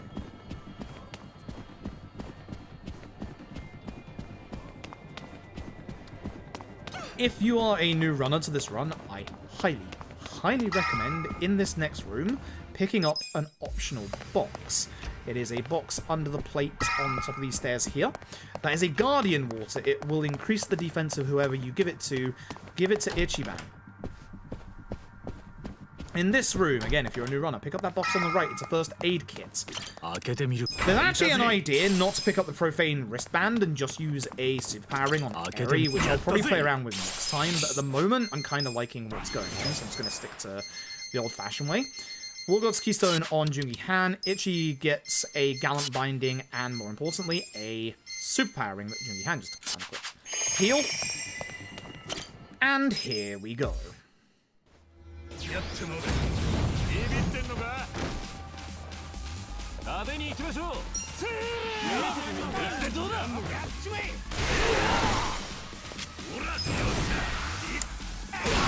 This is where the hard stuff begins. Once again, Cat Jam in the chat.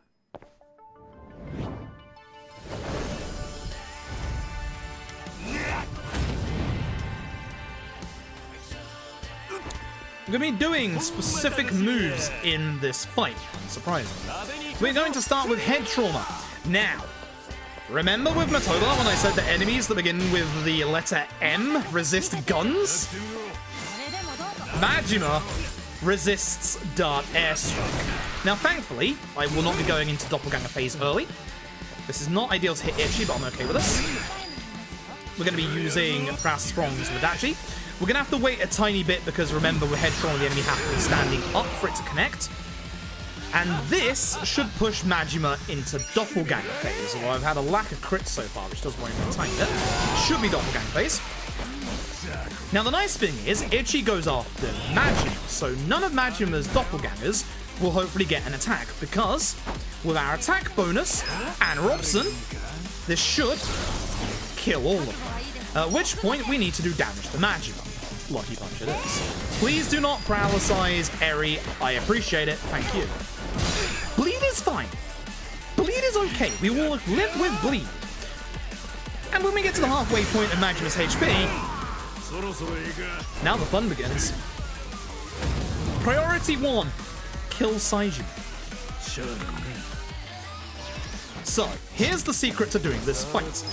Rocket Launcher Saijima. Now, you want to Rocket Launcher him twice before his turn to stop him from attacking. But, on Ichi's turn, you must, without fail, use Masochist. You need the defense. Oh, God. I am going to have to heal. So what I'm going to do... Actually, I'm not going to die airstrike for once. I'm going to use Rocket Launcher. Now, Saijima is actually... Good, I'm glad I did that. That would have been bad. Saijima is actually not resistant to Dark Airstrike, so we will want to do that. This is bad. I have to heal again, because here's the thing. Blade kills next. After his next turn, I could have gotten away with attacking, but Ichi's actually a better attacker at this point. Junie Hand's not that good. Junie Hand doesn't get to do much against these two. I'm just going to opportunity. He doesn't actually get to do that much damage. Please don't hit Ichi. Good. This is a whack turn. This is a really whack turn. On Saijima's next turn, he is blade killing. The turn after he buffs, that's a guaranteed blade kill. Now the thing is, nice crits. This fight, he can use it twice. If he aims for Ichi, this can actually kill if it's the wrong attack. I'm gonna, again, I shouldn't with Magic, with Adachi, but I'm going to just in case heal, in case he goes after Ichi. I'm using a couple more noodles than I should, but I want to survive. I'm just taking this fight very, very safe. But at this point, this fight's over. Because Saijima dies to Dark Airstrike. Not the best fight, because I healed a couple more times I had to, but not a bad fight. At this point, Majima can't kill me. He could kill Eri, but he can't kill Ichi. And once one of them is dead, no more blade kill. So back to our best single target attacks. Not a bad fight. Not a great fight, but not a bad fight. Could have gone faster. I'm okay with this. I'm happy with this. This is why I keep Lucky Punching. It's good. The reason, if you're wondering why I Jackpot Chip instead of Lucky Punch at the start of the fight, is because sometimes you can actually get Doppelganger phase early, and Ichi isn't the next turn order to do Robson. That's the reason why I do Jackpot Chip and then Lucky Punch after the first time. Making sure that Majima doesn't get into his Doppelganger phase early. But that's how you do that fight, nice and simply and easy. The secrets are, of course, Masochist and Rocket Launchers. That's how you do that fight early. Ironically enough, you want to kill Saijima first. But yeah, that was a bad fight because I lost a lot of damage with Saijima. Not Saijima, with Adachi. I definitely lost a lot of damage with Saijima from Adachi, but I lost a lot of damage from Adachi. You can probably tell why I'm here.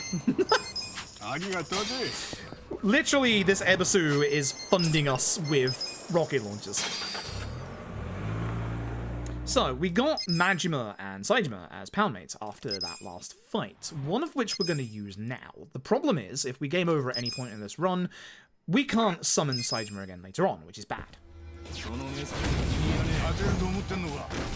Now, there's a second enemy here that survives Saijima's summon, so I'm just going to use Divine Shot to make sure they die. And as I said, we're going to use Saijima's summon. It's going to get down to the last guy left. This guy's a pain because he actually resists everything bar tag team SMA. Sayako would actually be pretty good in this fight because it's ice attacks that he doesn't guard against, I believe. Might be wrong with that. Either way, hoping Kraus would have worked so that it could have got back to my turn. He also hits really hard.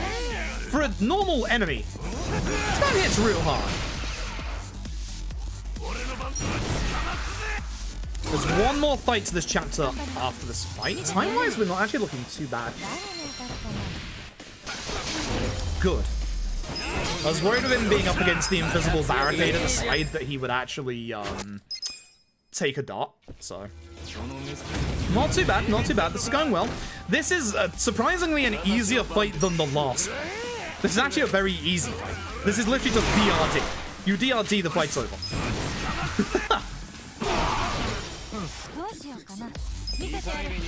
No why, but it is. Hey Ray, thank you very much, I appreciate it. That's the end of the chapter.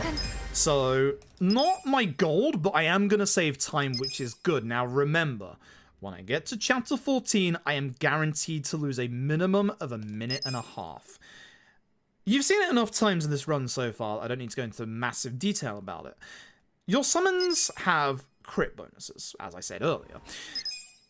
In chapter 14, in my PB, that's the wrong keyboard, in my chapter 14, in my PB, I had masochist bonus for both of the boss fights in that chapter. In the year that I've been running this game, it's the only time that's ever happened, and for reference, by getting the masochist bonus in both of those fights, you don't have to heal for either 1 or 2 extra turns. That is how big it is. And in my PB, I had it in both of the nastiest fights in this entire speedrun.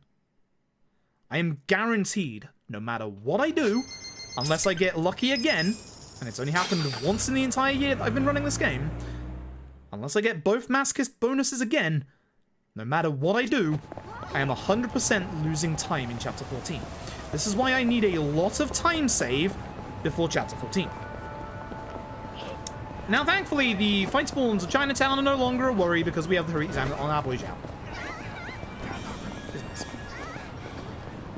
Unfortunately, the NPC spawns are a problem, and I'm bouncing into all of them. But yeah, you can do everything at the lowest possible level you can be. I've done it before. I have proof. It's up on both Twitch and my YouTube. So you can very, very easily do it at the lowest possible level you can be this run. It requires a little bit, obviously, knowledge of, like, weaknesses for the fights and, like, obviously having specific lineups. Rocket launchers, masochist, those are your secrets. The bonus for your summons is random. It is completely 100% random. That's the problem. That's the reason why in only a year I've only gotten it once. Massively RNG, as most things are in this speedrun, but it is what it is.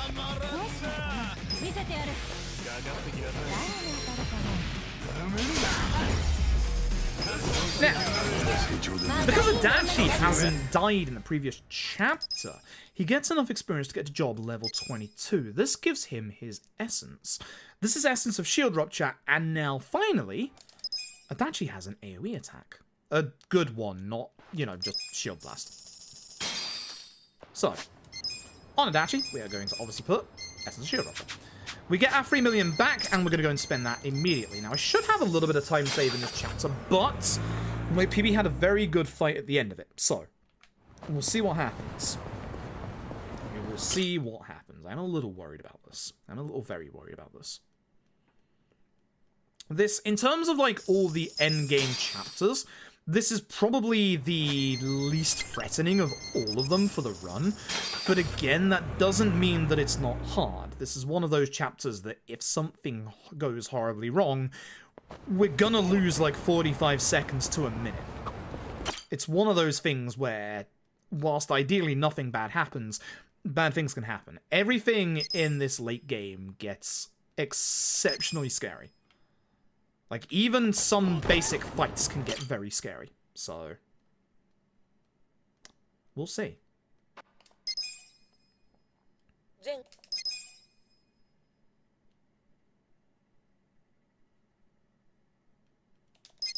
So, I'm going to go to the pharmacy, which is down by 5.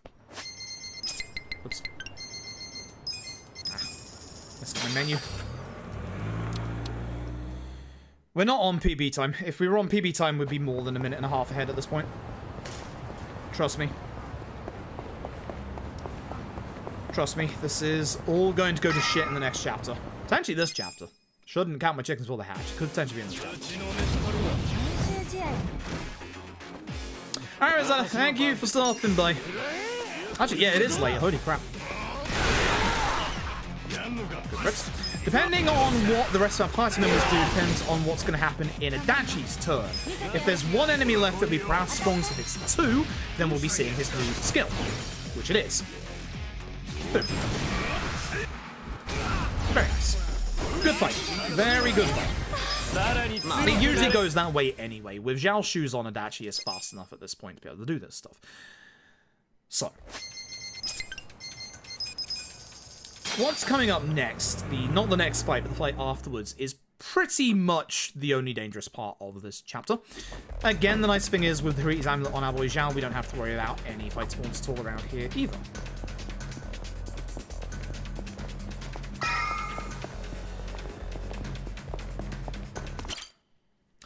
This fight, we're hoping for a little bit of luck. We're hoping that Eri's dart hits one enemy in particular, goes by the name of Tsutsumi.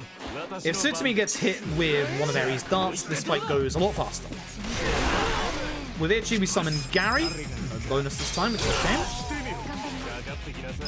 So Tsutsumi is one of the stunned ones. We're hoping it hits him. It did. Which means that on Adachi's turn, this fight ends. Good. Nice crit. So, here we go. The start of this fight is going to pretty much dictate what we do in this fight. We're actually going to hope that Sawashiro does something stupid. Sawashiro can miss his first attack completely. We specifically need him to do one specific attack, but we're going to push him into the corner of the arena first. By pushing him into the corner of the arena, that's where he can miss his attack. Now, it's not going to look a little too different to what we would usually do. We're obviously going to be doing our best single target attacks, as you can probably guess. So, we'll be doing head trauma, for example. We'll be doing tag team S Mayhem. We'll be doing dark airstrike. But we are hoping that Sawashiro is going to be using a skill called Vile Blade of Enmity. If he uses Vile Blade of Enmity, he's going to stand in place. If he uses Vile Mutilation, someone's getting hit hard. Oh dear. Should be better at perfect guarding that. This is a fight where you do need good perfect guards, as you'll see in a second. This could do massive damage to Jungi Han, which is very bad. Nice crit.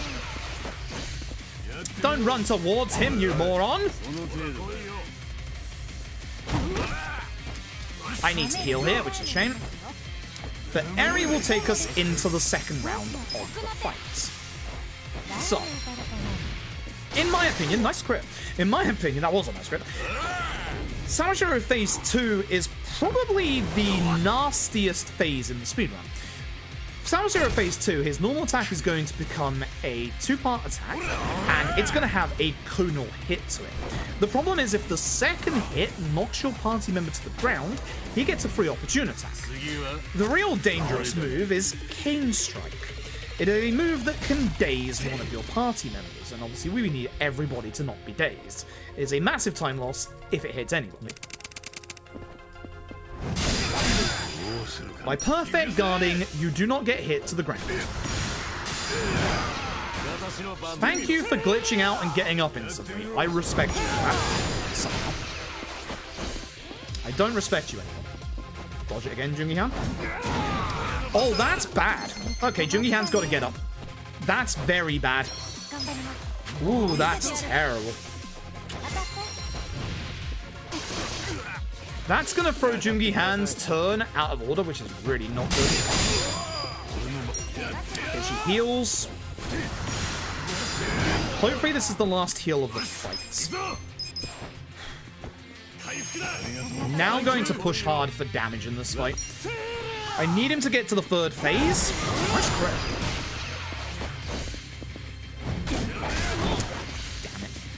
Damn it. I need Jungi Han not to die again.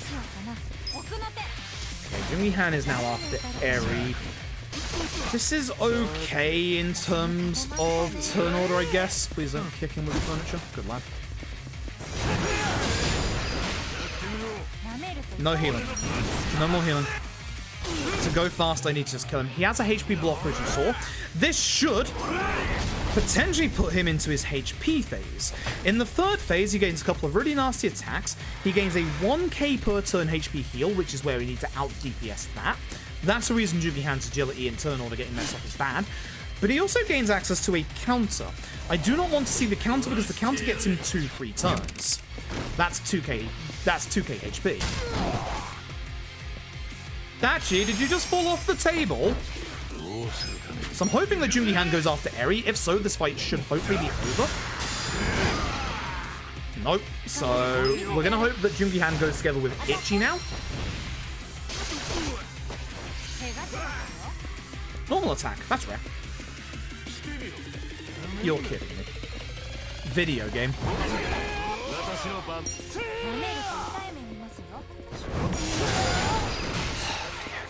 This doesn't kill. Say terrible, Sawashiro. You see that I'm going to lose time. This is fine. He's not doing his counter. He's killing Jungi Han, but again, I don't matter if Jungi Han dies at this point. I actually kind of do, because I do want the EXP. But I've already wasted one healing item on Jungi Han. He's not getting another.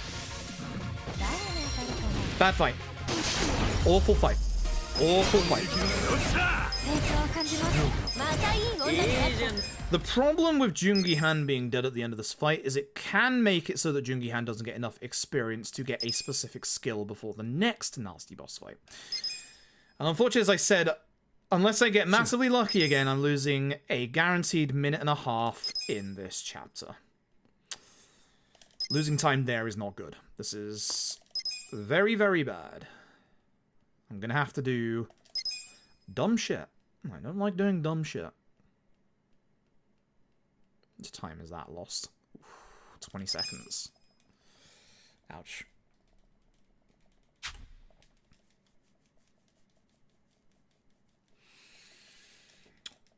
Oh boy.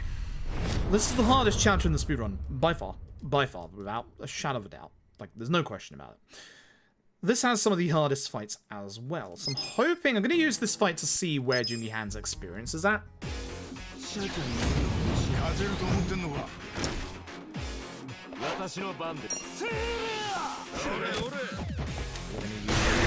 Robson as well. Ah, boy. So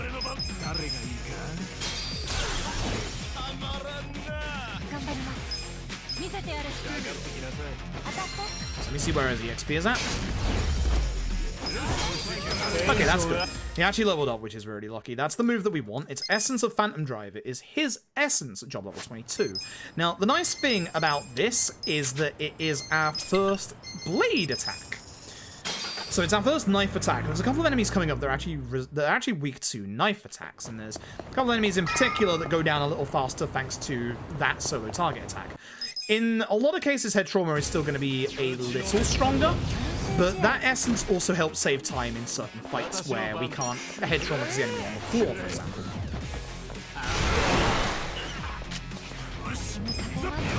I am lagging. I don't know why. I'm hoping to hit Hayashida and Yanagazawa, but that did not happen.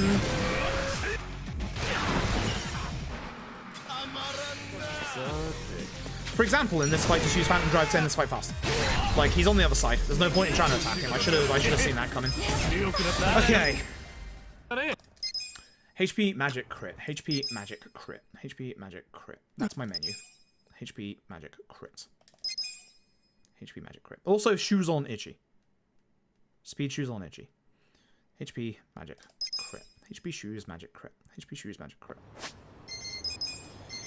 Choose. HP. Crit. Magic.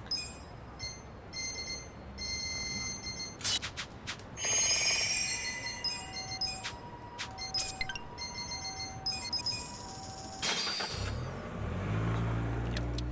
Okay. So. I've put on agility shoes onto Ichi in the hopes that he gets a quicker turn order at the start of this fight. We need to preferably get Masochist off before this boss gets one hit off. That will make the fight a little easier in the early part, but it'll still be kind of nasty. Yeah, this is happening. Oh boy. This is one of the fights where I had the Mascus bonus in my PV, therefore I didn't have to worry about healing as much. This fight is terrifying.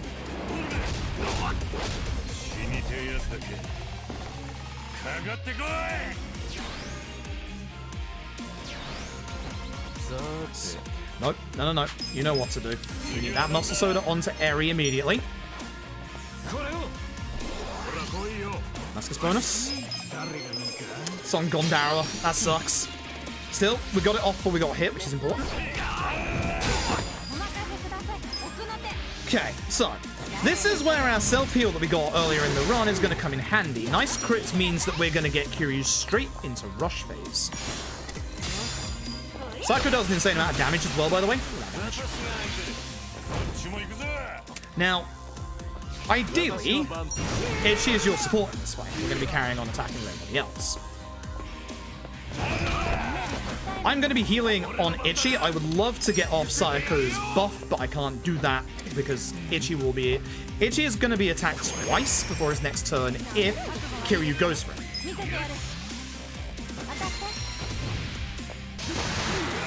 Now, there is one phase in this fight that is very, very dangerous.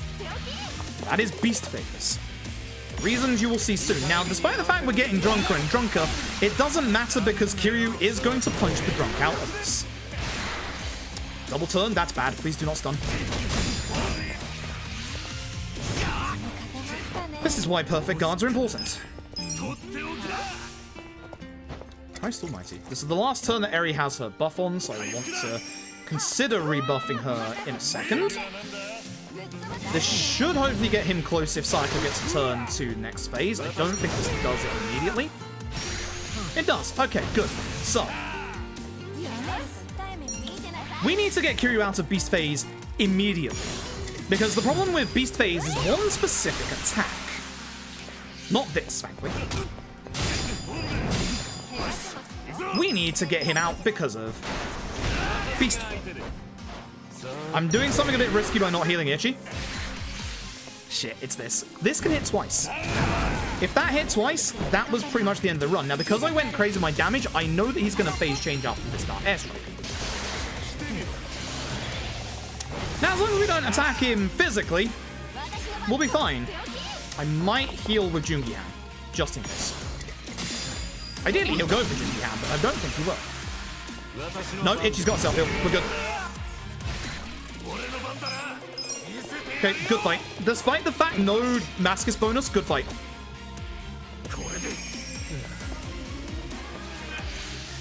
Oh no, he's countering. Oh no, he's gone so fast in the turn order that he's already out of his counter.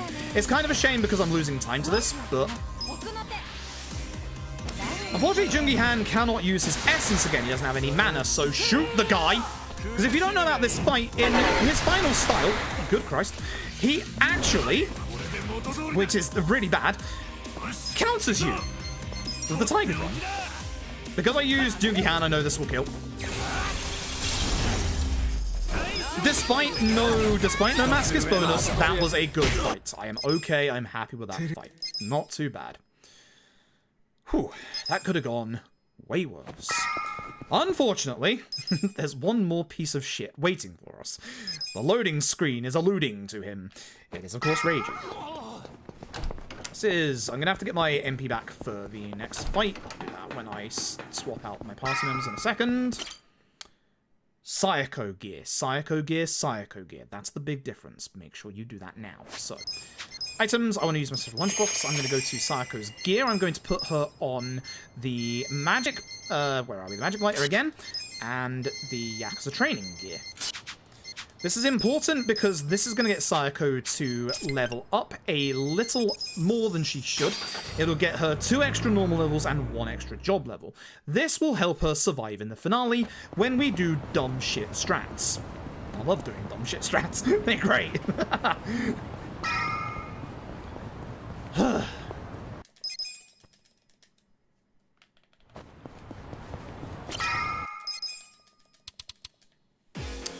This fight's okay. This fight is just a long fight. We're going to be doing our best. AoE, as you should probably guess. I am going to check to see if we have Gary's bonus. If we have Gary's bonus, I'll be using Gary. If not, I'll just use Rose. And I might use Gary anyway.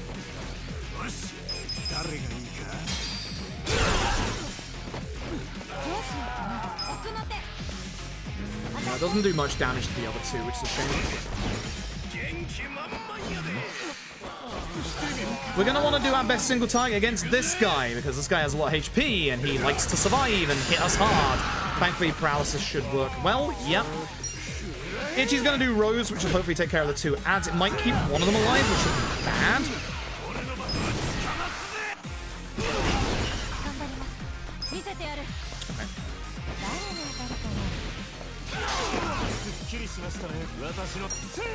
That's okay.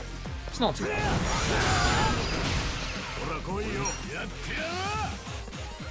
I think Rose rather than Gary there is a little better because of the damage. Punch him. Yeah, I think Rose Typhoon is probably better there than Gary, to be honest. So. Okay, one more fight before hell begins. The hardest fight in the speedrun is coming up. It's not this one, actually. This one's nice and easy. So, once again, you know the drill. DRD.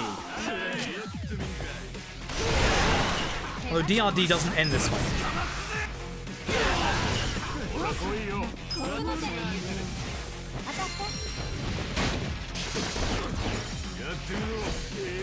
Good. I wonder if I could use my essence there. I need to heal one more time for MP for this fight.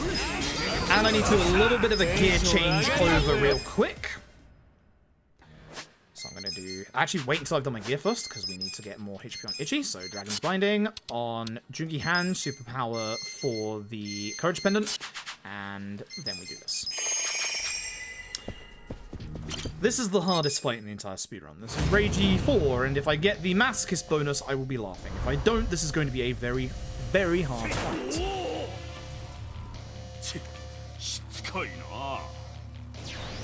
I just realized we have a problem. We have a problem that I never fixed. Adachi currently doesn't have any shoes. No Masochist bonus. You have Gondaro, though. Nice crits. Oh, don't do that. That's a perfect guard, by the way. Now, Jungi Han is usually my support character in this fight. If anyone needs to heal someone, Jungi Han needs to do it. I'll actually use a single target heal, I think.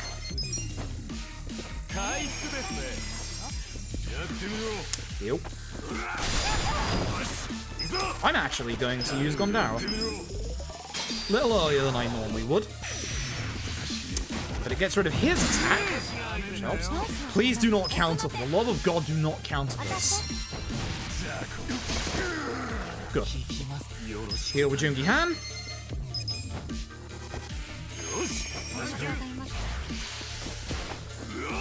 You are being a pain, Reiji.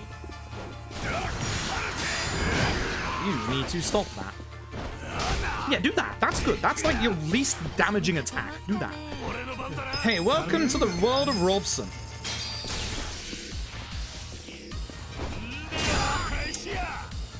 Unfortunate, but not the end of the world. I'm actually going to push Reiji to next phase, I think, which is not a good idea. I should heal. But I'm going to have to heal with Jungi Han anyway. Fuck you. Do not kill. Alright. This run is in jeopardy.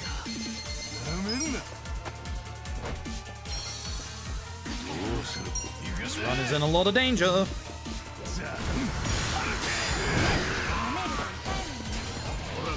So, this fears everyone but Jungi Han, because Jungi Han has the Courage Pendant on. Please do not kill him. He is my healer. Thank you for waking him up. Jungi Han heals everybody. Where's my lunchboxes? I should have just gone to the healing menu. My big problem is I'm using way too many lunchboxes.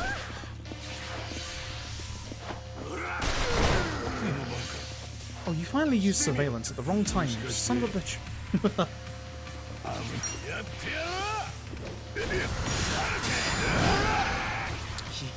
I shouldn't, but I kind of just want to do damage to Reiji at this point. I'm gonna pray he doesn't just go for a dachi. Hope he doesn't. That's not ideal with what I'm about to do.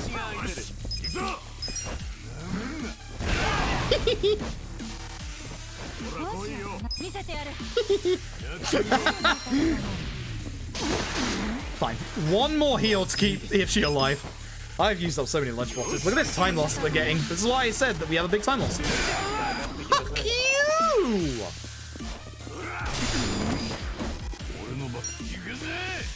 This fight. Nice crit. Okay, we kill with Ichi with Roast Typhoon. Nah!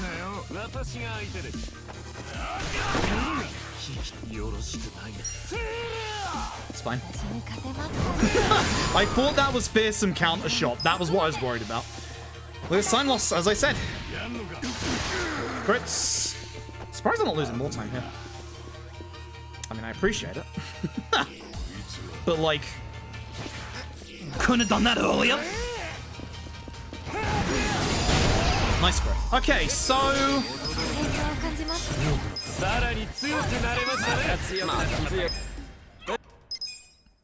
I will be honest, for a chapter that did not have any masochist bonus, it was not bad.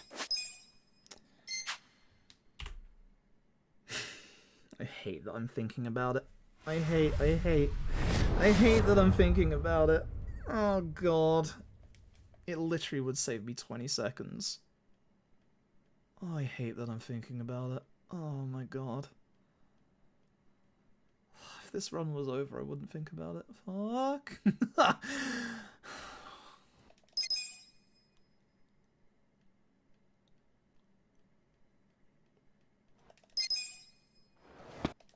I've got to go for dumb shit strats.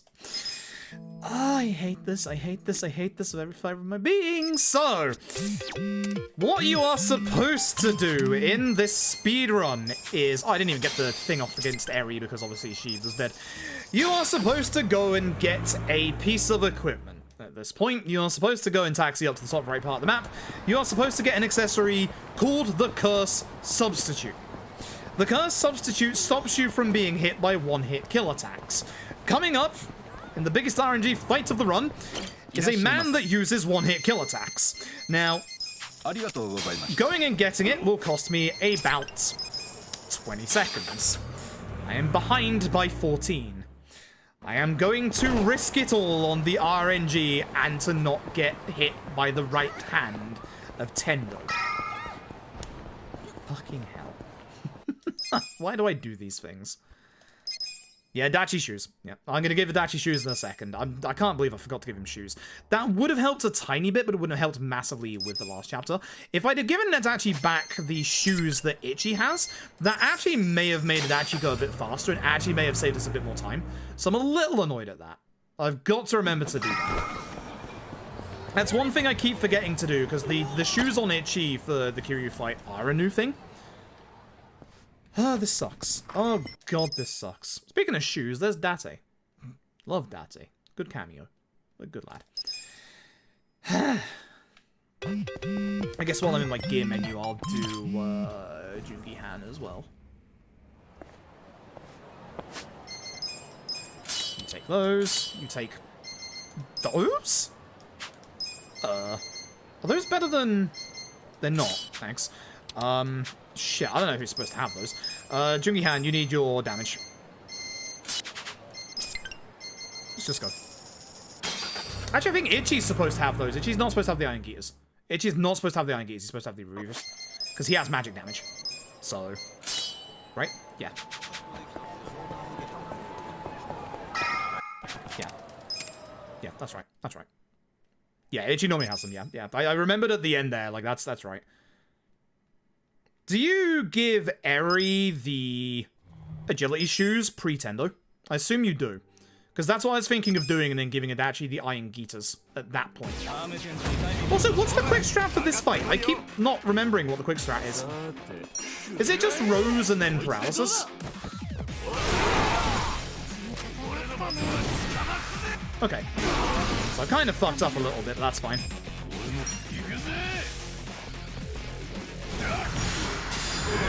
Man's not dead. I also should have used my essence there. Oops. HT Rose darts. Okay, yeah. HT, of course, HT the main guy. HT the main guy, of course, because he's the one that survives, right? That's the one thing that I keep forgetting that I need to remember. Considering what's happened, I'm taking this. Thank you, bye-bye. Need spare healing items now. I've used up a lot of my lunchboxes, which is the real fear coming up. I need to have a fast Tendo phase 1. Now, in terms of time save, in terms of this finale, I have a very big bit of time save that I can do, actually. Because in my PB, I do not get Trickster's Top Hat poison at all.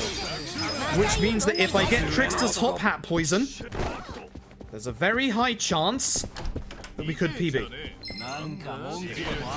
It is going to require an early Trickster's Top Hat poison. Turn 2, I would accept turn 2. I'll be honest, I would accept turn 3. But anything after turn 3 is bad. Nice crit! That guy usually survives that fight, but because of that crit, he didn't. Eri! Yo, once again, in this house, we love Eri. She's good. Now, fun fact, the first 2 enemies that are going to attack Eri in this fight will always go first. Even if you're level 99, for some reason these large crabby sentinels have a stupidly large amount of agility. I wish I could say why, but I don't know. The bonus on the Robson?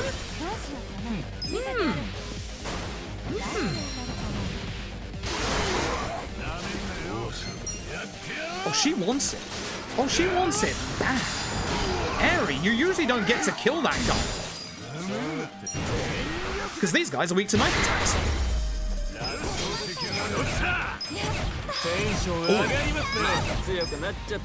Oh, I'm feeling it. These crits.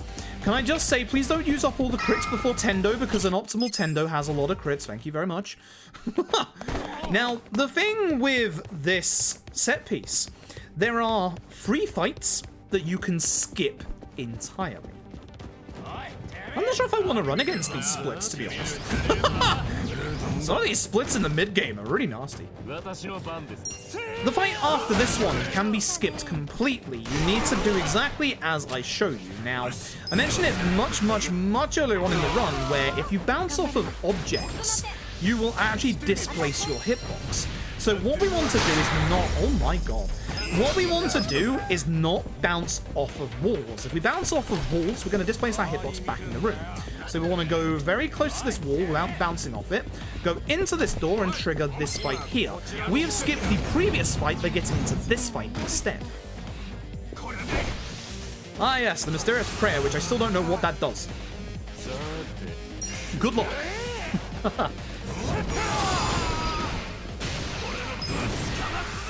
AoE with everybody else. Let's take care of the 2 trash cans. Or the 2 waste baskets. Nice, this is a good turn order. Having it actually not go ahead of the Dark Sweeper is really good. Because Essence of Shield Rush, and not Rose Typhoon, knocks the Dark Sweepers to the ground for a very quick and easy attack. Good fight. Good fight. Hey, thanks for the odd stones. A bit late, but I appreciate it. Up the stairs we go. You don't take any of the heals in here because it actually slows you down. Taking the heals stops you from hitting the trigger for the story on those stairs.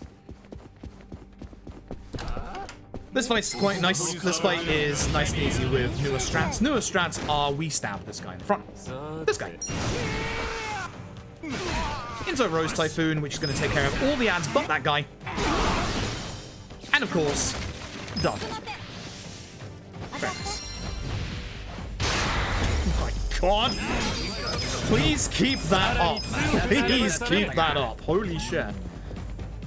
So, this fight is even easier. And after this fight is our next fight skip. This one's gonna look the easiest, but it's actually the scariest. Oh, Eri's going fast. Eri, stop going fast. Please. Save the fast. Save it for later.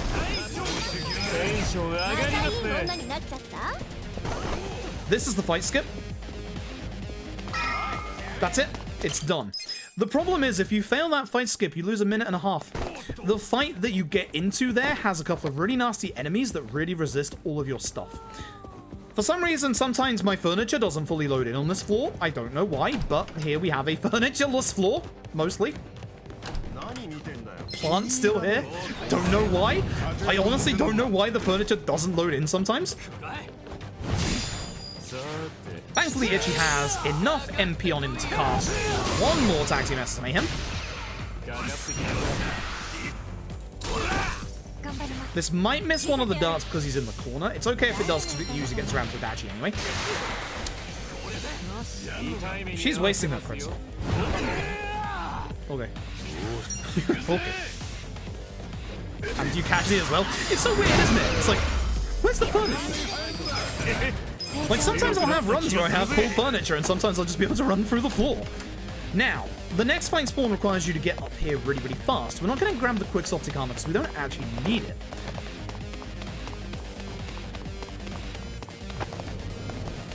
We're going to be heading over here. So, we're going to be letting them go around the pillar, then move forward as fast as possible. We want to trigger this fight here. After this fight is over, that fight that we ran past goes back to its original point in the room, which is actually behind the wall to Jungi Han's left. This means we have surpassed the other fight, and we have skipped all 3 fights that you can skip in this set piece. That is good. That is very, very good. A lot of these fight skips look quite easy. Some of them are hard. Some of them are actually genuinely surprisingly hard. Hopefully this paralyzes him on his turn. Good. This is going to stop him from using his buffs. At this point, it's a little quicker to kill him because he doesn't get defensive up buff. Good fight. Also, if you played Yakuza 6, you'll recognize these floors. Dear God, she's doing it again. The one big worry is that I do not have the curse substitute. There's every chance that Ichi just dies. I don't need to heal here, but I am going to take it for safety just in case, more for my MP than anything. It'll only cost me 2 seconds to grab that, which is a lot, to be fair. Every second is counting at the minute. If I get tripped as top hat, everything is fine. For this fight, I am going to be using my essence against Adachi. Their Adachi, not my Adachi. Then I'm going to be using Robson. Into a dart airstrike. Good fight.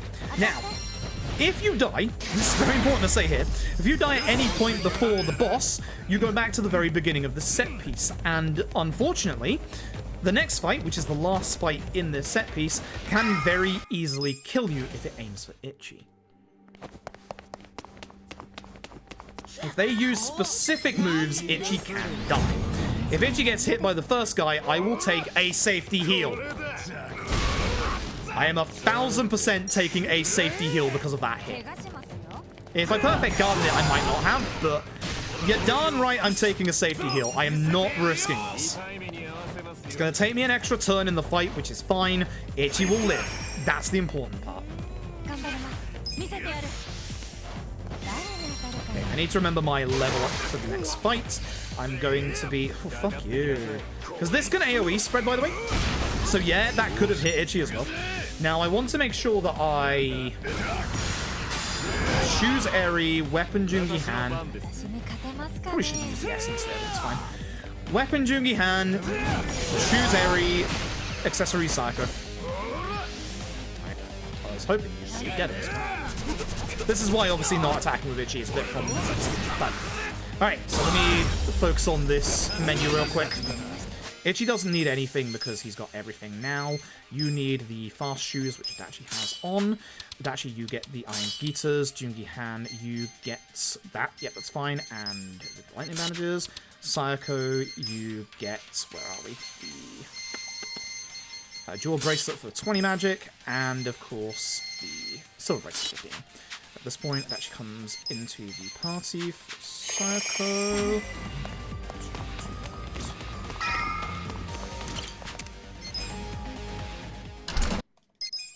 Trickster's top hat. a 1 in 4 chance to cast a more than double damage poison than any other poison source I have. If it lands first turn, we have a good shout of PBing. I will give it up to 4 attempts, because you are trading off Ares damage, which is about 800 to 1.2k, to change up, obviously, trying to get on poison. So it's all about measuring what's worthwhile in terms of actually using the skill compared to damage. Nope.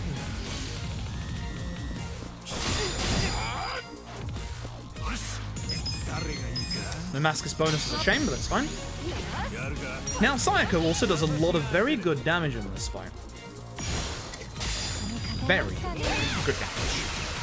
If I can buff her, it'd be great. But for now, we're going to focus on trying to get the poison out. I would appreciate you not killing her. Come on, Eri. Get that poison. Come on. Okay, turn 2. This is good. Targeting system, swear to God, need you to work on me here.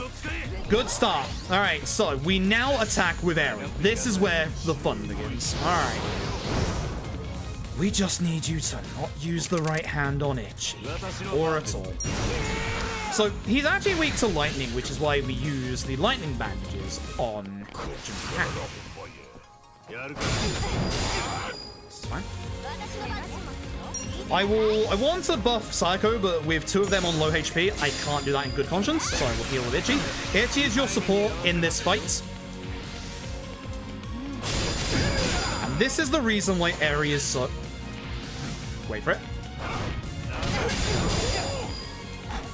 Is so strong. No crits. I knew you were using them too early, Eri. I need MP on Jungi-Han, so I'll just do a low one for now. This is fine.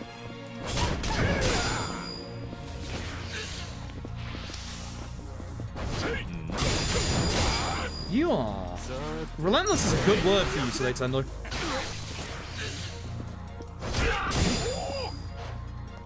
I don't think this might kill Psycho. I don't think Psycho's going to get the buff because I'm going to have to heal full Ichi's next turn, and then the turn after that, Mosaso to Eri. Shit. If Ichi gets to go early, this is good. If not, we're in trouble. Might heal with Jungi-Han. If Ichi doesn't get a go, I might heal with Jungi-Han. I need everyone alive. No, we're good. Do not forget, I also have rocket launchers. That's for this fight as well. I am getting so little crits on Eri, it's bad. I need Eri to start getting crits. Shit. Eri has got to start getting crits now. That's the way that Tendo goes very quickly, is crits. Jesus, she's getting none.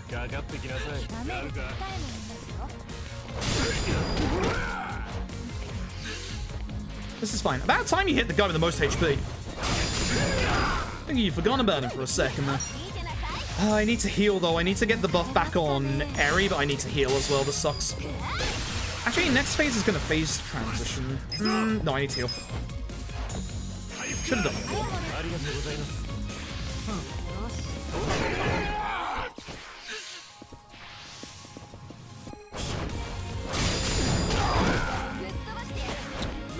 This is definitely next phase. So, this is where the fun begins.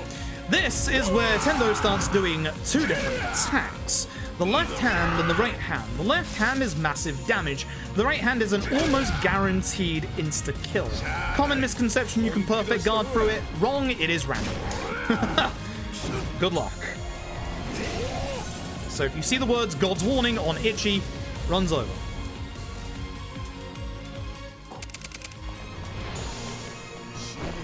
Now the nice thing is, you can actually avoid it sometimes. I've got to buff Eri. You start getting the crits when you're unbuffed. Unbelievable. Please no right hand on Ichi. Do it to Jungi-Han. That's left. That's good. That's fine. That's damage. We can survive this. We can survive this. This is good. This is fine. You can tell how fast Jungi Han goes as well because his Mascus bonus is already gone. I do need to get out both my rocket launchers, so I'm probably going to do that with Jungi Han now. Sorry, were you aiming at her? I thought you were aiming at Jungi Han. Fuck you. That's good. That's fine. A good fight would have had Sayako buffed as well, which you can do a lot easier with the Mascus bonus. 200 HP MP, I think. Should buff Sayako at this point, I think, but I need to heal MP. Okay.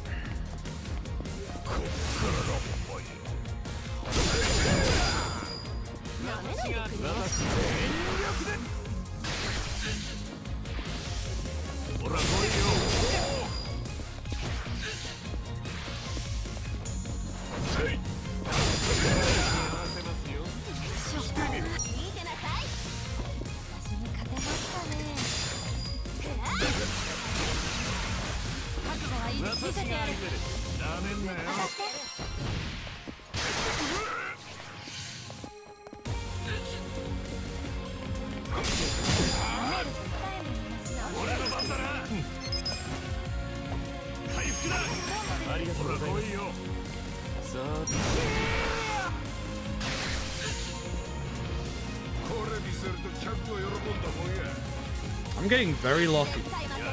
I'm not saying anything because I'm getting very lucky. Those of you who know this fight know I'm getting insanely lucky right now. Now here's the thing. I wouldn't mind if he killed Sayako. Because Sayako is going to be swapped out at the end of this fight. Which actually I should have done there, I think, because we're getting close to it, yeah. I do have another rocket launcher, but at this point it's a bit too late, so I'm going to save the rocket launcher for the Young Master. Oh my god. Jesus Christ.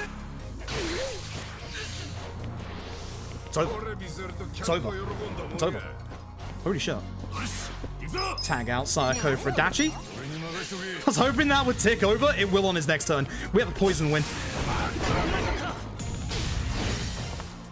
That is a very fucking good Tendo. It could have been better because I had barely any crits on Eri. That is a very nice time that I am looking at right here. Oh my god. Oh my god. I have a rocket launcher for the Young Master.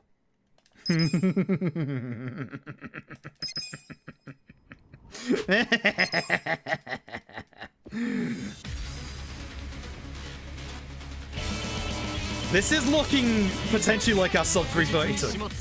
This is looking very good. Oh god, how do I run against these splits? Nice. Mark the cool. Thanks to the 3 months in the prime.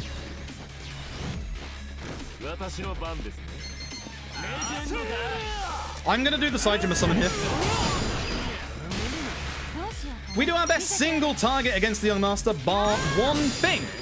Actually, no, I'm gonna stick to what I normally do just in case. I'm gonna stick to my normal just in case. I don't wanna mess things up here. Not with how that's just gone. Now, if we do enough damage to the Young Master, he will actually run away early. So we're hoping for some crits, please. Ichi's going to be dealing with all of the ads via summons. Obviously, the summons that we haven't used yet that are AoE, like obviously Kiryu, like obviously Majima. Oh no, transfer shield. Guess what? I don't care. It doesn't actually do as much for the enemy as it does for me. Beautiful targeting as well.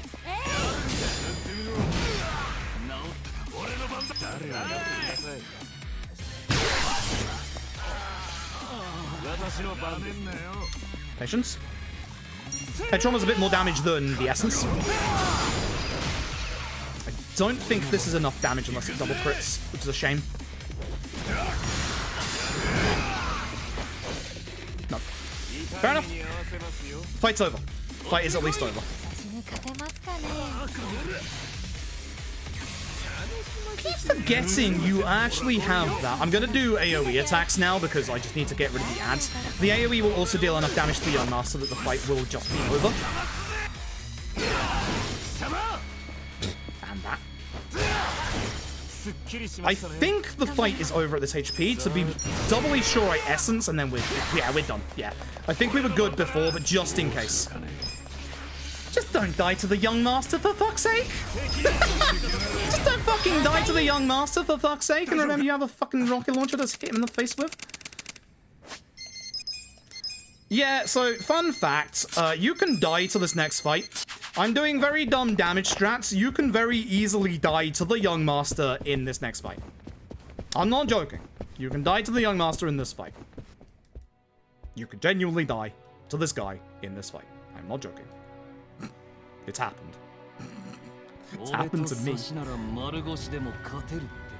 This happened to me. This is it's looking like it's potential new world record if I don't, you know, fuck this up.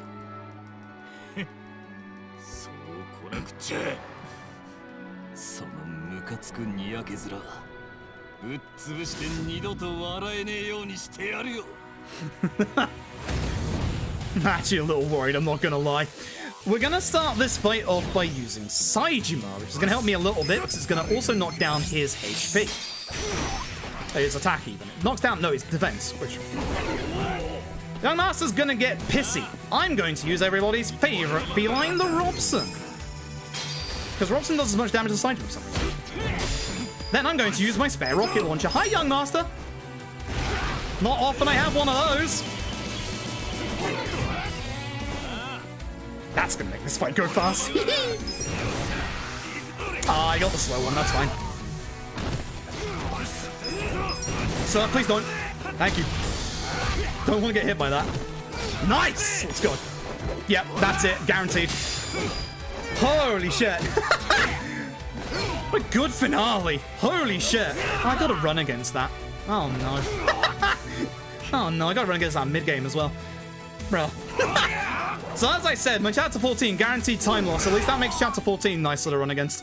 Although I will say that was a good chapter 14 as well. Like, it was. I gotta concentrate for 2 seconds. Hold on, folks. I'll thank you all in a second. I've got to concentrate and not mess this up. There's 2 more QTs. Not sub 331. It's a shame, but goddamn, look at this finale. I don't think it golds because lack of airy crits. Actually, it might. Actually, it might. Oh my god!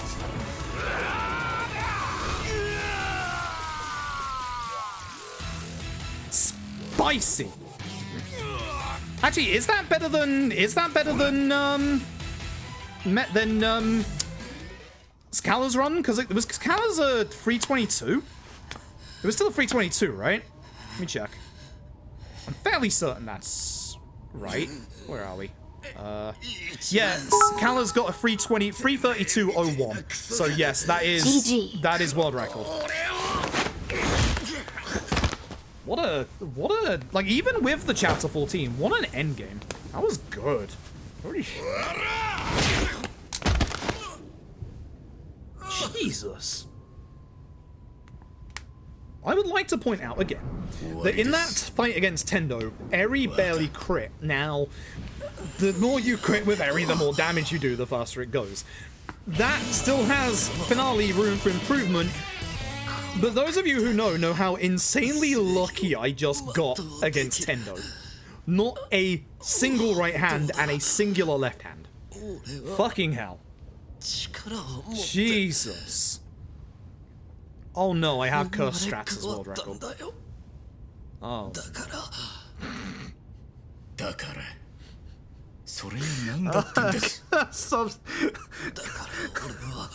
Can't substitute the strats or world record again. Fuck off. Fuck off. You're kidding me. Ah, why do I keep doing this? Why do I keep doing this? Why do I keep doing this? I hate this. I hate this so much. Toad the Toad, thank you very much for the Prime subscription. Mr. Inskill, thank you for the 500 bits. Clemson60, thank you for subbing with Prime. Cat1, thank you for the 100 bits. Uizado, thank you for the tier 1. Unreal BSL, thank you for the tier 1. Thank you all. Oh my god.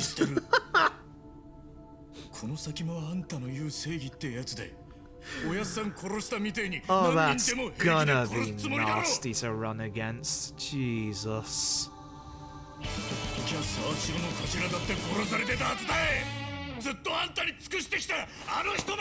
Usually when we PB, we watch all the ending cutscenes, by the way. So if you want to watch the amazing scenes that still make me cry to this day, coming up. Unreal BSL, thank you very much for the Give gifted subs.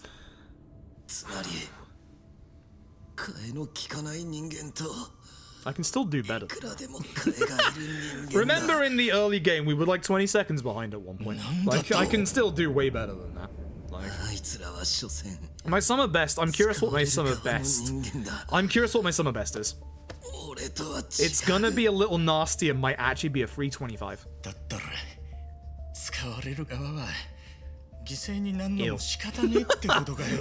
Ew. It'll be my best possible time. We'll see. We'll see in a second. We'll see after the cutscenes. I'm scared. I don't want to see what it is. I don't want to see it.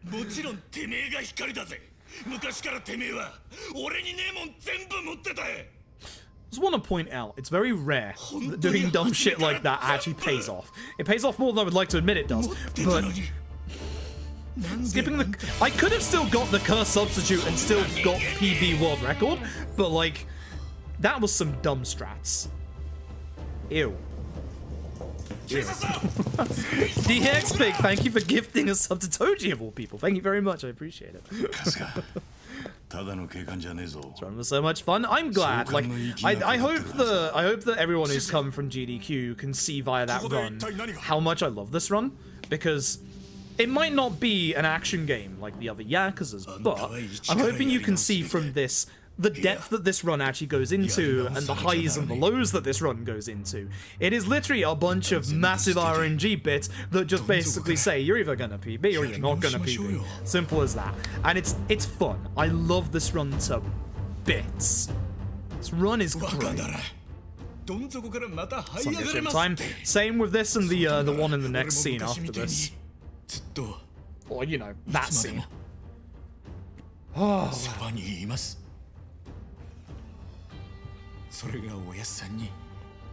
It's still beatable. It's still beatable. I think PS Kala is going to beat this within probably like 3 or 4 days, to be honest, if I had to guess. The race is actually on for the first sub 330. It's a very possible thing to do. It's probably going to be one of me, PS Kala, or Mechanalist Tom. It's going to be one of the 3 of us. But it's such a massive milestone. I'd like to point out, and this is the important thing about speedrunning, is that optimizations in speedrunning are so goddamn important. I'm going to pull up what the first time I ever set was in LAD. It was a very, very long time ago. It was actually really bad. My first LAD speedrun was... Wait for this. There it is. 7 hours, 52 minutes, 26 seconds. And we are currently in the real-time portion, because it was real-time at that time, 4 hours, 5 minutes. That's why speedrunning is magical. The more you do speedrunning, the more people that get in on the scene and can see, like, the improvements in the run help out a lot. God damn. Woo. that's woo. Huh. Love Ichi more and more, yeah. These cutscenes are so good. So good. That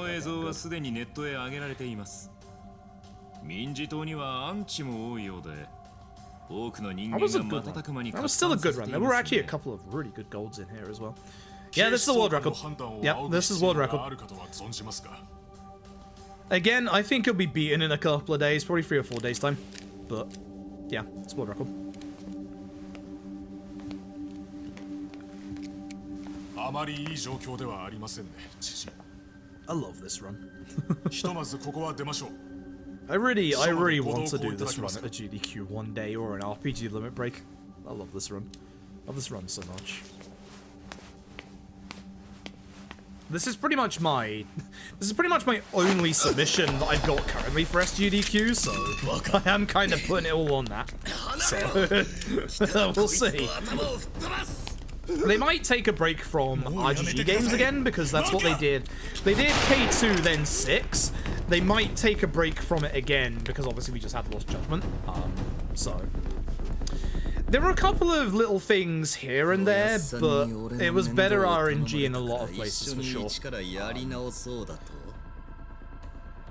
I'd say the vast majority of it was RNG, and the little bit of it was like smaller route adjustments. Ugh. And there's potentially more coming, which is important. So. Yeah, the dumb strat works. That's the best part. I didn't even need to do it. I didn't even do the dumb strats. I could have just PB'd without it. いくら若でも殺されちまいます。俺はもう家族が死ぬのは見たくねえんです。家族？笑わせんな。誰がてめえの家族だ。若が何と言おうと。俺にとって若は家族なんです。 Let me get to the SGQ. I would like to.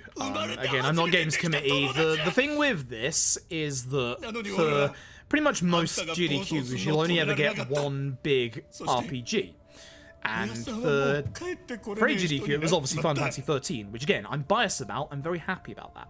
I love Final Fantasy 13 as a speedrun. I've done it in the past. I actually really like it. But there's a lot of... To put that slot on a Yakuza game is a big ask. There's a lot of series out there that would probably do a lot better in that slot. Final Fantasy. Golden Sun still needs a little more love. There's still one or two more there that can be done, for example. I still think there's a lot of like JRPGs out there that would probably do a little better than this. So it is all about... And this is the problem, and like again, I don't do this, so I don't know the ins and outs. But you've got to remember with like the scheduling committee and everything like that, everything has to flow together. It's not as easy as just saying we want this game, and that game. For some things, it's pretty obvious. For SGDQ, I can guarantee you, and you could put all your money on this because it's gonna happen. Metroid Dread is at SGDQ. It shouldn't surprise anybody. You're gonna have Dread at SGDQ. Which type of run it'll be for Dread is the interesting question. I think it'll be one of the longer categories.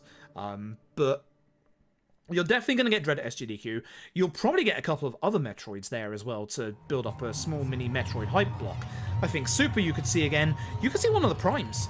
I think you'll see Super Dread and one of the Primes. I think that's my big hot take for SGDQ. I think there's going to be a nice little Metroid block, including especially Prime. And not especially Prime, especially Dread. But in terms of the rest of the schedule, you have to have things fit. Like, you always have a couple of games that you'll run every night at prime time, the ones that, you know, are always going to do well. Your Pokemons, your Marios, your Zeldas, etc. Like, everything has to fit. And whilst this run would be a good run for kind of like a bit more Graveyard, for example, would this getting put in Graveyard also bury it? Like, would this getting into Graveyard also potentially hamper what some of the potential incentives that could come out for this game would be? Because in regards to this, I actually have a very strong plan for incentives and bid wars for submission for this. Language choice, easy peasy. Costume choice, easy peasy. Summon Showcase as an incentive. You can see all the summons. I can play them out. They're not quite Rugby Baby, but we did this for Questing for Glory. It only adds on about 5 to 6 minutes onto the run. It's not actually that long. Bakamitai. As an incentive. Bakamitai. It's at the end of the run. So you have a lot of good potential donation incentives with this game, for example. There's a couple more I actually have in mind as well, but you can only do 4. But again, it has to fit, and it has to fit the schedule. Like, that's one of the biggest. Like, that's one of the biggest things that I don't envy for any marathon organizer is fitting everything in schedule-wise. I'm kind of the lucky person in that I literally, any marathon that I do for availability, I put down any time. Like, I'm literally, because this is my job, I can do any time. Like, it must be quite nice because obviously there's a couple of people who won't be able to do certain times because obviously they're either working, or they need to sleep, or they need to look after family members. So it must be quite nice for, like, certain people to have, you know, any time as availability. But it still has to fit in the schedule. That's the thing. It's a lot more of a cohesive thing than it looks. Like, GDQ, I think this GDQ actually moved more away from blocks in general, but there were still a couple of blocks, like the Sonic block was there, the horror block was there, and by God, both those blocks this year were phenomenal. Like, I still think that this year's schedule of AGDQ that just passed, biased aside with my run, I think that it was actually one of the better schedules. I say that pretty much every time. Like, the schedule and the scheduling team have been doing better and better every single time. And it's going to be interesting once it eventually gets back to on-site, because when it does get back to on-site, that is going to cut down on a couple of submissions, because there are runners from Europe at the minute who have way more of an easier time and way more of a chance to get in, because obviously online.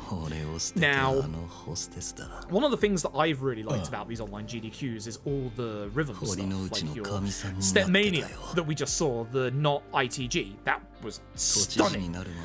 The Beat Saber showcased by Kung Fu Fruit Cup, stunning. Like, having those little extra bits that you wouldn't normally see because of either, you know, trying to log over a DDR cabinet to America, or the setup needed for a VR space. You could do some of that, sure, but it would be very, very hard. And having the runners be able to do it in their own setup that they know that works, that they can easily work with you, is so good. Those are the kind of things that we're gonna miss out on at in-person GDQs. That's why I'm really happy that they're really pushing for those during this period where it's all online. Because that's the kind of thing that we're gonna miss out on. It's really, really good. So, like my last year was neat. See, yeah. Yeah. Hybrid would be interesting, but hybrid is hard because you will have essentially two different productions. You'll have the on-site part, which is not easy. I don't want to use the word easy, but you have everyone there. You have a very easy network. You can network with anyone that's there. If things come up, you can get things sorted very quickly. But it's different completely to the online side of things. I'm not going to try and pretend I know how the online side of things, because I don't know, but it's obviously going to be very different than it is on site. So to do a hybrid event would be very hard because the quality, no matter what you say, the quality would drop going from on-site to online or back again. And it would. And that's a shame. And it's finding a good balance and whether that's actually possible. I personally, in a very, you know, selfish manner, would love a hybrid event. You know, for me to get from England to America for GDQ will cost me about $2,000. And it's the same for you all, vice versa. If you all were to come to a European marathon, it would cost you from America about $2,000 as well. Flying is ridiculously expensive. So hybrid event is something that, you know, selfishly I would be interested in. Getting the chance to do a GDQ run without having to leave my home would be fantastic. I mean, it has been. I've been lucky to do it 3 times. God, I love this bit. This goddamnなんで最後まで荒川のおやっさんもサウシラの頭も俺も放っておけないのか。そりゃな、理屈じゃねえ、心の根っこの部分で繋がっちまってるからなんだよ。好きとか嫌いとかそんな割り切れた感情じゃねえ。誰も本当の俺を見てねえだとふざけんなよ。みんな放っておけねえんだよ。放っておいたことなんて一度もねえんだよ。あんたのことよ。おやっさんや沢城の頭の気持ち、いい加減分かれよこのバカ野郎が。一、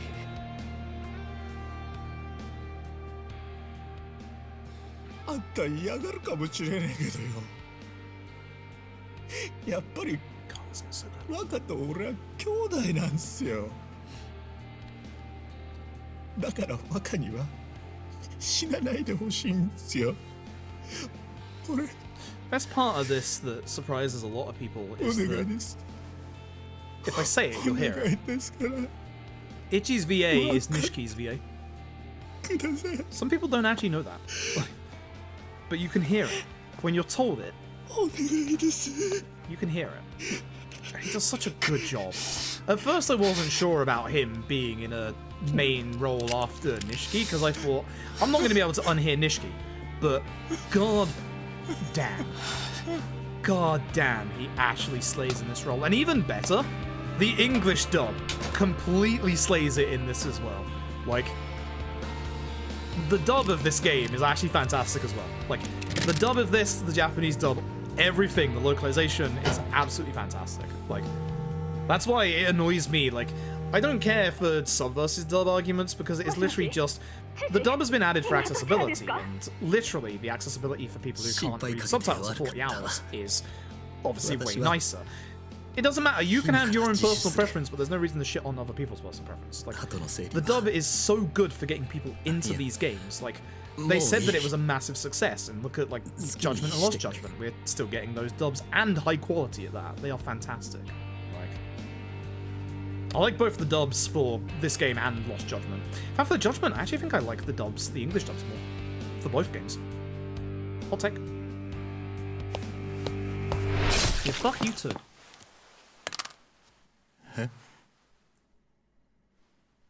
ひどいじゃないですか、青木さん。私は信じてたのに。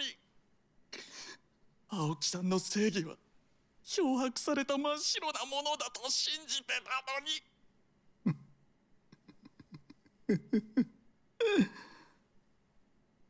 に。でもまだ間に合う。本当の正義は勝つんです。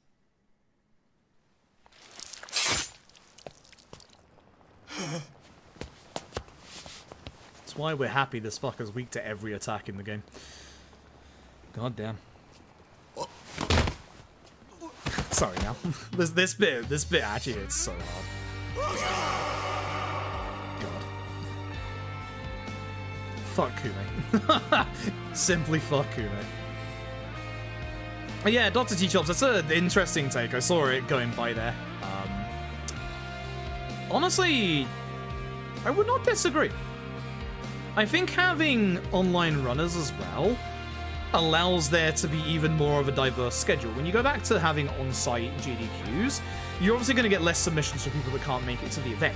So, again, it's like the online, like, VR stuff, DDR stuff, all of that. It's so nice that we can get that stuff now, because that's the stuff, that's the unique stuff that we're going to miss when we go back to on-site events. And, like, I understand where people come from with the atmosphere being different for on-site events. I agree with that. Like, the quality of an on-site event is always going to be better than an online event, but it's not different in a bad way. I have to skip the credits, otherwise my VOD gets DMCA'd and then I lose my world record. Let's not do that, shall we? Every cutscene of this ending absolutely demolishes it. I love this one. This is low-key my favorite cutscene of all the ending cutscenes. Like, low-key, this is my favorite. It's so good. That's when you had watching nothing, so it was unenjoyable. Yeah. Yeah, every time that I looked at the schedule, be it something that I knew that I wanted to watch, or something that I didn't know about, every time I watched it, it was just good. It was just so good. Like, the quality of the runners, the quality of the commentators, and the quality of the runs themselves were all fantastic. Like, genuinely, this was a great GDQ. You didn't miss the PB, you missed the world record. Not bad timing, I called it. As I said, I want to apologize, because, like, it's been really nice having everybody in from GDQ. I want to catch more of chat, because you know my style. If you see the last hour of this run, I'm in full commentary mode. That usually lets me focus as well, ironically enough. But, like, one thing that I have noticed is I'm not being as receptive to chat as I usually am. So that's why I want to catch more of chat, rather than just be full commentary mode. So... Yeah, I mean, it, like, depending on the runner, like, obviously, the problem with online events is every runner's setup is different. Now, you can get good results with very cheap hardware. Again, I'm running a Blue Yeti. Cheap-ass microphone. I wouldn't say it's a cheap-ass microphone, but for a starting streaming microphone, you can do a lot with this thing. Like, a better microphone will always be an XMB microphone on a mixer, but that's expensive as all hell. And nobody with an online setup should be expected to have a bare minimum of that for an online marathon. That's absurd. But you can do a lot with basic bare minimum stuff. The bonus of having an on-site marathon is that it's their equipment and they know how the equipment works. That's why the quality of like audio stuff is always going to be better on an on-site marathon as well. But you can also get those fun runs where, you know, the runner's microphone is a bit crappy and, you know, they have fun with it because they know how to have fun with it. XTAP, yeah, this was a singular left-hand Tendo, no curse substitute, 0 crits from Eri during that entire fight. Just want to put that last one out there. I think it was 1 singular crit from Eri in the Tendo fight. That has the potential to still improve. It was turn 2 Tendo poison. Turn 2. Very good. We do like our turn 2 Tendo poisons. But yeah, the schedule slipped a tiny bit again. These things are to be expected, especially with online marathons, because again, if tech problems arise, again, if it's on site, it's their stuff. If it's something on their end, they can hopefully very quickly go, oh, we've seen this problem before, fix that and do that, change that wire with that one, something like that. I'm paraphrasing a lot. But with an online marathon, if something goes wrong on our runner end, we've got to fix that. Shout outs to OBS eating all of my settings before my run. Also, the nice thing is, I mentioned this previously, in general, there is a plugin that you can get for OBS now, and this is great for any streamer. It's available publicly.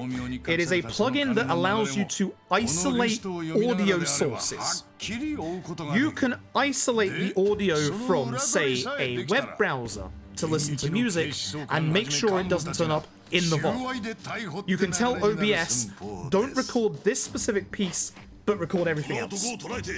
That plugin alone is so good. Especially for like online marathon stuff as well. Like online marathon, streaming alone, you can just do so much with that plugin. It's so great. Like, it's really good. It's such a good plugin. Like, God, it's so good. PN was great. I would honestly, I've said this numerous times, watch the entirety of the horror block. Even the games are horror games are in the horror block, aka Dead Space and Resi Village. Every single horror game bought it this year. Like, we went from a couple of years ago where apparently the only horror game that was in the marathon was Resi 4, to having an entire horror block of such diverse horror games that are absolutely fantastic. Like, again, I'm biased in this. Shoutouts to Ecdysis with Dead Rising. I love that run, it's so good. And again, it's one of those runs that you look at and go, speedrun Dead Rising? Yes, you can. Kuon is a fantastic run as well. Every single horror block run was fantastic. Like, every single one. Like, the Sonic block, everything hit so well there as well. Like, GDQ did well this year. It was good. We just one of a sub 330. I've said the PS Cal's probably beating this within 2 or 3 days, or maybe 3 or 4 days. My early game was bad. My mid game was good. My late game can be better, but was also still very good.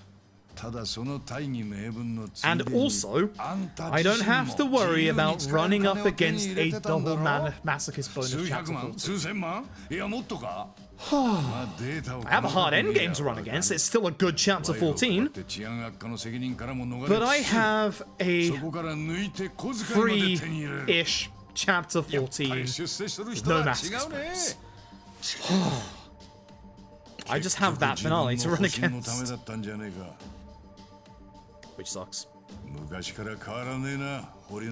Been looking for a plugin like that? I'll try and find the name of it because I can't actually remember what it was. I talked about it ages ago. It's such a good plugin. It's really, really good.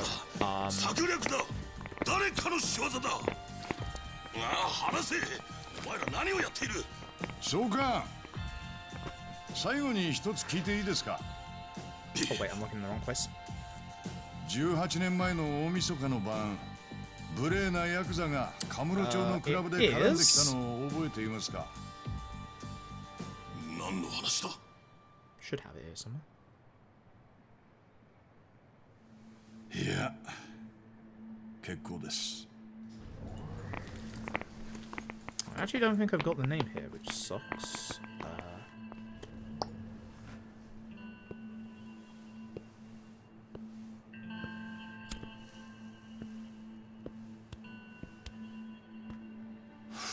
Yeah, I can't find it, which is a pain, because it is very good. If anyone knows what it is, feel free to put it in the chat. Not the link, because the bot will ban you. Yeah, no more cut substitute pickups. That's... ugh. Terrifying. Terrifying. Yeah, as Goro says, you got 15 minutes, check the journey run. It's good. There's a lot of good runs from it. Like, a lot of good runs from GDQ. So... the channel point rewards haven't been given out because no mod's done it yet. I can do that now, whilst I'm still alt-tabbed. Choose outcome. Ha! 41% of you. Congratulations. Look at that. This is going to be some good points. There's going to be some very big points right there. I'm having a look at the summary of this. I'm seeing who made it out like bandits. Who believed? Who have we got as believers? Ooh. Shouts to Deadeye Gonzo with 20k on the line. Ooh. Good win. Who didn't believe? Let's have a look. Who have we got? Oh, oh, Murabito. Oh, Murabito. Oh, that's a big loss, I'm afraid. Ooh, ouch. There's some good wins in there. That's a good payout. That's a very good payout. I'm so sad we don't get the 50-50 anymore. Yakuza 8 builds on the story, pretty much like every other Yakuza game. Very, very minimal links to it. Most Yakuza games don't, like, carry on the story, just the world building from the previous ones. Like, pretty much every single Yakuza game is its own self-contained story. There's a couple that are a bit less so. I would say that Yakuza 4 is kind of, but also less so, because Kiryu's part is a continuation of some of the events of Yakuza 1. Yakuza 6 carries on Yakuza 5 at the start, but also then kind of goes its own way. But most Yakuza games are their own self-contained story, just carrying on the world building. So, what are you playing? It's called Wingcatcher Audio. Yep, that's the one. Yep. Yep, seeing the name, that's it. Yeah, it's such a good plugin. If you are a streamer, it is an amazing plugin. Once again, as I said earlier, get away from shitty slobs and their bloody plagiarizing ways. Yes, I'm moving away from Streamlabs myself. Go on to OBS Studio. Everything that you do in slobs, you can do in OBS Studio with far less CPU usage just via plugins. It requires a little bit of setup. It's a pain in the ass. It always is. But when everything works, you can get it the way you used to have it and better. Much better. So... I would highly recommend that plugin. It is so good. Like, I was doing a couple of... When I was doing my LJ practice runs, the ones that I remembered to record, I was actually using the plugin with that so I could have like a podcast on the side or something. So, yeah. Actually, what was the biggest recorded run that I did for LJ while I was away? Was it? That's not... It's probably you, isn't it? Alright, so this is Lost Judgment. Let's... Shut up, you. I think we start on... Said shut up, you! Jesus. And then in PB, why do I still have that recording? It's like 20 gigabyte. Leave me alone. そちらのことは伺ってます。蒼天堀で警備会社を立ち上げたとか。ああ。極道やったもんが急に組織を解散させられて行き場なくしとるんや。Huh. Remember that time that I said off stream I recorded a 230 for Lost Judgment? Turns out I deleted that. Shit. God damn it! Alright, I'm gonna have to do a Lost Judgment run. God damn it! お前の親父さんのやり残した仕事や。 Great. 大阪に来て。 I have the そいつを boss 手伝ったらいい。 gauntlet that I did. I have fucking Super Amon that I did. I have 2 full runs that I did. 島野の Neither of 強 them 権 are って that 230. 思ったより God 随分まっ fucking とうな damn こと it. 言うんす So ね my PB officially stays at 今日だけは 234. な。 God fucking damn it. その反動で。 No. 明日から100倍 That's 暴れ terrible. てる It's bad. Oh my god. Oh my god. せっかくのお誘いですが At least the 234 is easier to beat. このいい身長です Thank you for the PB. The PB's, it's PB slash world record. カムロ町じゃ鳴かず飛ばずだった自分は Tomorrow, この町でかけがいのない仲間を持つことが I でき will ました probably try and do the through done quick, which will be K26 and Lost Judgment. 俺はまだ For some reason, I can't get this little So, thing to一つも work anymore. I 返せちゃい can ません。 down here, but I can't up here anymore. This one should be fine. 行き場のねえ人 Yeah, 間 this に one's fine. 何かしらの受け皿が必要なの I don't know は what's up with these fingers and they're not working anymore. I used to be able to bend them quite easily. If I do this, I can, but nah. だからおやっさんのやり残した仕事はここでも It's not worth using a file recovery tool on it. I'll just do it on stream this time. And that also saves me from having to upload a 20GB file to YouTube. Does mean I have less stuff to upload to YouTube though. My current YouTube upload is like 1 video per week, although I've been a bit lazy with GDQ1. The next video going up on the YouTube will be the Yakuza Speedrun tier list. Kind of already feel like that tier list is a bit wrong, and I kind of want to put 0 down to a C, and I kind of want to put Lost Judgment down to a B. Genuinely. おやっさん The run started, yeah. Yeah, it's definitely started.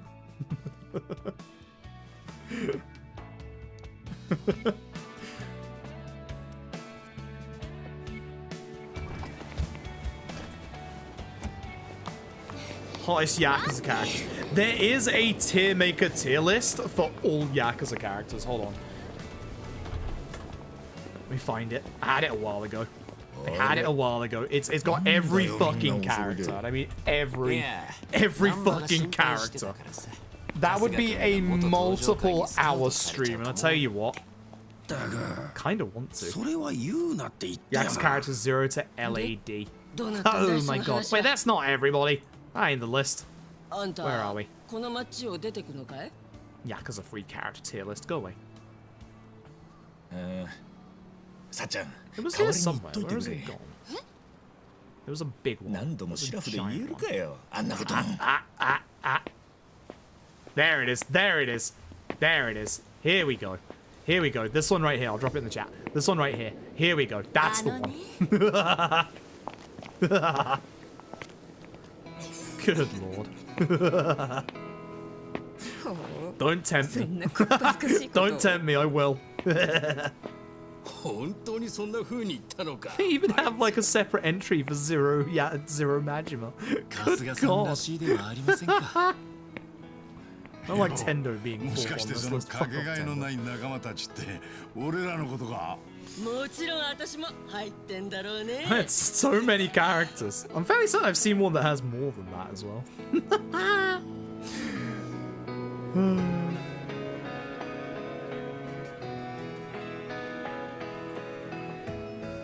I'm tempted to do tier lists again in the future for that cheap, easy YouTube video.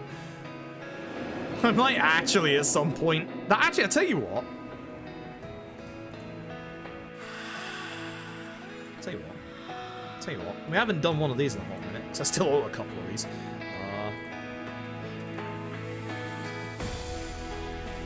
Can't find the thing. There it is. どん底まで行きゃあとは上しか行く道がね I still need to do the Day of Marbles. Holy shit, how long ago was that, man? どん底から Can't 見え imagine る we're 景色 everywhere って one. な真っ暗じゃねえ地に足つけて上を見上げりゃ希望で輝いてんだあんたの言う通りですよ若 That'll do. Yo, we're doing a channel point reward. I haven't done one of these in a hot minute, like half a year or so. Rank the Yakuza boss fights. Speedrun mode. So, speedrun wise with the Yakuza bosses. think that would be kind of cool. So, yeah, something for people to finally spend their points on. It's been like 6 months. Actually, I think it has, because Majima Saga was August. Oops. Well, that's that. Oh well. Yeah, that's that. It's time to do the dirty. It's time to save these splits. So, PB is a 331.11. Sum of best 325.